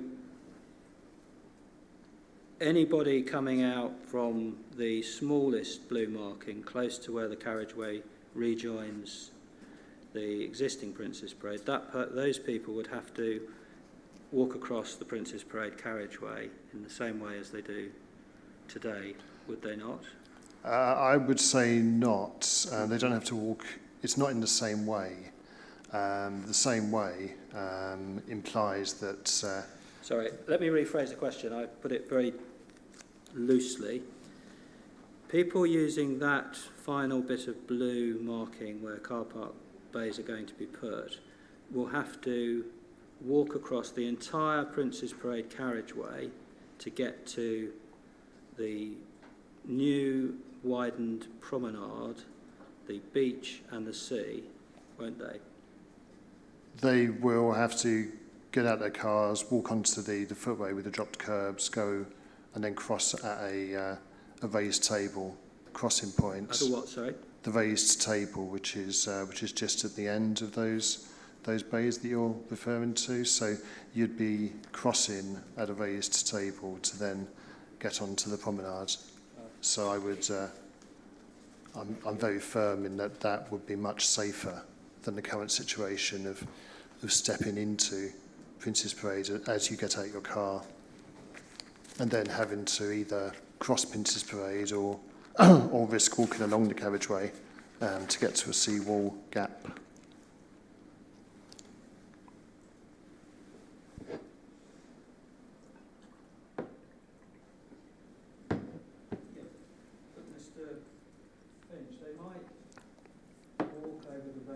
Mr. Moyes, your speaker. Sorry, sir. They might emerge from one of these parking spaces with the wider width, the greater width. Mr. Moyes, I think when you aren't looking at the microphone, I think people are struggling to hear you as well. I do apologise, sir. Is that better? Yes. Yeah. Thank you. So, when people come out of those spaces, they might choose to cross the carriageway of the new road using the raised table section.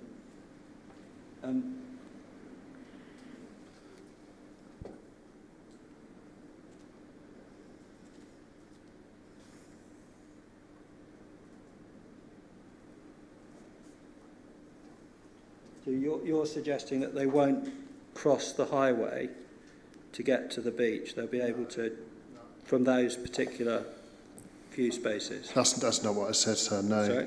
no, that's not what I said. Apologies. What I said is that their route to get to the beach would be safer than it currently is, and also, as we were mentioning earlier, those bays provide good access to the military canal, or military canal as well. So it depends where you're going, but even if you're going to the beach, then those spaces are still safer, much safer than currently, because they're wider, so you can open your doors fully, step onto a footway with the dropped curbs to actually get onto a footway, and then use the raised table, which is right there, to then cross to the promenade. Thank you. The 24, so on the green part of your plan. Sorry, I don't know why I keep on cutting out. Sorry, sir. On the green part of your plan, the 24 spaces that will be retained on the part of the carriageway that isn't being stopped up, those people will still be in the same position in relation to accessing. They'll still have to emerge onto the carriageway to some extent to access the beach, promenade, sea. It will be the same position for them as it is today, yes? Yes, we did not remove car parking from beyond the limits of the stopping up order. Thank you. Okay.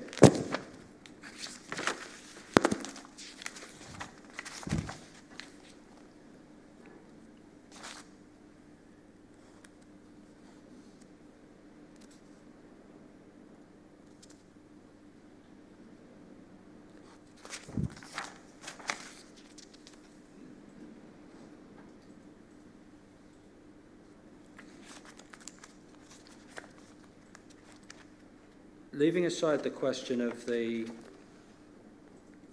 wall on the sea side of the promenade, if we look on the side of the promenade closest to the Royal Military Canal, how many gaps will there be in this 1 metre high splash wall that people who are parking will be navigating their way through to get back to the beach, promenade and sea?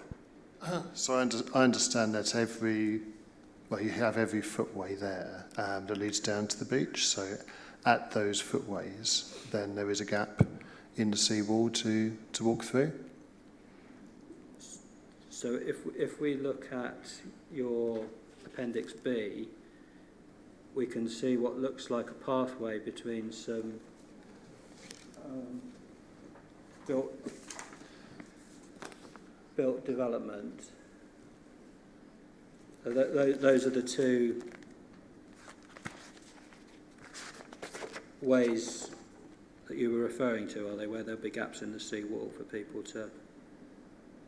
So where there are pathways, then there are gaps. Okay. I think the PDAS, again, has some nice images of the green traffic-free routes that lead through the site and emerge onto the promenade.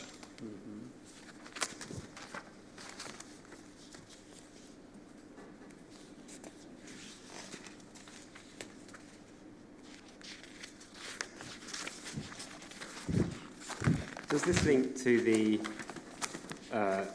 existing pedestrian links and proposed pedestrian links on the parameter plan, access and circulation plan? I haven't got that plan in front of me, sir. Apologies. So I can just ask if that's provided to you. Sorry, because I don't have my computer, I can't tell you the reference number.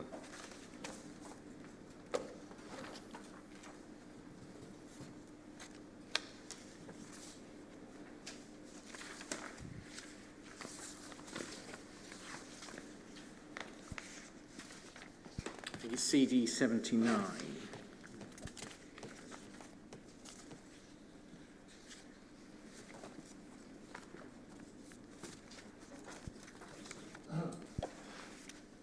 Just open that up now.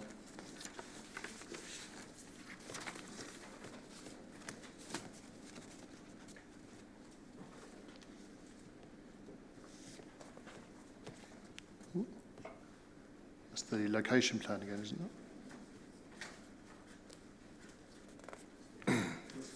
Oh, sorry, I opened it. Sorry. Okay. User error. Yeah, thank you though. Oh, thank you.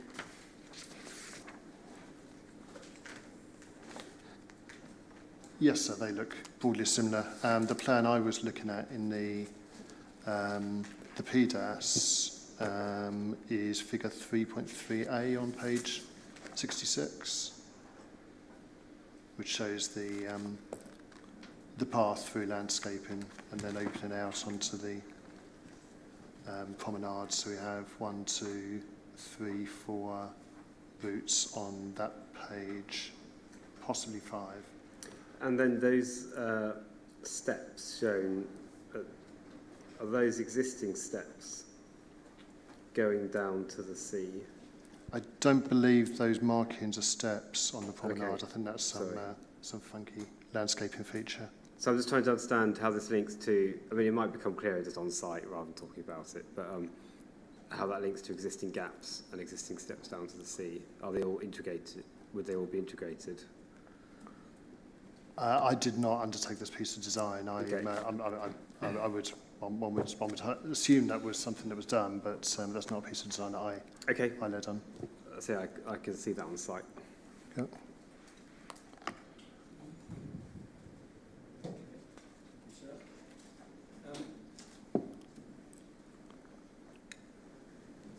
Turning to your main proof, Mr. Fitch.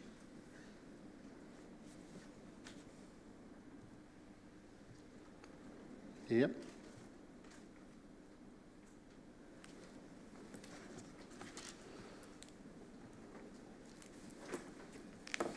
You explained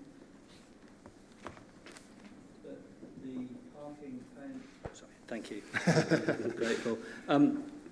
That the current parking ability at Prince's Parade has been changed by the introduction of some pay and display and some double yellow lines, and we get the figures, your evidence on the figures from your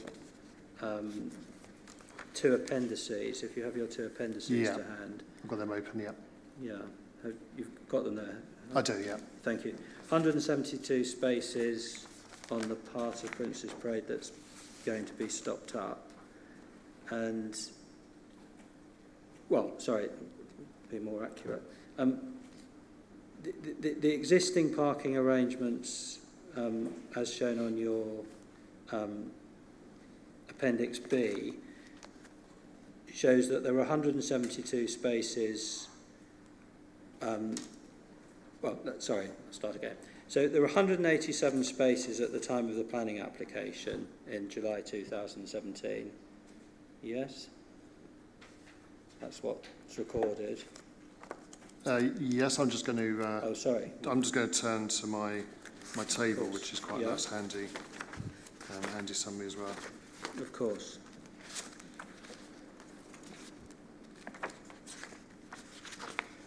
So I'm looking at my table 6.1. Sorry, I couldn't hear you. Your table 6... 6.1. 6.1, thank you very much, yes. So if we have 6.1 open, so there were 187 spaces at the time of the planning application available along Prince's Parade, yes? Right, here we are. Table 4.1 shows 187 spaces. You're right, yeah. The section that runs through the site, 187 on-street spaces, and now there's 172. Yeah. Now, that 172, that reduction, who's made the calculation to suggest that it's in fact now 172 spaces? We measured that in preparation for this inquiry because that happened in between the approval and now, so measuring off of CAD drawings and when we went down to site. And how is it 6 metres you allow for a car parking space? Because they're not actually individually marked out, are they, since the introduction of the dotted line and the pay and display? 5.5 is more typical. 5.5. Could be 5. I mean, to be honest, I cannot put my finger on that number, but if someone was to use 5.5 metres, then or even 6, then all of those numbers could be reasonable. So I think if you're typically doing a survey, then 5.5 is about reasonable. Okay. Now, we know that, do we not, that the battery point car park at the extreme western end of the site, nothing's changing there. That's correct. And we know that the Twist Road Fork car park at the Hotel Imperial end, nothing's changing there. That's correct. And we know that the Sea Point car park that we had the discussion about whether the bays were marked or not on the left-hand side, and we looked at your red area, the 23 bays are going to be replaced with 23 bays, so nothing's changing there. That's correct. So if we focus purely on the elements that are changing, it's just trying to understand the way in which your evidence works in relation to numbers, if I may. So if we look at your existing, again, keep this in our mind, we're 172, that's the starting point, 172 car parking spaces on Prince's Parade for the length of the site, red line, yes? Down from 187. Yeah? Yep. Now, if we look at what's proposed, we see that 24 spaces in green are going to be left on that part of Prince's Parade that is not stopped up where the LDR rejoins the carriageway before you get to the golf course, yeah? Yep. So we've got 24 there. You've got 69 in the proposed western car park. Yeah? Yep. You've got 43 on the... We looked at those 4 blue rectangular shapes on the carriageway. Yeah? Yep. And then we look at the leisure centre car park. This wasn't entirely clear, and no doubt it's my own misunderstanding. The leisure centre car park is 108 spaces, which doesn't include the 23 from Sea Point. Have I understood correctly? That's correct, yep. So there are going to be 108 spaces in the leisure centre. Yeah? Yeah. And those spaces are for leisure centre use. Is that correct? They've been designed as such. So the management of those spaces is something that's still being determined. Sorry, what? Well, they are designed for the leisure centre, so they have the capacity to provide for the leisure centre.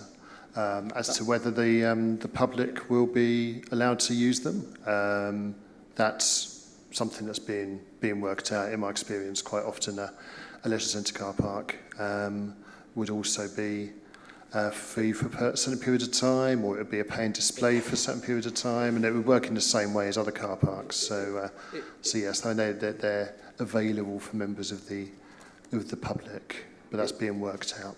It all depends on who runs the leisure centre and what arrangements. Yeah, there's a few factors. Yeah. Yeah, but that's Kent County Council's requirement based on looking at one or two other leisure centres Yeah, they would have done around the research. country, Yeah, you need 108 spaces for That's a leisure right. centre of this size. that's right. Thank you very much. Okay.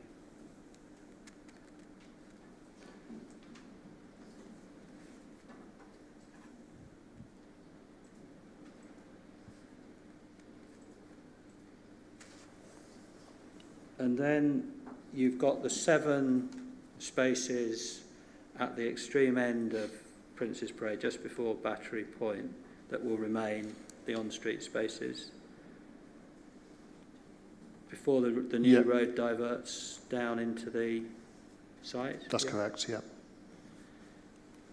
So help me with this. So if I add up 24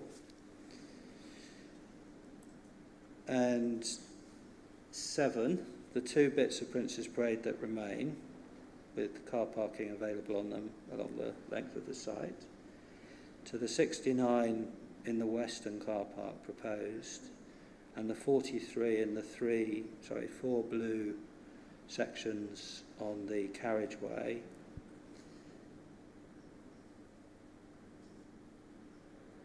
that's, by my maths, is 143 spaces. Am I right or am I wrong?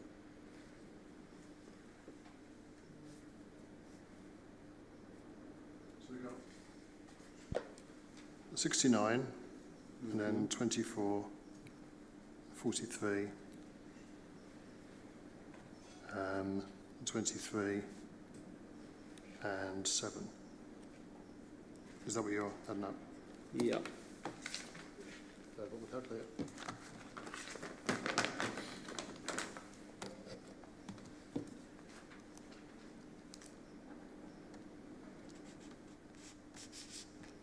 166, is it? Yeah. So it's 166 spaces as opposed to 172, which are there, or 187 previously. Yeah. Yeah. So that, in pure mathematical numbers terms, that's a reduction in parking spaces, is it not? It is, and it replaces. Thank you. It replaces 100 that we used on section of Prince's Parade, plus 5 that were in use in the Sea Point car park. So 105 spaces were in use at 2 o'clock in the afternoon. So, so you got 166 replacing the 105 that were in use. That's what you say about capacity, but the survey, the parking survey, was done on a single day, wasn't it? In July 2016, one day, a snapshot. Yeah. And that's what Kent County Council asked us and permitted us. Yeah. It's what their approval is based on. Yeah. Yeah. It may be, but as a matter of fact, it was only a single day at the start of the summer holidays in 2016 that the data is based on, and this capacity exercise has been based on, isn't it? That's correct. Thank you. Now, there's mention of a coach parking space. Are you able to assist with where one finds that coach Sure. coach parking space? Beg your pardon. Absolutely. So CD90, the third eastern general arrangements drawing. Thank you. Thank you very much. CD90. Yep. Magnifying glass now.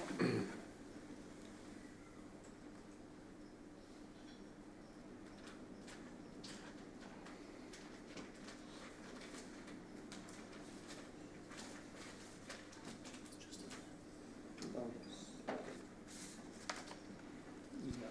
CD89. 88.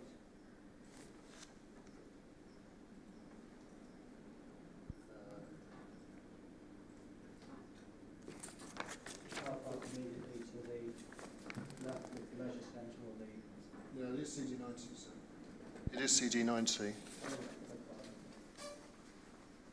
So sheet 3 of the drawings. Sorry, I've got my tabs on the wrong. No, that's fine. Is that going immediately, So your microphone again. Sorry. immediately to the west of the new leisure centre? That's correct, yeah. Grateful, thank you.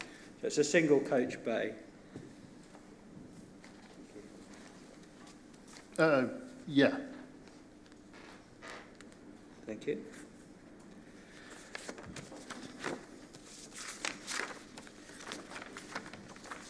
Now, just on the crossing of the carriageway point, the 7 spaces that remain on Prince's Parade by Battery Park, the same question. The people using those spaces will still be required to, if they're not able to hop over the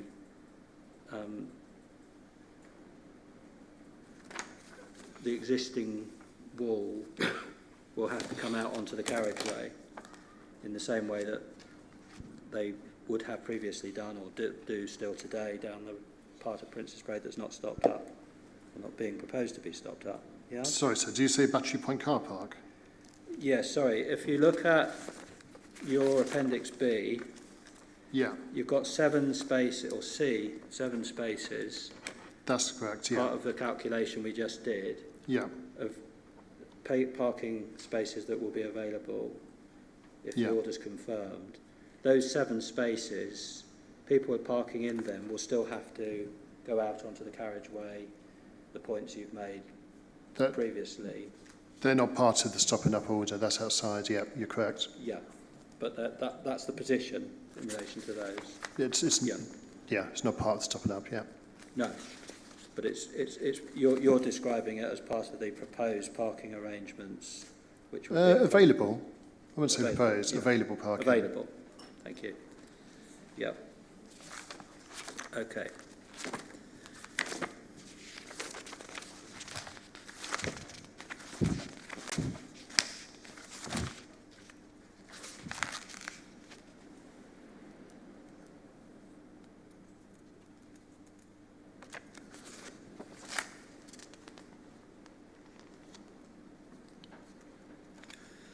Now, with regard to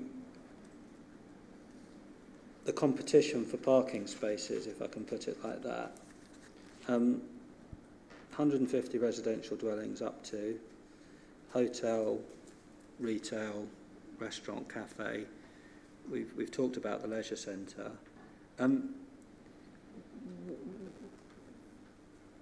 How is parking going to be sorted out in relation to those uses not taking up this re-provision of parking, if I can put it in that way? Makes sense. So Kent County Council have parking standards for all land uses, and they will be applied when designing the parking for those later reserved matters applications. So they wouldn't, to comply with Kent's standards, would be sufficient. Right. I'm probably not putting the question very clearly, and that's my failing. We've established that overall there is going to be a reduction in car parking spaces available as a result of the stopping up order if it's confirmed. I'm moving on to the question of that re-provision, what number of those spaces may be taken up by, to what extent there's going to be competition for those spaces where there isn't competition at the moment, because as we know, there's 150 residential dwellings coming, a hotel, retail use, cafe, etc. Appreciate, pursuant to the planning permission, there's reserved matters, etc. But what I'm trying to understand from you is what your evidence is in relation to how many of those spaces are likely, or could be, taken up by people who are utilising aspects of the development. None. Right. Why do you say that? Because those developments will have their own, those aspects will have their own car parking, which is on top of what's set out in my evidence. So there is additional car parking provided will be for the residential uses. In line with Kent's standards, there'll be additional car parking for the hotel, additional car parking for the restaurant. Okay. What about the visitors? So that's part of the standards. The KCC standards will incorporate... I don't have them in front of me, but that's the way that it's done. Mm-hmm. I'll be amazed if Kent didn't have visitor car parking as an aspect of their parking policy. Mm-hmm. And obviously visitors to the restaurant, that's what a restaurant use is, it's visitors. So, so yes, and visitors to the hotel would be at least one space per bedroom. Mm-hmm. And that's all part and parcel of reserved matters and how they're going to be, because we know it's an outline planning application, of course. Yeah. And Lots of things are that reserved. aspect is, yeah. It's a hybrid. All matters are reserved, actually, in relation to this. Okay. part of the site. In answer to your question, additional parking will be provided for those other uses, so it's not that there will be competition from those uses for these spaces. Okay. Thank you.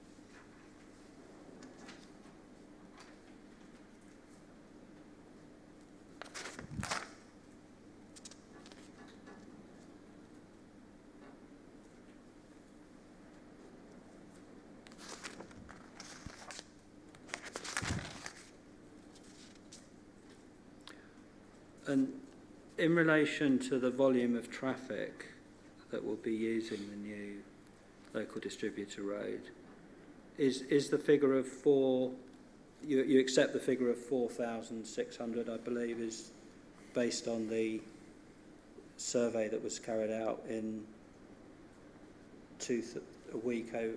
over a week in 2000 when the traffic assessment was done?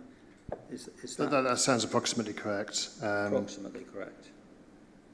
Yes, sir, that's your figure, not mine, but that sounds approximately correct. 4,600 vehicles each day. Yeah, so I'm aware that there's 450 in the evening peak, 350 in the morning peak, Yeah. and typically those peak periods would carry 10% of the traffic flows. So to extrapolate the 450 to 4,600 would be approximately correct.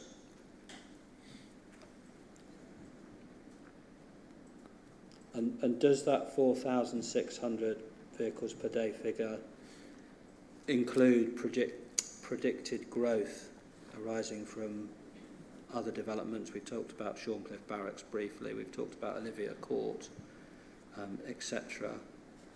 That's your figure, sir. Well, it's the figure which is my understanding of the figure which is in the transport assessment, and you've accepted the figure is correct.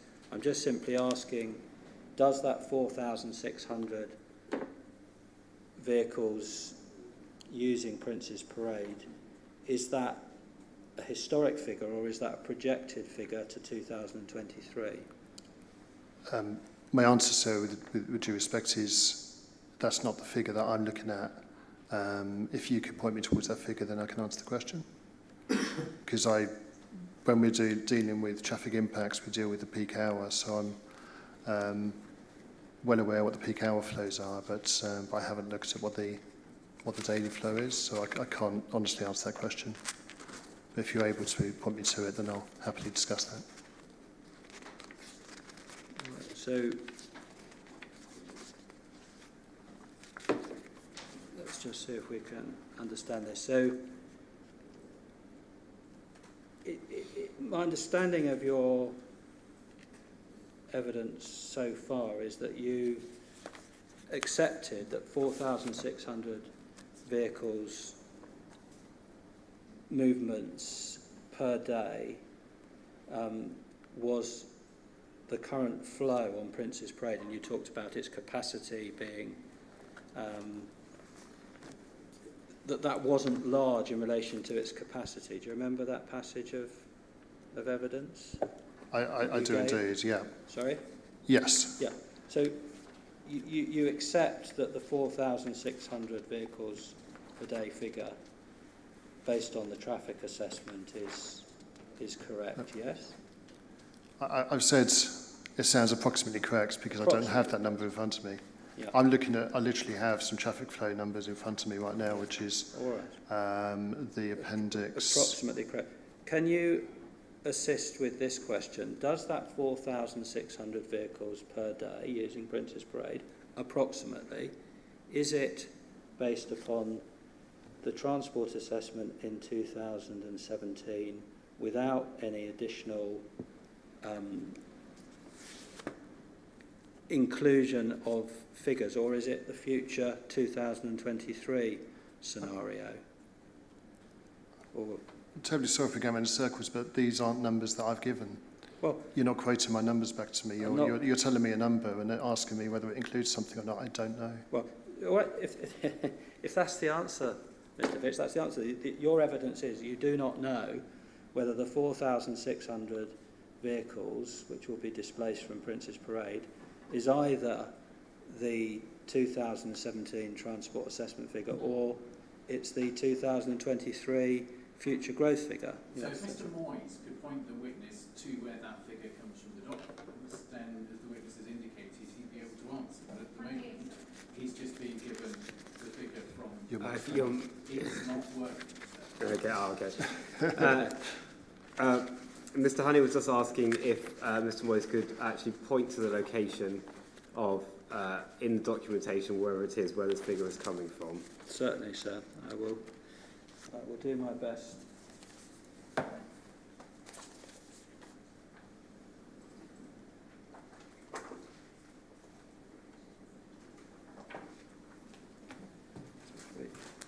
If we turn up the transport assessment, first of all,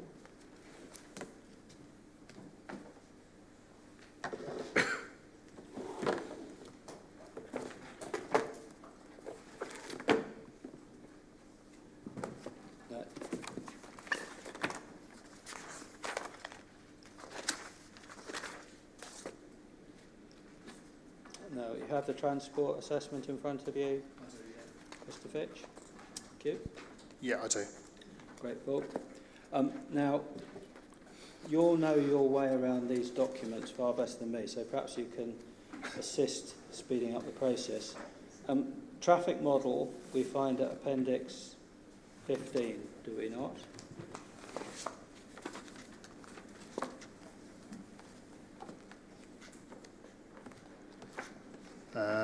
We do. I wouldn't look at... Yes, so Appendix 14 and 15, that's right. Mm-hmm. So that's where I...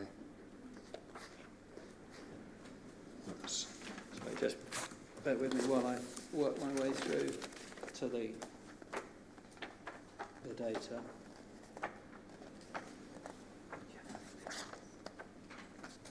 Do we have a CD reference for that, please? Oh, sorry, CD 18, sir. CD 18, thank you. Oh, so I might already have So it. Appendix 15 of CD 18. Oh, sorry, I've already got it.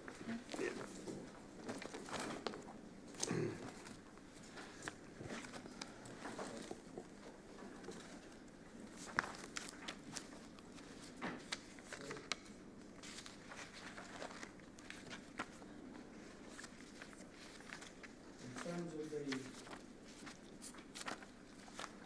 talk about community development, talk about traffic survey, etc. So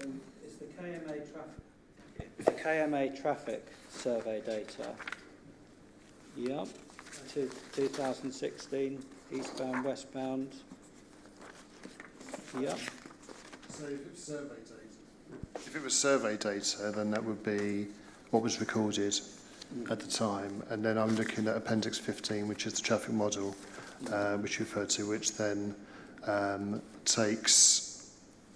explains how the traffic has then been growthed, how committed developments have been added, and how the development itself has been added. Okay. And the final few pages of that are probably the important ones for this discussion, which show the amount of traffic against the amount that's existing. Yeah. So development against existing. Can you give me the page reference to where we find the actual number of Yeah. vehicles? Let me point you to the morning first. Thank you.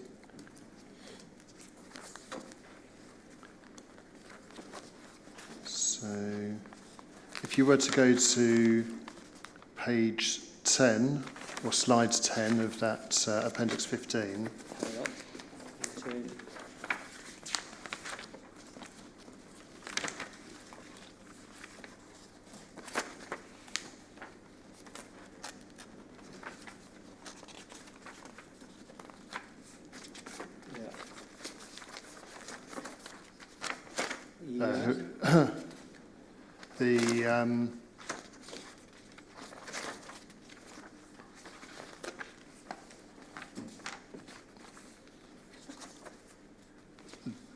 the amount of traffic that comes out of the development site is shown at the bottom of that page. Whoever drew this needs to go back to art school, but as a piece of engineering, it's quite clear to read once you get your head around the strange shapes. There's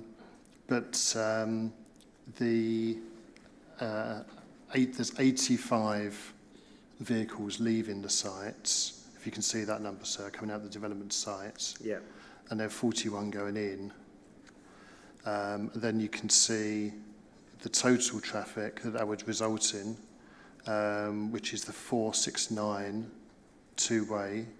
So that's both directions added together to the west of the site, and then 451 to the east of the site. This is AM peak, is this? That's the morning peak, so yeah.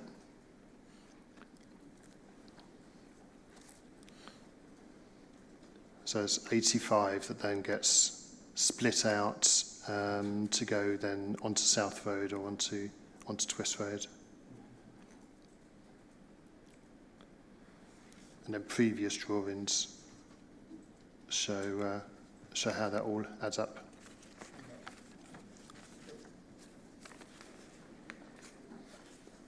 So 7, for example, deals just with the development traffic. And then do we have a number for the exact equivalent for survey data? We could just minus the 41 from the 4.5 to give us the impact of the development itself, or to add those together and then take them off the development traffic. So you could, the 23 going into the site, for example, and then the 48 coming out of the site. If you were to add those together and then take them off of 445, that would give you the existing level of traffic. Okay.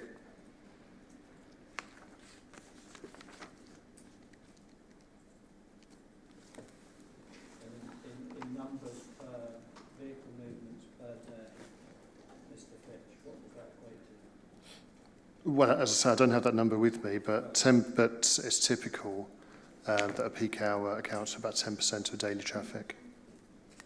Peak hour is 10%. Yeah, but as I say, we do. So 4,500 vehicles per day is a reasonable projection based on extrapolating the peak hour data. Yeah. Yeah. Grateful. Thank you. Now,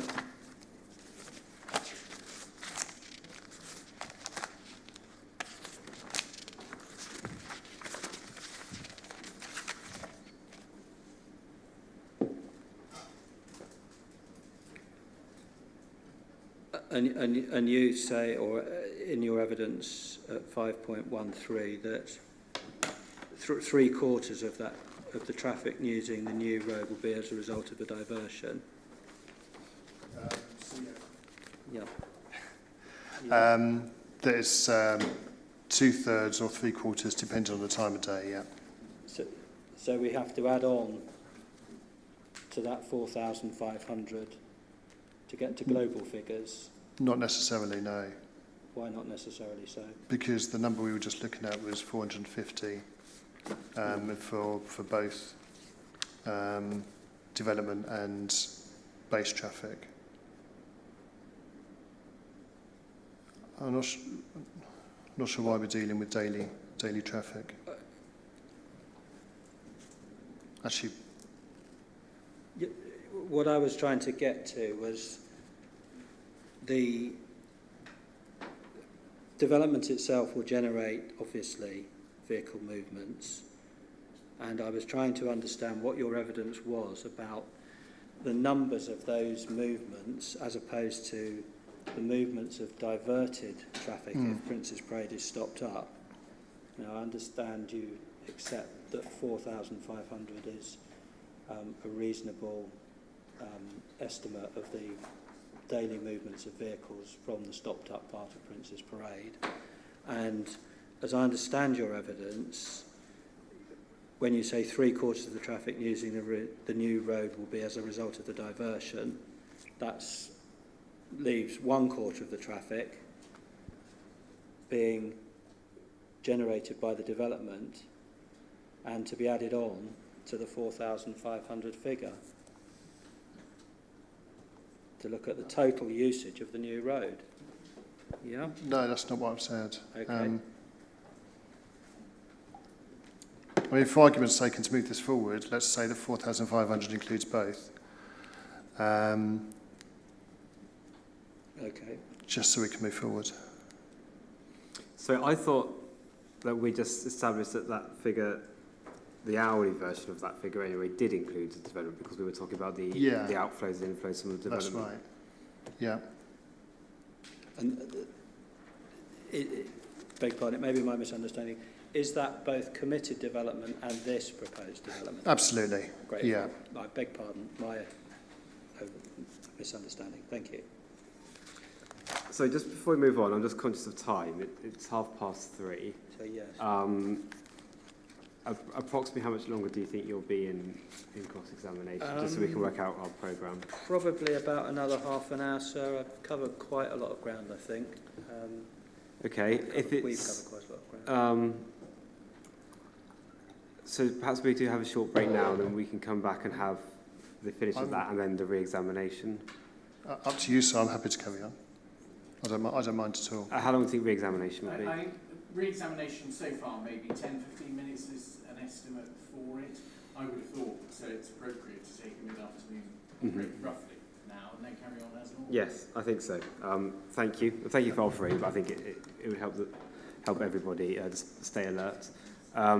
Is now okay with you to Certainly take that? so. Yes, no, I think it's sensible to... So it's 3:34, 3:55. So if we come back at 3:50?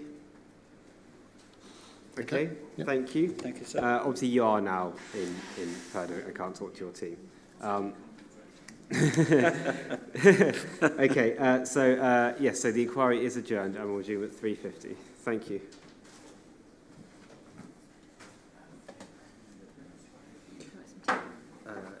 Yes, please.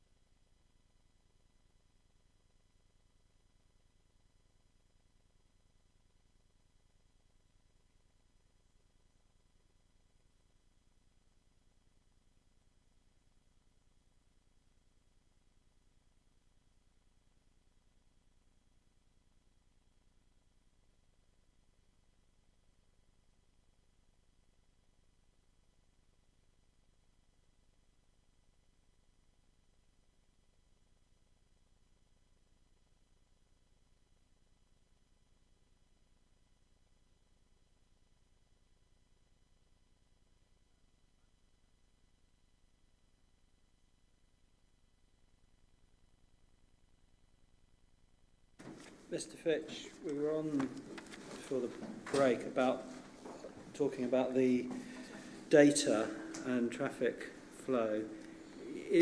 Was any data carried or survey done to predict what the traffic flow would be on Prince's Parade if the road wasn't stopped up?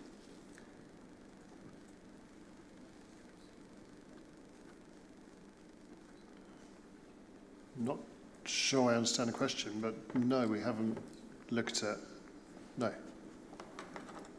Okay, thank you.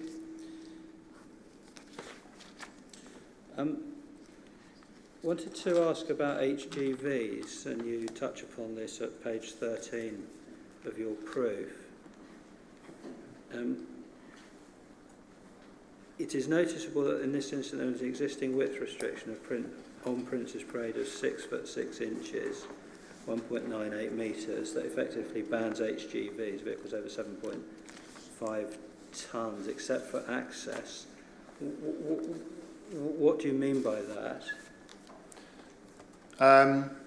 So in terms of vehicle classifications, then a vehicle over 7.5 tonnes is classed to be a HGV. Mm-hmm. And 6.6 feet is generally the size of a 7.5 tonne vehicle. So it precludes, and one would suspect it was designed to preclude, that Prince's Parade being used as a route for HGVs rather than the A249, except for access. So HGVs will be using the new local distributor road, is that? You say, therefore, the volume of HGVs will continue to be minimal and well within the highway construction design, whether the road is a through road or just an access road. There's currently 0.01, 0.2, 0.01 to 0.02% of vehicles, yes, which presumably are those that are using it as an access, yes, which are HGVs. So there's no proposal to change existing access. No.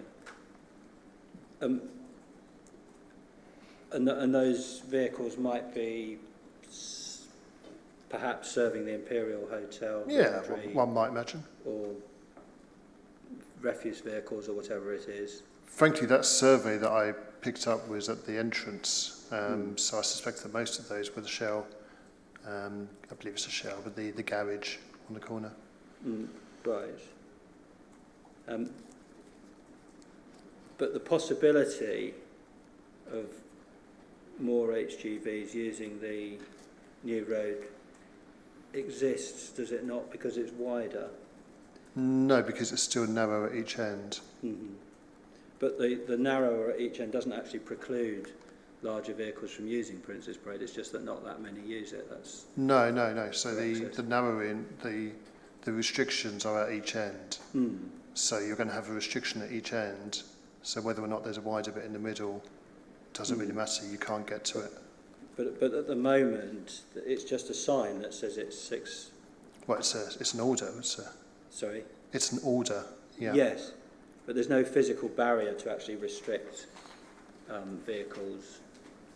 There's not a width restrictor, no, but there is an order, so if you were to, then you are breaking that order. Yes, but there is a percentage of vehicles that currently do use that route for access that are HGVs, or just a small number. And they're legally allowed, if it's for access, they're legally allowed to do that, yeah.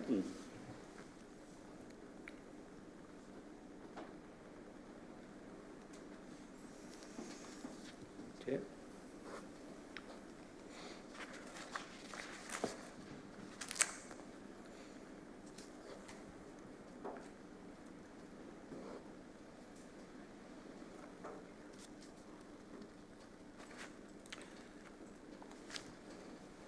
6.2.4, you talk about pay and display car parking of visitors, and you say that therefore the numbers of cars parking on Prince's Parade and in the car parks is likely to be less today than recorded in the 2016 surveys, plural. There was only one survey. Is that not correct? Carried out on one day in July. As was agreed by the Highway Authority, yes, that's correct. So the plural is incorrect. It was a single survey. Your plural, 2016 surveys, using the 2016 surveys, etc. Yeah, that's fair. Well, yeah, depends how you interpret multiple car parks being surveyed. Could be. Would you accept one single day in July 2016? Is that... With all due respect, we have discussed this. That was Sorry, I haven't agreed asked the with question yet. County Council. You're jumping the gun. I haven't asked the question. Sorry, sir. I do apologise. It's all right. So a single survey on a single day on the 23rd of July 2016, right at the start of the summer holidays, is how robust is that as a piece of evidence in 2021? Danger of repeating myself, but all I can say is that Kent County Council were sufficiently satisfied with that piece of evidence. Can I ask a question, because I've just thought of it? You were saying before about the hourly rates being what you were looking at, and they were based on peak flows. And so my understanding of peak flows are your standard working week, 8 a.m. to 9 a.m. and 5:30 to 6:30. But was this survey not on a Saturday? It was. So how would that information allow you to understand peak flows on a weekday? This was related to car parking only. Okay. It wasn't related to the traffic impacts. So the traffic flows were undertaken with an automatic traffic count, which was done for a 7-day.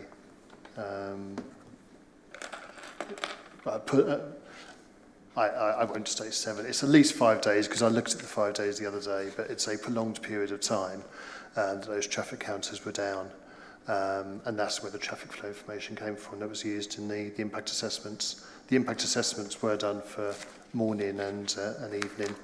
Again, pre-application discussions with Kent, they wanted to see 8 a.m. to 9 p.m. and 5 till 6 standard peak hours as the period to be tested. Yeah. No, thank you. So I was misunderstanding. So That's right.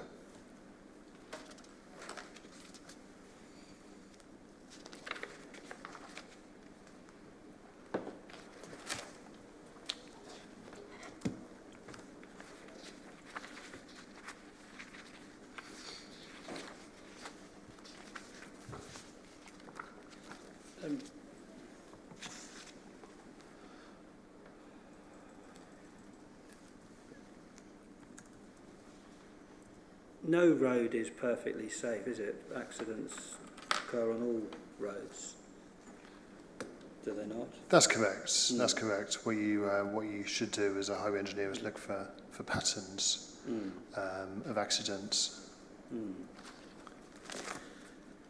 And the number of accidents over the 5-year period that you report is not indicative of anything other than Prince's Parade being a reasonably safe road, is it? I would disagree with that, sir. If you're looking for patterns, then you can see patterns where pedestrians have been hit. You can see patterns where vehicles are failing to give way and striking parked cars. So it doesn't. It's not about volume. It's about is there more than one accident? In this case, there's at least 3 where pedestrians have been hit. That's the important thing, not necessarily the volume. You could have 8 accidents that are got entirely different descriptions, and you could conclude that there's no pattern there, because it happened when the weather was bad, or it happened for other reasons. In this case, you can see patterns of people crossing the road, people in the carriageway, and parked cars being hit.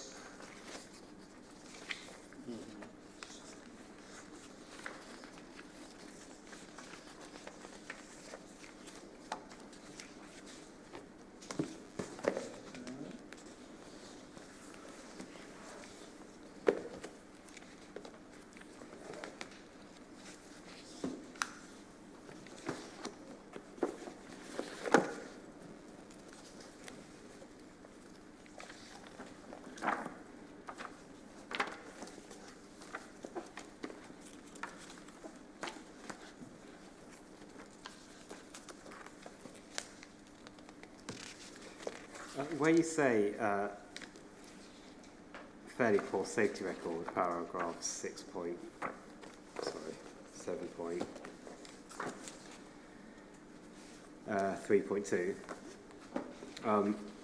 What is that?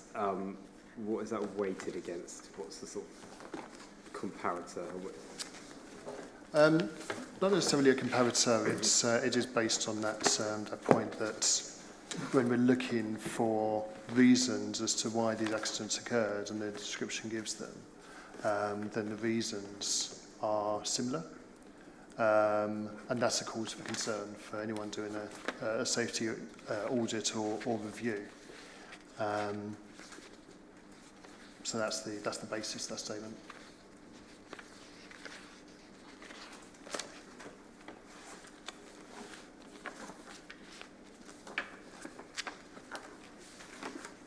But if there was such a safety concern as you suggest, Mr. Fitch, surely the responsible local highway authority might have imposed a speed limit. That's one relatively simple action which could have occurred to ameliorate the concern, is it not? I can't answer that question, sir. I'm not the highway authority.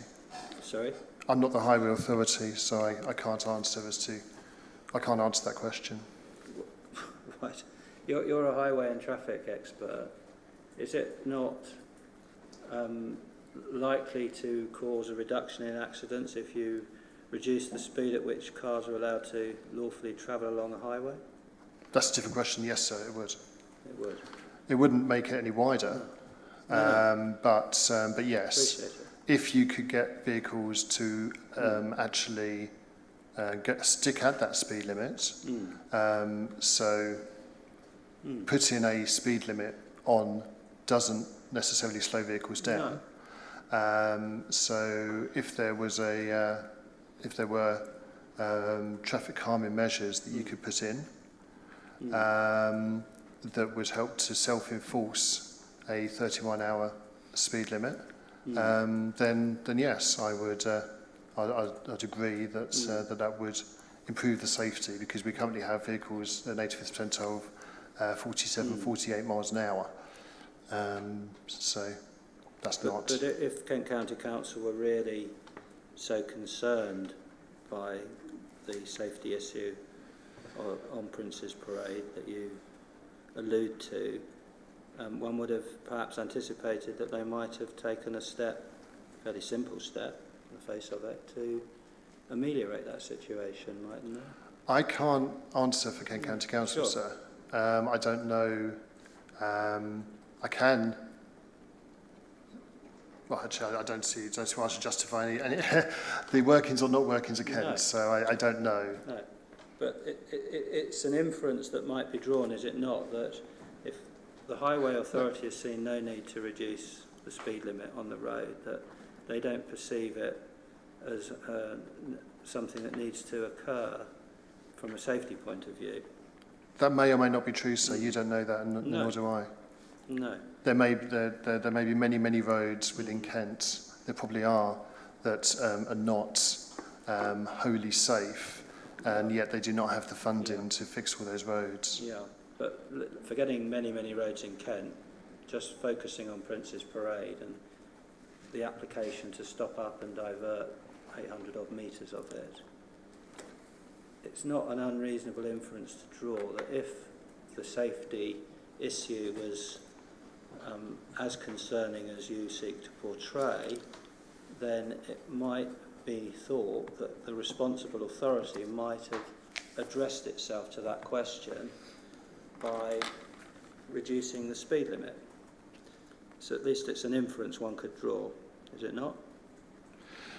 The stopping up and diversion order is not being done because there is a safety issue on Prince's Parade. That's not what I've said, and that's not what that anyone's said. It's a part of the development, and it has an added benefit of improving the safety.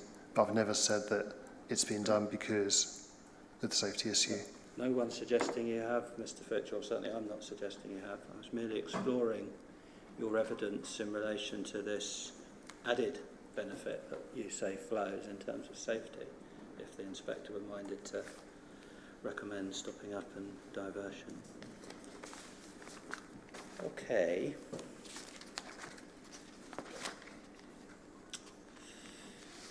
Walking distance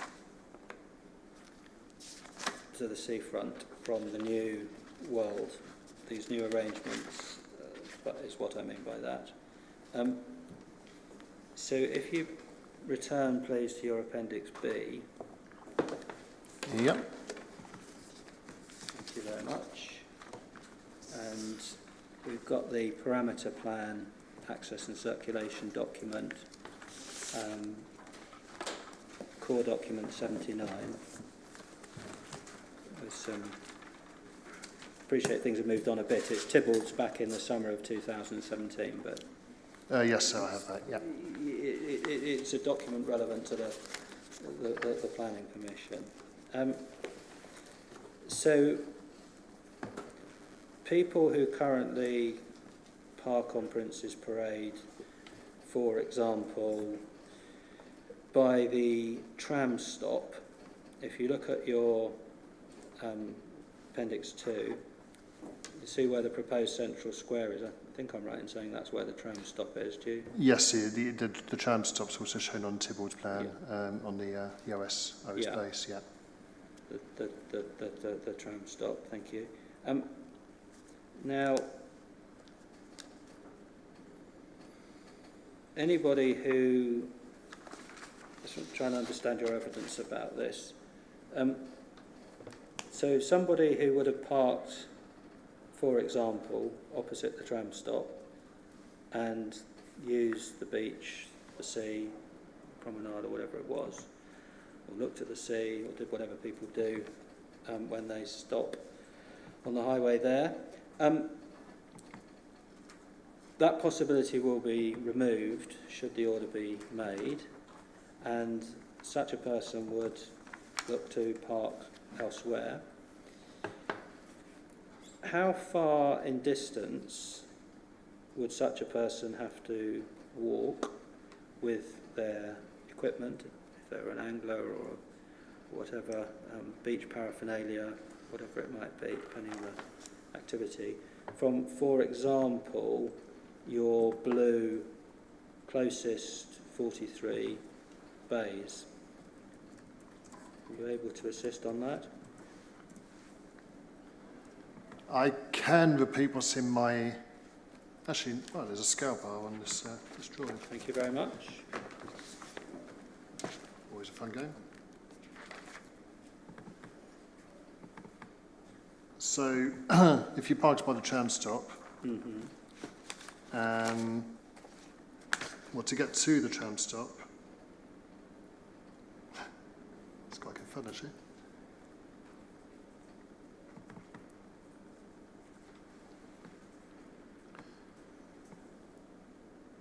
That would be about 100 metres for that one. And in my evidence, I've said that most parking spaces will be within 100 metres of the seafront. And that includes getting through the gap, actually onto the promenade. Do you mean the gap between the... In the seawall, sir. Oh, so the gap in the seawall? Yeah. Right, the splash wall, sorry. In the splash wall, yep, you're correct. Sorry, the splash wall. Right. 100 metres or 100 yards? I think you said you're a metric man. I said 100 metres. Metres, Did I not? that's what I thought. Did Yep, yeah. quite right, just checking. And you said something about 125 metres as well. So Yes, they're all within 125, all within 125, all these parking spaces yes, are within 125 metres of the sea. yes. And the tram example by the tram stop is 100 metres from the nearest parking space. You've done some scaling, okay?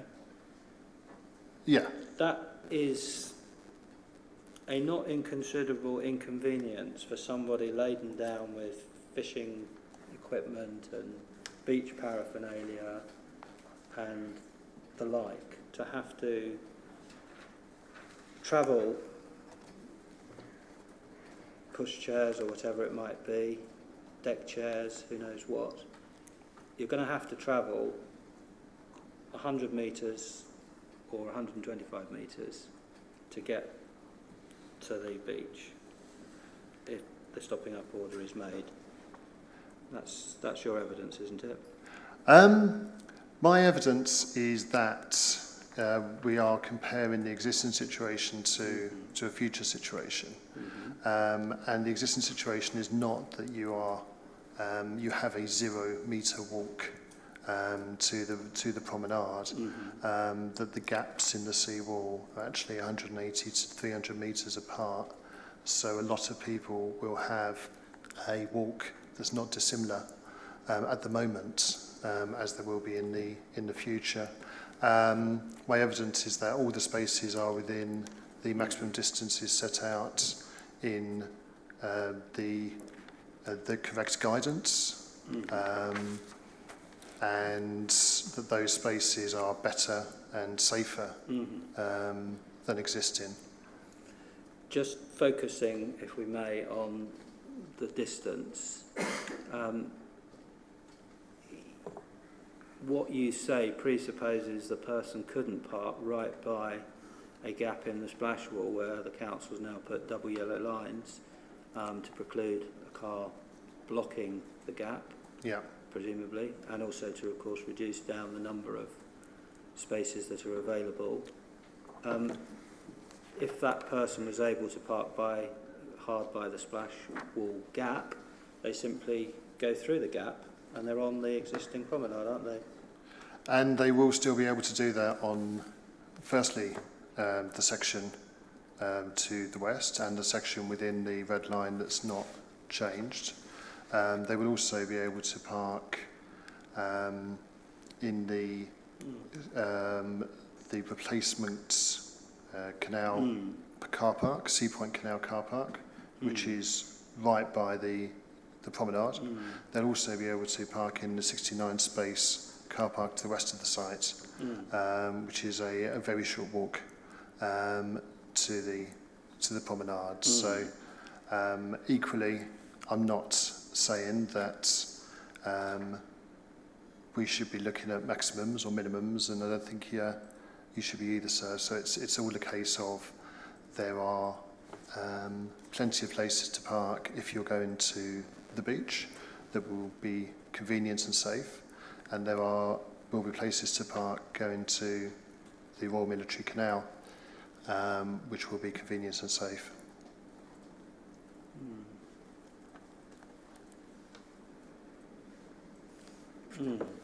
But for the purposes of this exercise, we've established that Battery Point car park, no change. Yeah. The 7 spaces before you, coming from Battery Park, divert down the new local distributor road, no change. Yeah. The 24 spaces back at the other end of the site, which remain on Prince's Parade, no change. The change is in relation to the part of Prince's Parade between those 2 points and the number of spaces there. And it remains the case, does it not, that anybody who is able currently to park close to a gap in the seawall, how high is the seawall? About 1 metre, I believe. I haven't measured that myself, but that's what I've read in one of the articles. You believe it's a metre? You know what, I'm happy to be corrected on that. Okay. Around about knee high, I recall, but if someone can give me a Knee-high. measurement, I'm happy to go along with that measurement.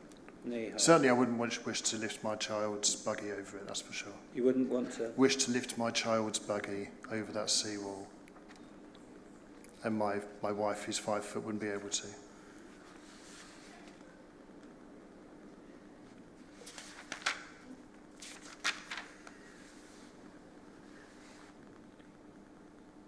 It's 14 inches wide and 2 feet high. 2 feet high, that's about knee height, and yeah.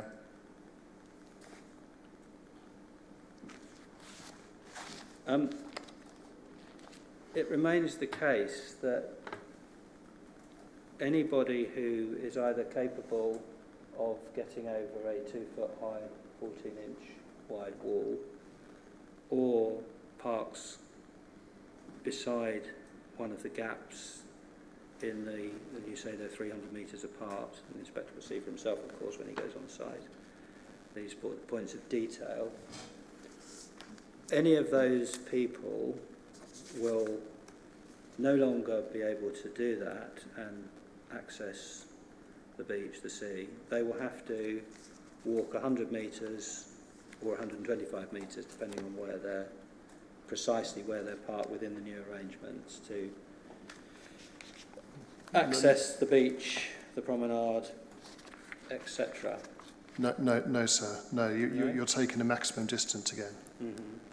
So you could park in the car park to the west with 69 spaces. You could park in the Sea Point Canal car park that's right next to the promenade.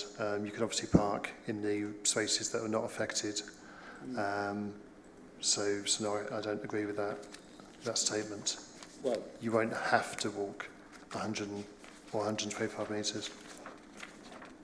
okay. There's a spectrum, but we've established that to take the tram stop instance, that is 100 metres, and you say it's a maximum of 125 metres from wherever it is in the rearranged parking well to get to the sea. That's your evidence, yeah? There's a spectrum from 0 to, well, from Yeah. 1 metre to 125, yeah. No, all right. When you say 1 metre, what do you mean? In the Sea Point Canal replacement car park, you could park right by the promenade.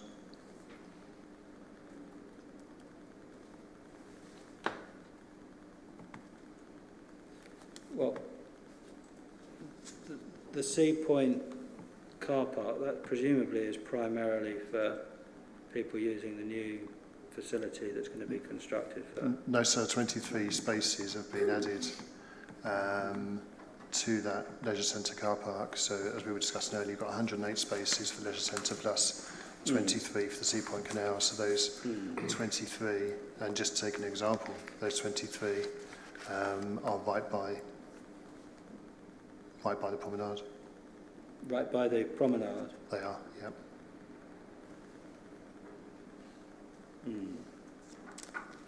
Okay.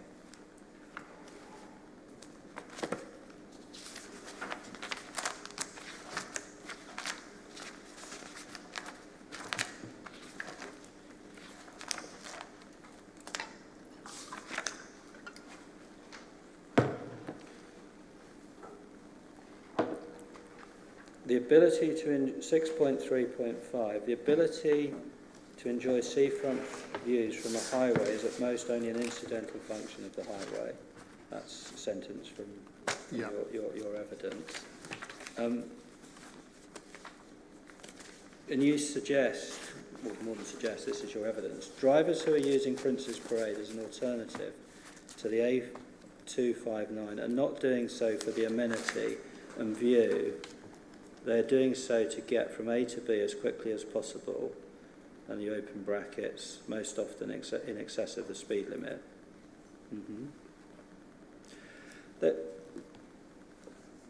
Hythe has quite the demographic of this area, and Hythe in particular, would include a lot of people who are not rushing from A to B in the fastest time possible. They're people who are retired or got more time on their hands, etc. There are plenty of people who will drive along, or do drive, and have driven, and if the stopping order up isn't made, will continue to drive along Prince's Parade purely because they enjoy that straight, attractive, historic, scenic, seaside route, top down on their car, if they've got a convertible, if they're lucky enough to have a convertible, and purely because it's a very attractive, you've got the English Channel on your left, you've got greenery and then a golf course on your right. It's an attractive route. Would you not accept that? I would, and they are still able to do that for the majority of Prince's Parade. No one is extinguishing the right from the 1 kilometre section that's left. It is also important to add that LA 107 on landscape and visual impacts, which is a design manual for roads and bridges document, a Department for Transport document, and as I've set out in my evidence, it gives certain weight to views, and it gives a much higher weight for people walking and cycling, in this case along the promenade and cycling along the National Cycle Route 2 than it does for people driving along Prince's Parade.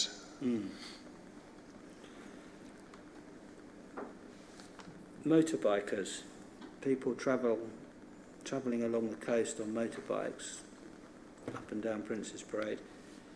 There are quite a few users of Prince's Parade, notwithstanding that half of Prince's Parade will remain, assuming the order is to be made, along past the golf course.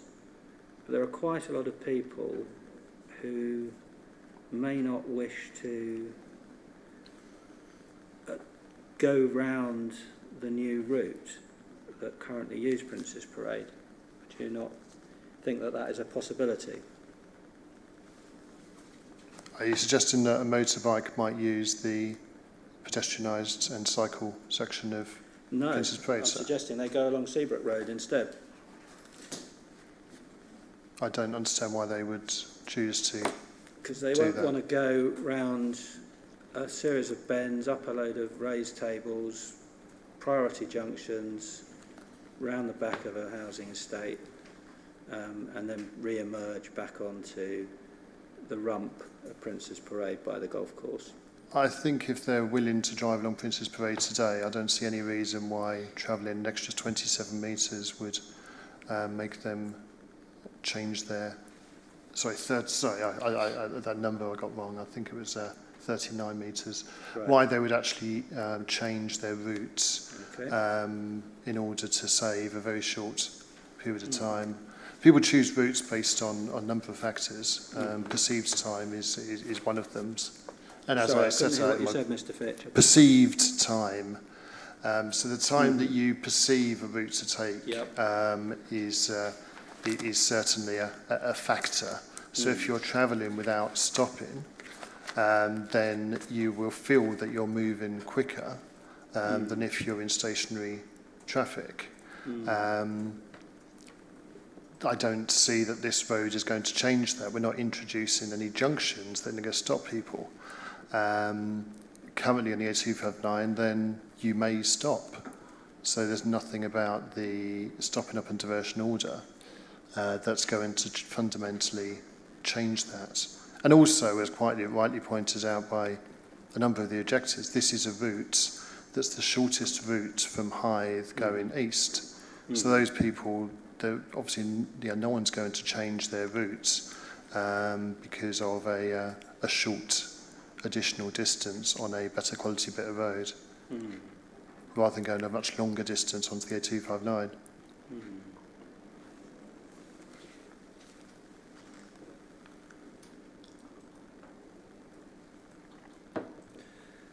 6.3.6. Parked cars often obscure the views of the sea anyway, further reducing the importance of this amenity to people in cars. These are all issues with the existing Prince's Parade. Well, first point, if you're parked looking at the sea, and I accept parking is an incident of a highway right, vehicular right,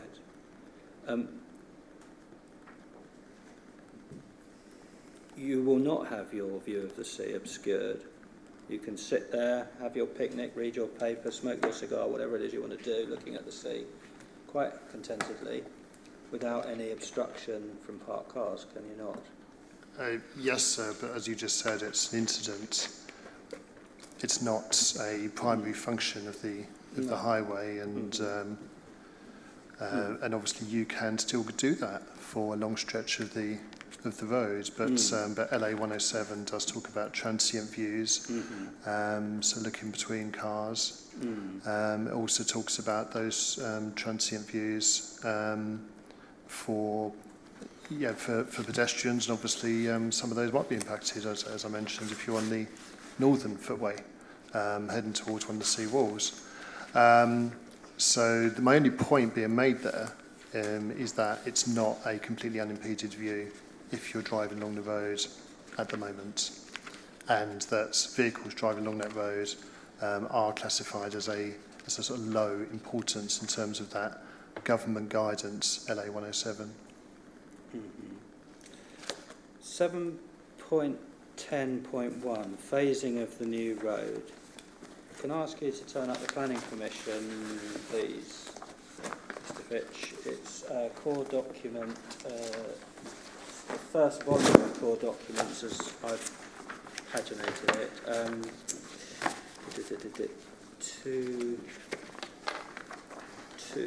Core document 2, 18th of July 2019, application number Yankee 17/1042/SH. Do you have the... I'm just on my way. Oh, sorry. Yeah, and I need to wait for the hard copy because my computer's still not working. Sorry, sir.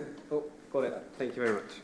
Sorry, could you repeat the core document number? Yeah, of course. It's core document number 2, which is the grant of planning permission in respect to the proposed development. Yeah, that's opening now. You have that, thank you. Well, it's opening. Oh, right. Tell me when it's open, if you would. Yeah, sure.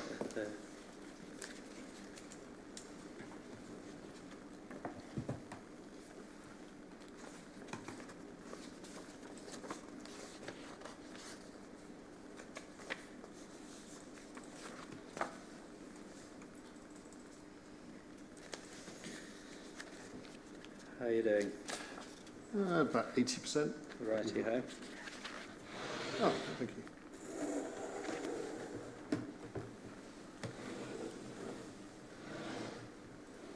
Thank you. Just holding it down. Oh, yeah. Yes, sir. Right. Oh, it's just come up on mine now. Oh. Thank you. Embarrassment of riches. Absolutely. Mr. Fitch, turning to planning conditions, if I may. So, phasing of the new road, you say that I can advise that the construction phasing has been developed by the Council's appointed contractor, BAM, on the basis that the new road will be complete before closure to traffic of the section of Prince's Parade concerned. The submission to satisfy condition 30 of the Planning Permission phasing of the new road will be on this basis. So if we turn up condition 30 of the Planning Permission, as I read it, it says, prior to commencement of the development hereby permitted in any relevant phase or sub-phase, details of a phasing strategy for the realignment of the highway at Prince's Parade shall be submitted to and approved in writing by the local planning authority. Development shall then be implemented in accordance with the approved details. Reason, in order to minimise the extent and duration of parking displacement and to ensure that road works follow highway authority procedures in the interest of highway safety and the amenity of road users. You see that condition? I do so, yeah.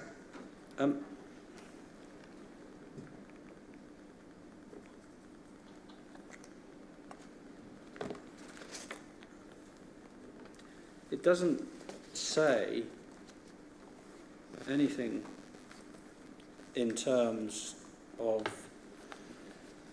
precluding the closure to traffic on the section of Prince's Parade concerned until the new road is complete, does it?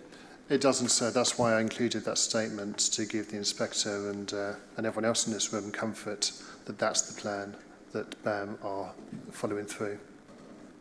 that's the plan that they're following through. But condition 30 doesn't require that to be the case, does it? No, but that's the reason why I gave that statement, so that people can understand that that's what's proposed. Mm.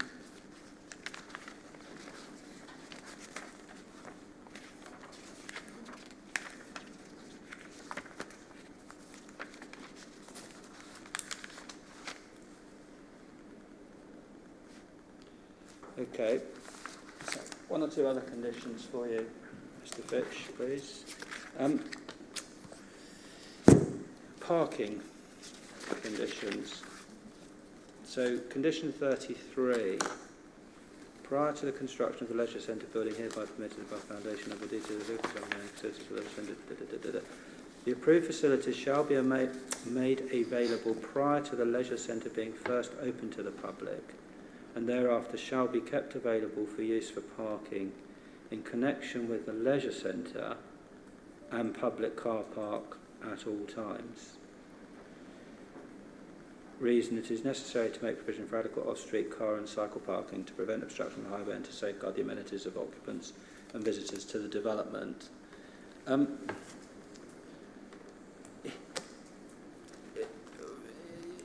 In terms of legal precision, well, first of all, can I ask you what you understand that condition to actually mean in relation to the alternative parking provision that's being forms part of the overall scheme, if I can put it like that?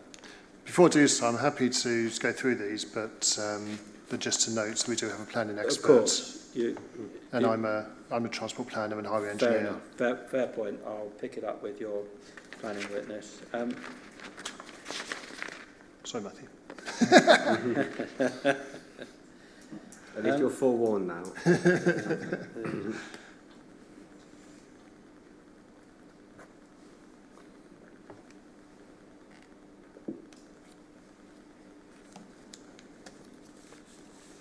Okay.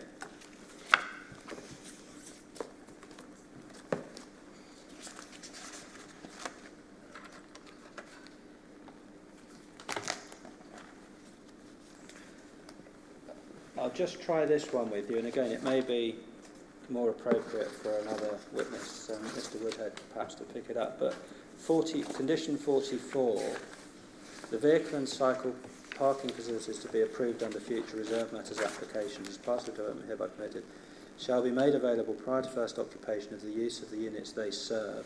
These facilities shall thereafter be kept available for parking purposes in connection with the relevant parts of the development at all times.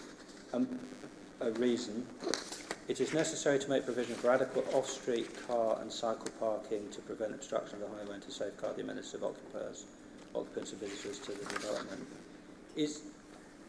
Again, please say if you don't think this is within the scope of your expertise, but I'm interested again in relation to the provision of parking opportunities on the site. Is that condition to be read as simply saying that all parts of the development will each have its own parking area in respect of which nobody else, for example a member of the public who wants to access the beach, etc., is able to use? Is that your reading of it, or is not it not necessarily? I think what it's saying that each part of the development and the parking spaces that are designed for those parts of the development, it doesn't make mention, other than it doesn't say anything apart from that. So the reason for that is that you don't open a leisure centre without a car park. You don't open residential without a car park. It doesn't say anything about precluding. Understood. And shall thereafter, appreciate the reasoning process you just indicated, available prior to first occupation or use of the units they said. These facilities shall thereafter be kept available for parking purposes in connection with the relevant parts of the development at all times. That would tend to suggest precluding anybody from using such parking facilities who's not, where it's not within the relevant parking. No, I think No? the reason for that is to say that if you're then constructing a future phase, you can't just build on the car park. You can't put cabins on the car park. You can't take that parking away as a physical entity. It's not talking about the management of that space at all. Okay.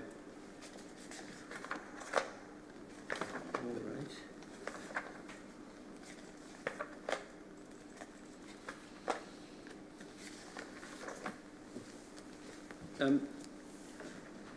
In relation to the general alignment, the BAME contract documents, if you could just have those up, please. Yes, I have those. Thank you.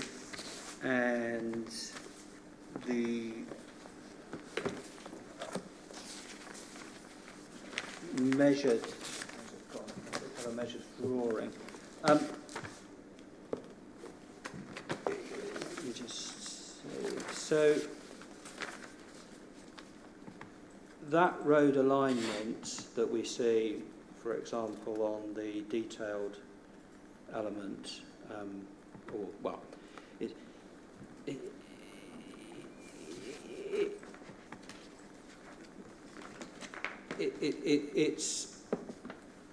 curves round. This is my understanding. It's, of the way in which the detailed and the outline elements work. So the new road is shown, but curving round the detailed part of the planning permission, the leisure centre, the two car parks, etc. And the new canoe club is part of a previous permission. We touched upon, and I will pick up with the ecology witness, the planting that's going to be done. And we can see the proposed embankment running along from the corner by the new canoe club along, well, halfway along the site basically to where the new square would be, and there's some steps going down to the canal. You see that? Yes, sir, yeah. In terms of distance of the carriageway as it curves round past the proposed new canoe club facility, and it reaches, it's at its closest point to the Royal Military Canal, that distance is something of the order of 13 or 14 metres. Do you accept that? I believe so. I think that distance might be to the canal itself. Sorry, to the canal itself, yeah. Okay. I haven't got the ability to measure, but, No, but it's, I believe that was mentioned by Lloyd Bohr in one of their documents. Thank you very much. Just bear with me a minute.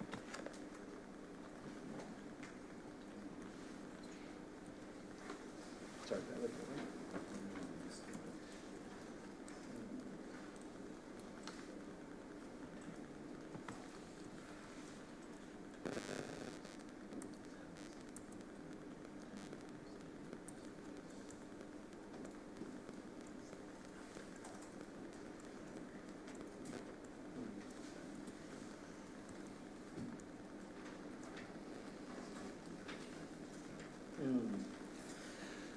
Yes, can I just ask you this, Mr. Fitch? This proposed embankment that's shown on the drawing, the BAME drawing, the first one, and then half of the second one, that's approximately 250 metres long. Does that? Yes, happy to continue, but again, I think it's something that's dealt with by Richard more than myself. But happy to go in the conversation. Yeah, sorry, I couldn't hear what you're saying. Sorry, I'm just saying. I believe Richard Andrews is going to be dealing with some of these issues in a bit more detail. but I'm happy to Well, you're carry on. I mean, yes, I think it's about 250 metres until the chicane, Yeah. and then it gets further away. Yeah. And you mentioned compacting the material. We've heard evidence about the fact that it's been used as a landfill site for, well, as it was in the 60s.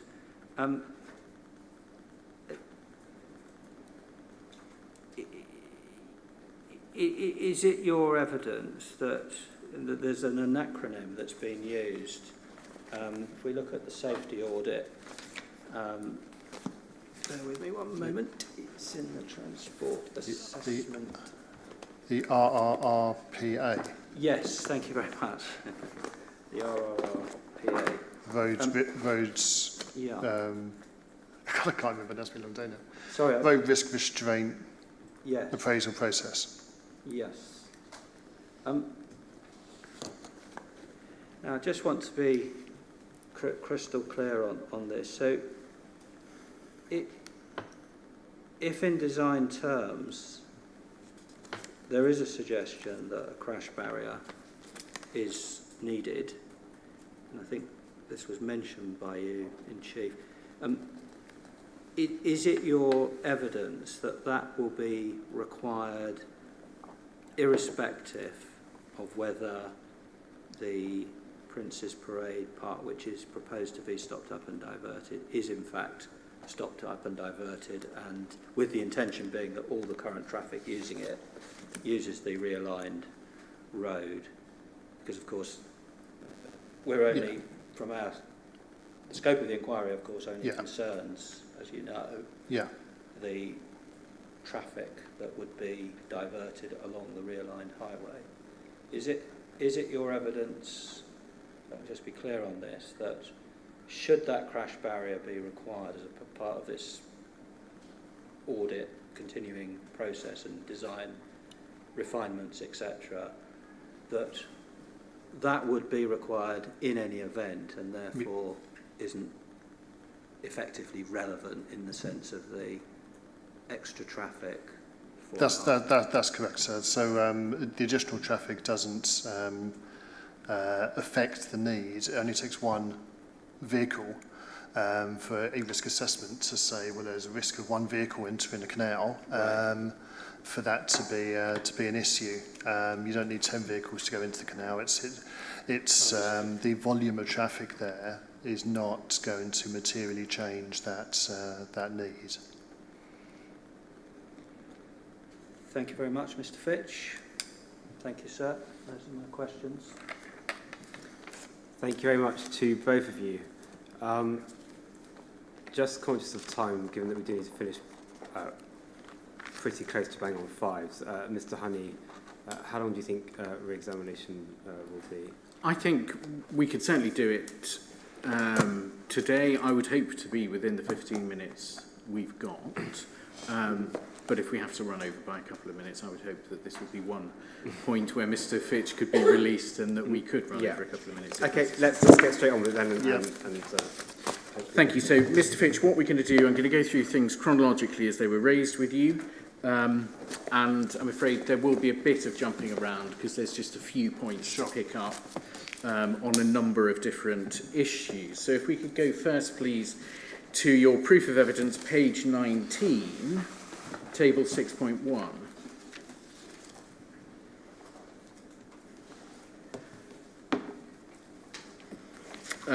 And we were looking, I think, at the second substantive row there, where it includes the eastern part of Prince's Parade. Yeah, do you see that? I do so, yeah.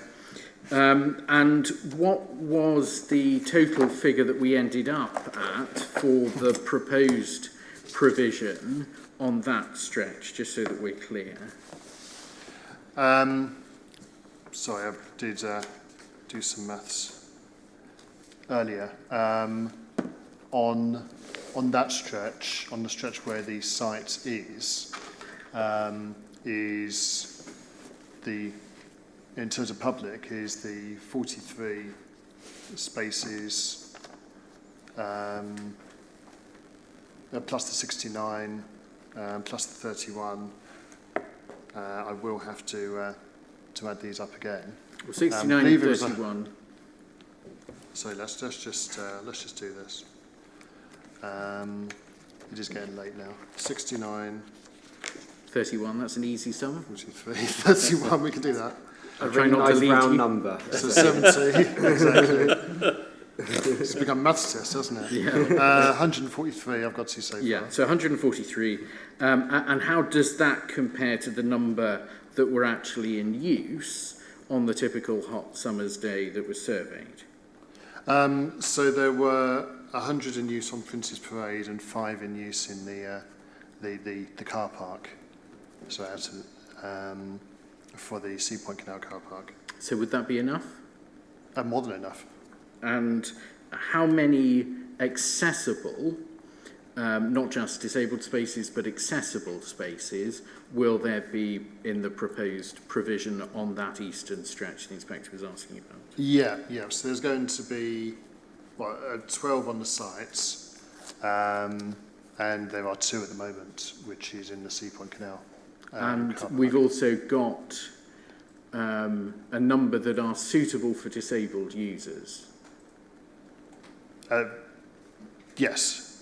We'd also have the 43 spaces, So, which are designed, which are on streets, on the new roads. and how much is that in total then altogether? So there's 55 in total. And that's not including, obviously, those that are retained. Okay, thank you very much. Now, you were asked some questions about speed on the new road with the tables, I think in connection with the estimate of the additional journey time. Do you remember that? Absolutely, yeah. And I think you were unhappy with the questions that you were being asked to answer at the stage, because, if I can sum up your position as I understood it, you weren't comparing like with like, Yeah. because you were being asked to take into account, as it were, driver behaviour on one road, but not the other. So if you adjusted both the existing Prince's Parade and the new road for some people slowing down, would the difference of 20 seconds between the two change at all? No, I would suggest that's going to be fairly similar. You were asked questions in relation to the Sea Point car park and whether or not the spaces were marked out. Would it make any difference to the calculations of the re-provision of parking if they were not or were marked out? No. Thank you. There were questions then about the number of seawalls, and you referred to one drawing from the design access statement. I'm going to ask you to look at another one and see if that helps you to assist the inspector with that. So if you can go to the design access statement, that's CD7, and then within section 5, which is the part that's referred to in the conditions, if you could go to page 93 and figure 510.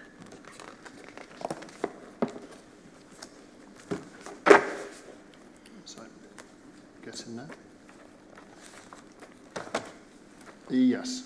So actually, if you look at 5.9 first, can you see the existing splash wall on 5.9? Yeah. And then when you look down to the proposed position in 5.10, does that still exist? No. So that splash wall is now at the back of the promenade. So you were being asked effectively, is there going to be one or two splash walls in the future? What's the position? There's one splash wall. Thank you. Put that to one side. We may need to come back to that. CD90 is the BAM general arrangement drawing for the eastern end of the site. And you referred to the canoe centre having its own car parking, which was part of a separate planning application. Yes, there's some spaces shown on that plan, yeah. Can you help the inspector with roughly at least, if not precisely, how many spaces will be provided at the canoe club on the canoe club canal side of the road? Yeah, there's 8 spaces shown on that BAM drawing. Thank you very much. Then you were asked about the parking survey. I was put to you, it was a one-day snapshot. Is there any reason to think that the parking survey was an underestimate of the position? No, we didn't. It certainly wasn't the view of the approving authorities that was in any way incorrect. And what has happened since that survey was done in relation to parking demand that might affect the use of spaces there? Sure. So as we understand well, there's no understand about it. There has been pay and display put in along Prince's Parade. So it has been an objection, mentioned in many an objection, that that's increased parking pressures on local streets by implication, because they're no longer paying to park on Prince's Parade. Thank you. And there was some debate as to whether it was right to say survey or surveys, if you remember that. Have you got the TA, which is CD18, available to you? I do, yeah. Can you identify the parking survey within that document? I think, if we're on PDF, it's page 45.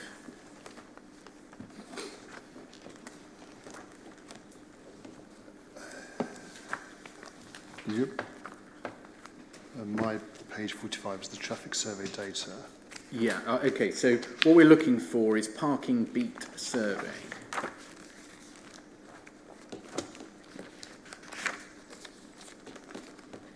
Sorry, one second, I was going to go back to the content. It is Appendix 5, Okay. but I'm not sure what page it would be sure. on for your version.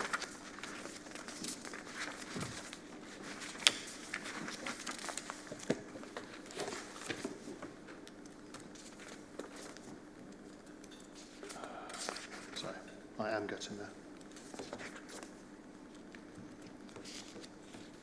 Yeah. So, how many counts of the parking situation were undertaken on that day? So there's counts undertaken at 11 o'clock, 12 o'clock, 1 o'clock, 2 o'clock and 3 o'clock across 7 different car parks or parking areas. So how many? How many counts or surveys on that one day? Again, asking me to do maths late in the day. But 5, 7 to 35 counts. Thank you. While we're in the TA, you were asked questions about the days of traffic counts. Do you recall that? And Yeah. you said at least 5 days, I think. Yeah. Within the TA itself, so it's the first document, paragraph 214, does that help in terms of confirming the position for the inspector?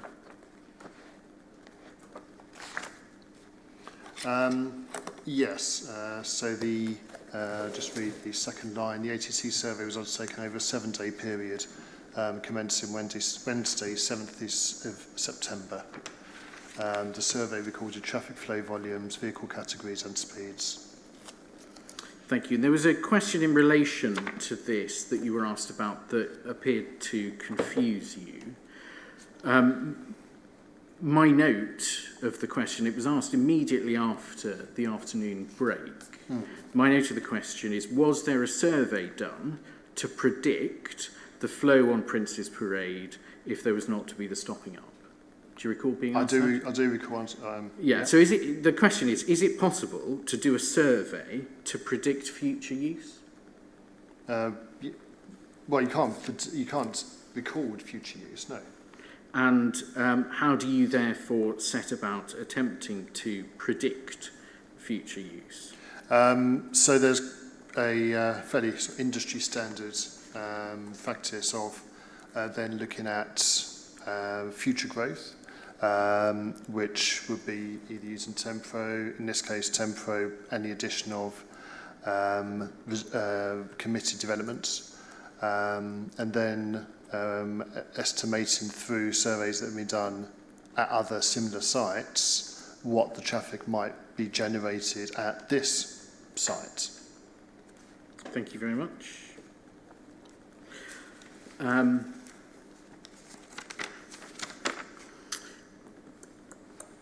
There were some questions, and you'll recall them, I'm sure, about whether the Kent County Council, as the local highway authority, could impose a speed limit on Prince's Parade. Is there a speed limit there at the moment? There is, it's 40 miles an hour. And given the traffic surveys that are done, is that speed limit respected? No.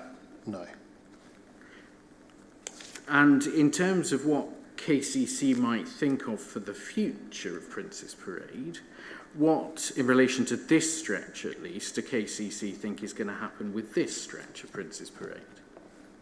Well, at the moment, as far as I know, nothing.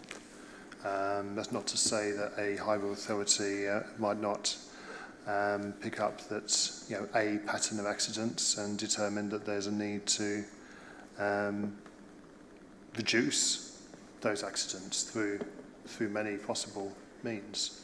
And if the Secretary of State decides to make the stopping up and diversion order, what would happen to this stretch of Prince's Parade then? So this stretch would divert onto the new road, which, in my opinion, is a safer road. It's been designed at the standard of a local distributor road, and that would be a safe piece of carriageway. Thank you. And then you were asked questions about parking at the tram stop, which is right next to a gap in the seawall, and you were asked to compare that with distances of walking in the future. How easy is it to park next to one of those gaps in the seawall at the moment on a busy day like that would have been surveyed in 2016? Those naturally would be the spaces that everyone aims for first. So it would be rather difficult to guarantee you're going to get that space.